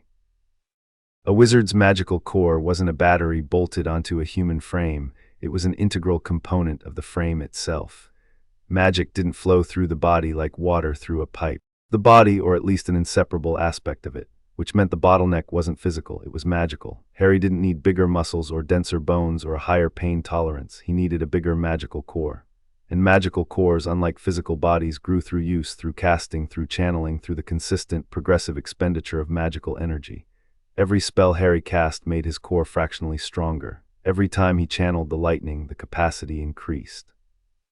He'd been training his body when he should have been training his magic. The realization hit him like a thunderbolt, appropriate given the circumstances, and Harry spent the rest of the summer testing it. He cast constantly, not big spells, not flashy ones, small, sustained, energy-intensive work. Lumos held at maximum brightness for an hour, levitation charms on progressively heavier objects, shield charms maintained against imaginary attacks until his magical reserves bottomed out and he had to stop and recover. And the lightning, always the lightning. Channeling it not in bursts but in sustained flows, teaching his magical core to accommodate the current the way a river accommodates floodwater, not by building higher banks but by carving deeper channels. By mid-July, his sustained full-body current had doubled from 30 seconds to a minute. By August, he could maintain it for 2. The nosebleeds stopped, the migraines faded. His body and his magic were learning to work together, the two systems merging at the edges, the boundary between wand magic and Nen dissolving into something hybrid and new and entirely his own. He wasn't Killua Zoldyck reborn. He was Harry Potter, a wizard with an assassin's memories and a lightning god's potential, building a fighting style that had never existed before and would never exist again. Hedwig kept him connected to the outside world. Letters from Ron arrived weekly, chaotic, enthusiastic, full of Weasley family news and Quidditch gossip, and the particular warmth of someone who was genuinely terrible at writing letters, but did it anyway because it mattered. Letters from Hermione arrived daily, dense, annotated, frequently accompanied by supplementary reading material. She'd spent the summer researching reincarnation, elemental magic, cross-dimensional theory, and anything else she could find that might explain Harry's condition. I've found references to soul walkers in pre-Merlinic magical traditions, she wrote in one letter. Celtic druids believed that certain souls carried memories across lives, accumulating wisdom and power with each iteration. The descriptions match your experience almost exactly. I'm building a theoretical framework. Don't do anything reckless before I'm done. Harry smiled at the letter and wrote back, define reckless. Her response was a 3-page list of definitions, citations, and examples with a postscript that said, I mean it, Harry. Ron's letters were less academically rigorous but equally valuable. He wrote about his family, the burrow, the gnomes in the garden, his mother's cooking, his father's obsession with Muggle technology. He wrote about his brothers, Bill in Egypt, Charlie in Romania, Percy being insufferable, Fred and George inventing joke products in their bedroom. He wrote about his sister Ginny, who turned red every time someone mentioned Harry's name. She's got a crush, Ron wrote, it's disgusting. She actually asked me what your favorite color is. I said I didn't know. She said that was unacceptable and that I was a terrible friend. I said that knowing someone's favorite color is not a requirement for friendship, and she threw a potato at me. Harry wrote back, green, tell her it's green. The invitation to the burrow came in early August, delivered by a Weasley family owl so small and excitable that it crash-landed in Harry's porridge. Ron's mother, Molly, had written a warm, slightly overwhelming letter inviting Harry to spend the last 2 weeks of summer with them. Harry read it twice and felt something tighten in his throat that had nothing to do with the porridge. A family inviting him. Not because they had to, not because of blood wards or prophecies or Dumbledore's machinations, but because they wanted him there. Because Ron had told them about his friend, and they'd decided, sight unseen, that his friend was family. The Dursleys didn't argue when Harry told them he was leaving. Vernon's only response was a grunt that might have been relief. Petunia didn't even look up from her magazine. Dudley, who had spent the summer maintaining a careful 15-foot radius from Harry at all times, pressed himself against the hallway wall as Harry passed with his trunk, as if proximity might trigger another pigtail incident. Harry walked out the front door of number 4, Privet Drive, and felt the summer air hit his face, and felt the lightning pulse in his chest, and didn't look back. The burrow was chaos, beautiful, glorious, life-affirming chaos. A house that looked like it had been designed by someone who kept adding rooms whenever the family grew, which was often. Floors that tilted, stairs that creaked. A kitchen that was the gravitational center of the household, where Molly Weasley presided over a stove that never stopped producing food and a family that never stopped consuming it. Molly met Harry at the door and pulled him into a hug before he could react. It was the first time an adult had hugged him in this life. The first time an adult had chosen to touch him with affection rather than violence or indifference, and it hit him with a force that no spell or lightning bolt had ever matched. She smelled like baking and soap and something warm and indefinable that Harry's brain categorized, after a moment of confused searching, as mother. You're too thin, Molly announced, holding him at arm's length and inspecting him with the practiced eye of a woman who had raised 7 children and could assess nutritional status at a glance. Ron told me, but I didn't honestly. Those muggles. Well, you're here now. Sit down, eat. Harry sat down. He ate. He ate until Molly was satisfied, which took approximately 3 plates and 2 helpings of dessert, and by the end of it he was fuller than he'd ever been in his life, and Molly was beaming, and Ron was looking at him with an expression of amused vindication. Told you, Ron said, she feeds. The 2 weeks at the burrow were the happiest of Harry's life, both lives. He didn't analyze it or question it or hold it at a distance. He let it happen, the way Gon had told him to, the way Hermione had told him to. He let himself be part of something warm and messy and imperfect and real. He helped denome the garden with Ron, which involved grabbing small, ugly, potato-shaped creatures by the ankles and spinning them over the hedge. He played Quidditch in the Weasley orchard, 3-on-3, Fred and George and Ginny versus Harry and Ron and Charlie, who was visiting for the week and flew like a man who spent his professional life dodging dragons, which he did.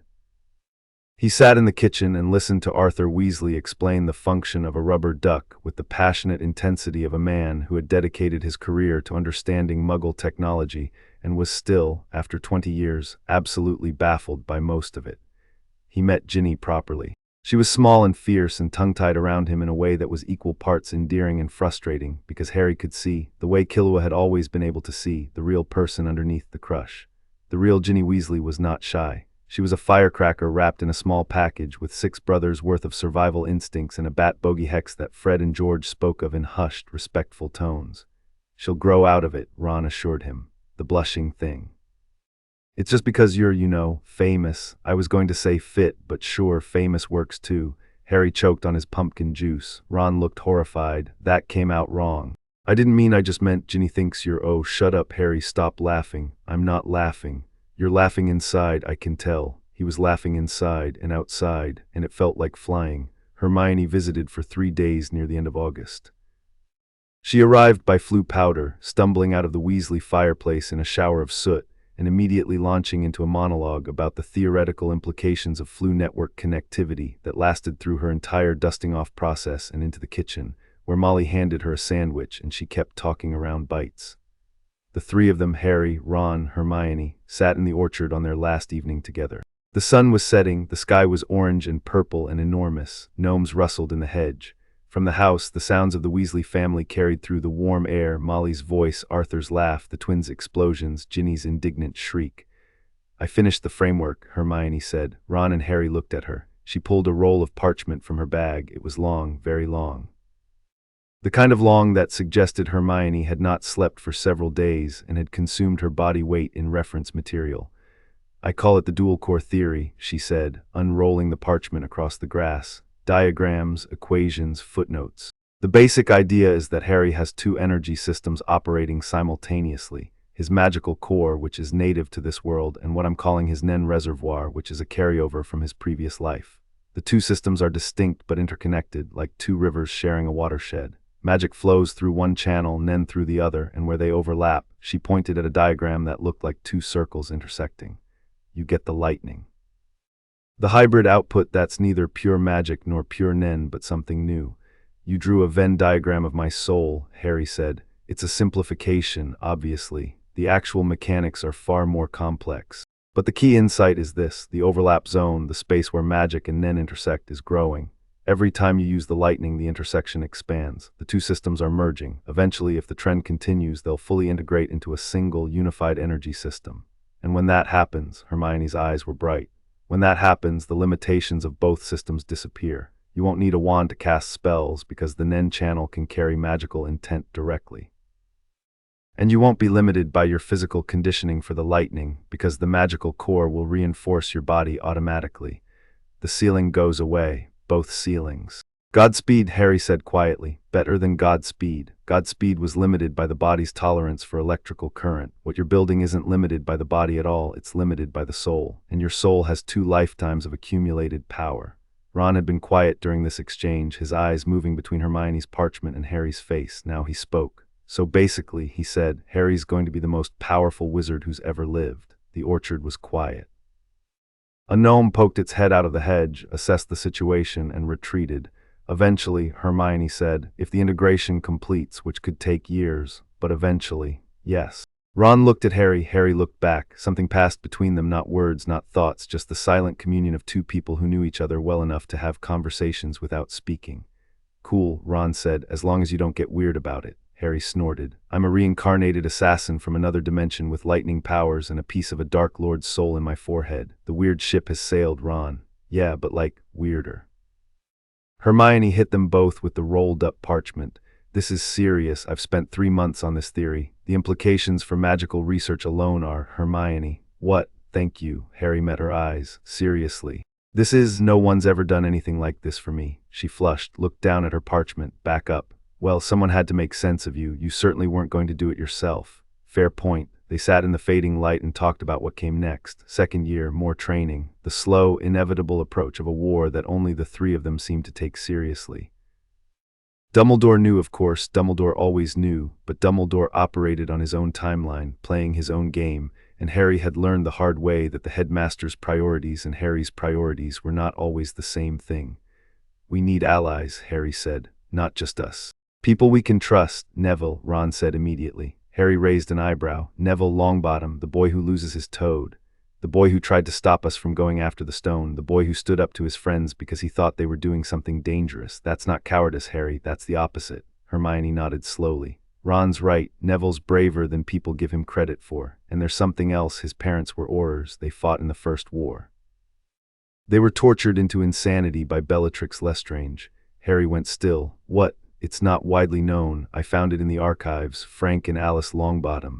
There in St. Mungo's permanent ward, Neville lives with his grandmother. The orchard was quiet. Harry thought about Neville, clumsy, anxious, constantly underestimated Neville, and saw him through different eyes.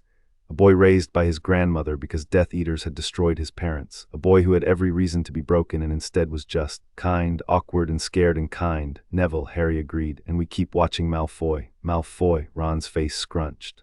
Why? Because he's not what he appears to be. And because when the war comes, the children of Death Eaters are going to have to choose sides, and I'd rather have Draco Malfoy choosing ours than theirs. That's optimistic, it's strategic, there's a difference. Hermione looked at him with an expression he couldn't quite read, part admiration, part concern, part something softer that she tucked away before he could identify it. You're thinking long-term. I'm always thinking long-term. I know, it's one of your more alarming qualities. They packed up as the last light faded.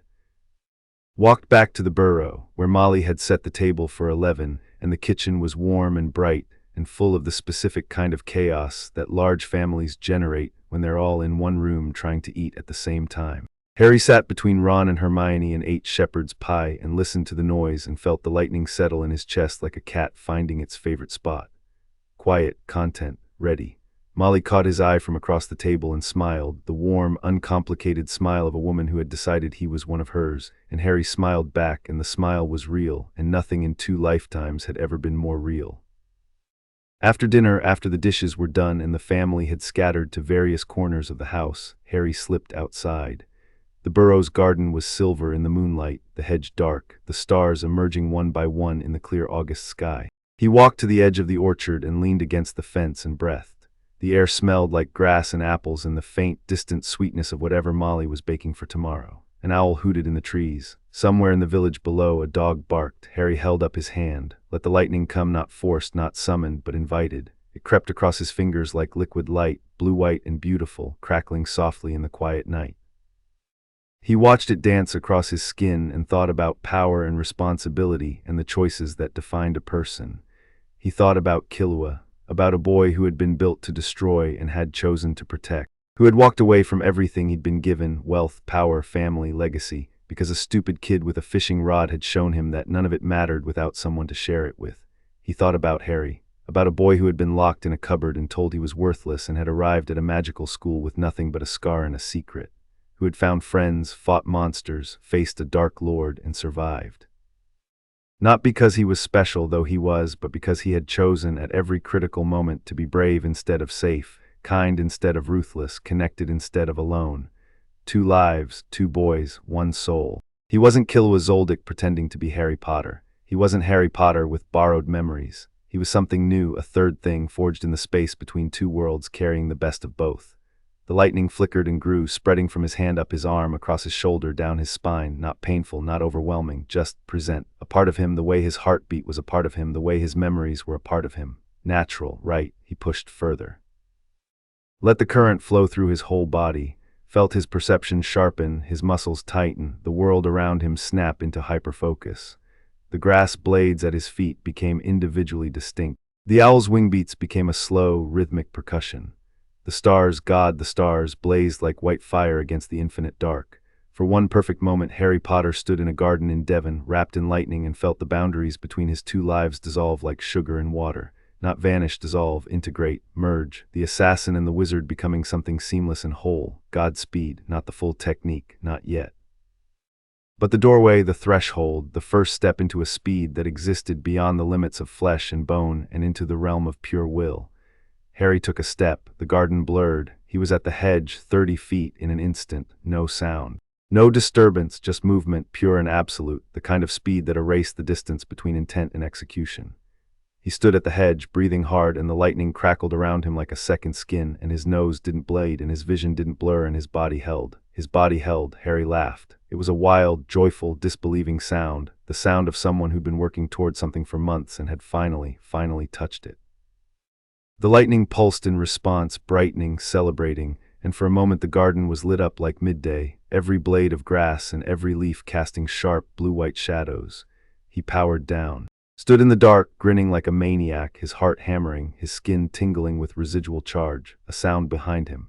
Harry spun, fast, instinctive, his hand coming up in the defensive posture Killua's body knew better than breathing. Ron was standing at the back door of the burrow, silhouetted against the kitchen light. His hair was a mess. He was wearing pajamas covered in Chudley Cannon's logos. His expression was somewhere between awe and exasperation. "You know," Ron said conversationally, "most people come outside at night to look at the stars." Harry lowered his hand. "I was looking at the stars. You were running at the speed of light through my mum's garden." "Wasn't the speed of light, it was more like," Harry paused, considered the physics, "maybe 60 miles per hour, roughly." "Oh well, only 60 miles per hour in your bare feet in the dark, through a garden full of gnome holes." Ron leaned against the doorframe. "Your mental mate, probably, definitely." Ron paused. His expression shifted, the humor draining away, replaced by something serious and steady. "Was that the Godspeed thing, the thing Hermione keeps talking about? The beginning of it?" "It looked incredible. It felt incredible." Ron nodded slowly. Then he walked out into the garden, grass cool under his bare feet, and stood next to Harry at the hedge. They looked up at the stars together. The night was enormous around them, dark and deep and full of things that couldn't be seen but could be felt. "Harry, yeah, are you scared about what's coming?" Harry considered the question. Really considered it the way he considered everything, turning it over, examining it from multiple angles, testing it against the accumulated wisdom of 2 lifetimes. "Yes," he said, "I'm scared. Good, because I'm bloody terrified and I didn't want to be the only one." "Oh." Harry looked at Ron, at his best friend, his first friend in this life, the boy who'd sat down in his train compartment because everywhere else was full and had stayed because he chose to, and felt a surge of affection so intense it almost knocked him off his feet. "Ron, yeah, you know you don't have to do this, right? Any of it. The war, the danger, the—" Harry gestured vaguely at himself. "The whole boy who lived insanity. You could walk away, have a normal life. Nobody would blame you." Ron was quiet for a long time. The stars turned overhead, an owl drifted across the moon. "Do you know what the Sorting Hat said to me?" Ron asked. "Number, it said I had a choice. Gryffindor or Hufflepuff. It said I had the loyalty for Hufflepuff and the courage for Gryffindor, and it couldn't decide, so it asked me to pick." He paused. "I picked Gryffindor, not because I'm brave, because I wanted to be. There's a difference, right? There's a big difference." "Right, well, that's why I'm here, not because I'm brave enough for what's coming, because I want to be, because you and Hermione make me want to be. And because," he turned to Harry and his face was open and earnest and completely unguarded, the way Ron's face always was when he was telling the truth. "Because you're my best mate, and best mates don't walk away." The silence that followed was not empty. It was full of everything that existed between two people who had fought a troll and played chess and walked through fire and come out the other side. Harry held out his hand, not for a handshake, palm up, fingers spread. A single thread of lightning danced across his knuckles, blue, white, and bright. Ron looked at the lightning, looked at Harry, grinned, and slapped his palm against Harry's. The contact didn't hurt, the lightning didn't burn. It flowed between them for a fraction of a second, a pulse, a connection, a circuit completed, and then it was gone, and they were just 2 boys standing in a garden in the dark, hands clasped, laughing for no reason except that they were alive and they were friends and the night was beautiful. "That tickled," Ron said. "Good, it was supposed to." "Was it?" "Number, I have no idea what that was." "Brilliant, love that, no idea, very reassuring." They walked back to the house, still laughing, and Harry felt lighter than he had in months, lighter than he had in years, lighter than he had in lifetimes. The next morning, Hermione left for London. She hugged them both, Ron awkwardly, Harry fiercely, and extracted a promise that they'd meet at Diagon Alley for school shopping. "Write to me," she said, "both of you." "We will," Harry said. "Every day, every week," Ron countered. "Every other day. Deal." She stepped into the fireplace, threw her flue powder, and vanished in a whirl of green flames. The kitchen was quieter without her. Ron looked at the fireplace with an expression that was doing a very poor job of disguising whatever it was disguising, and Harry chose not to comment, because some things needed to develop on their own timeline. The last days at the Burrow passed in sun and warmth and the specific magic of a home that was loved. Harry helped Fred and George test their joke products, a box of sweets that turned your tongue different colors, a fake wand that turned into a rubber chicken when you waved it, and sat on the floor of their bedroom while they outlined their vision for a joke shop with the passionate intensity of entrepreneurs who happened to be 15. "Weasley's Wizard Wheezes," Fred announced. "That's the name, non-negotiable." "We've got the products," George said. "We've got the vision. We just need capital," Harry said. The twins looked at him. "I have a vault at Gringotts," Harry said. "More gold than I know what to do with. When you're ready to open the shop, really ready, business plan and everything, come to me." Fred and George exchanged a look. It was the look of people who had just been offered something they wanted desperately and were trying to figure out if it was real. "You're serious," Fred said. "I'm always serious about people who make the world more fun." George's eyes were suspiciously bright. "You're all right, Potter, you know that. I've been told." "Don't let it go to your head." Harry spent his last evening at the burrow on the roof. Ron had shown him the route, out the attic window, up the drain pipe, onto the shingles, and they sat side by side on the highest point of the burrow's improbable architecture and watched the sun go down over Devon. "Second year," Ron said. "Think it'll be quieter." Harry thought about the war that was coming, about Voldemort diminished but alive, searching for a way back, about the prophecy he still hadn't heard in full, about the piece of Dark Lord living in his scar, watching and waiting.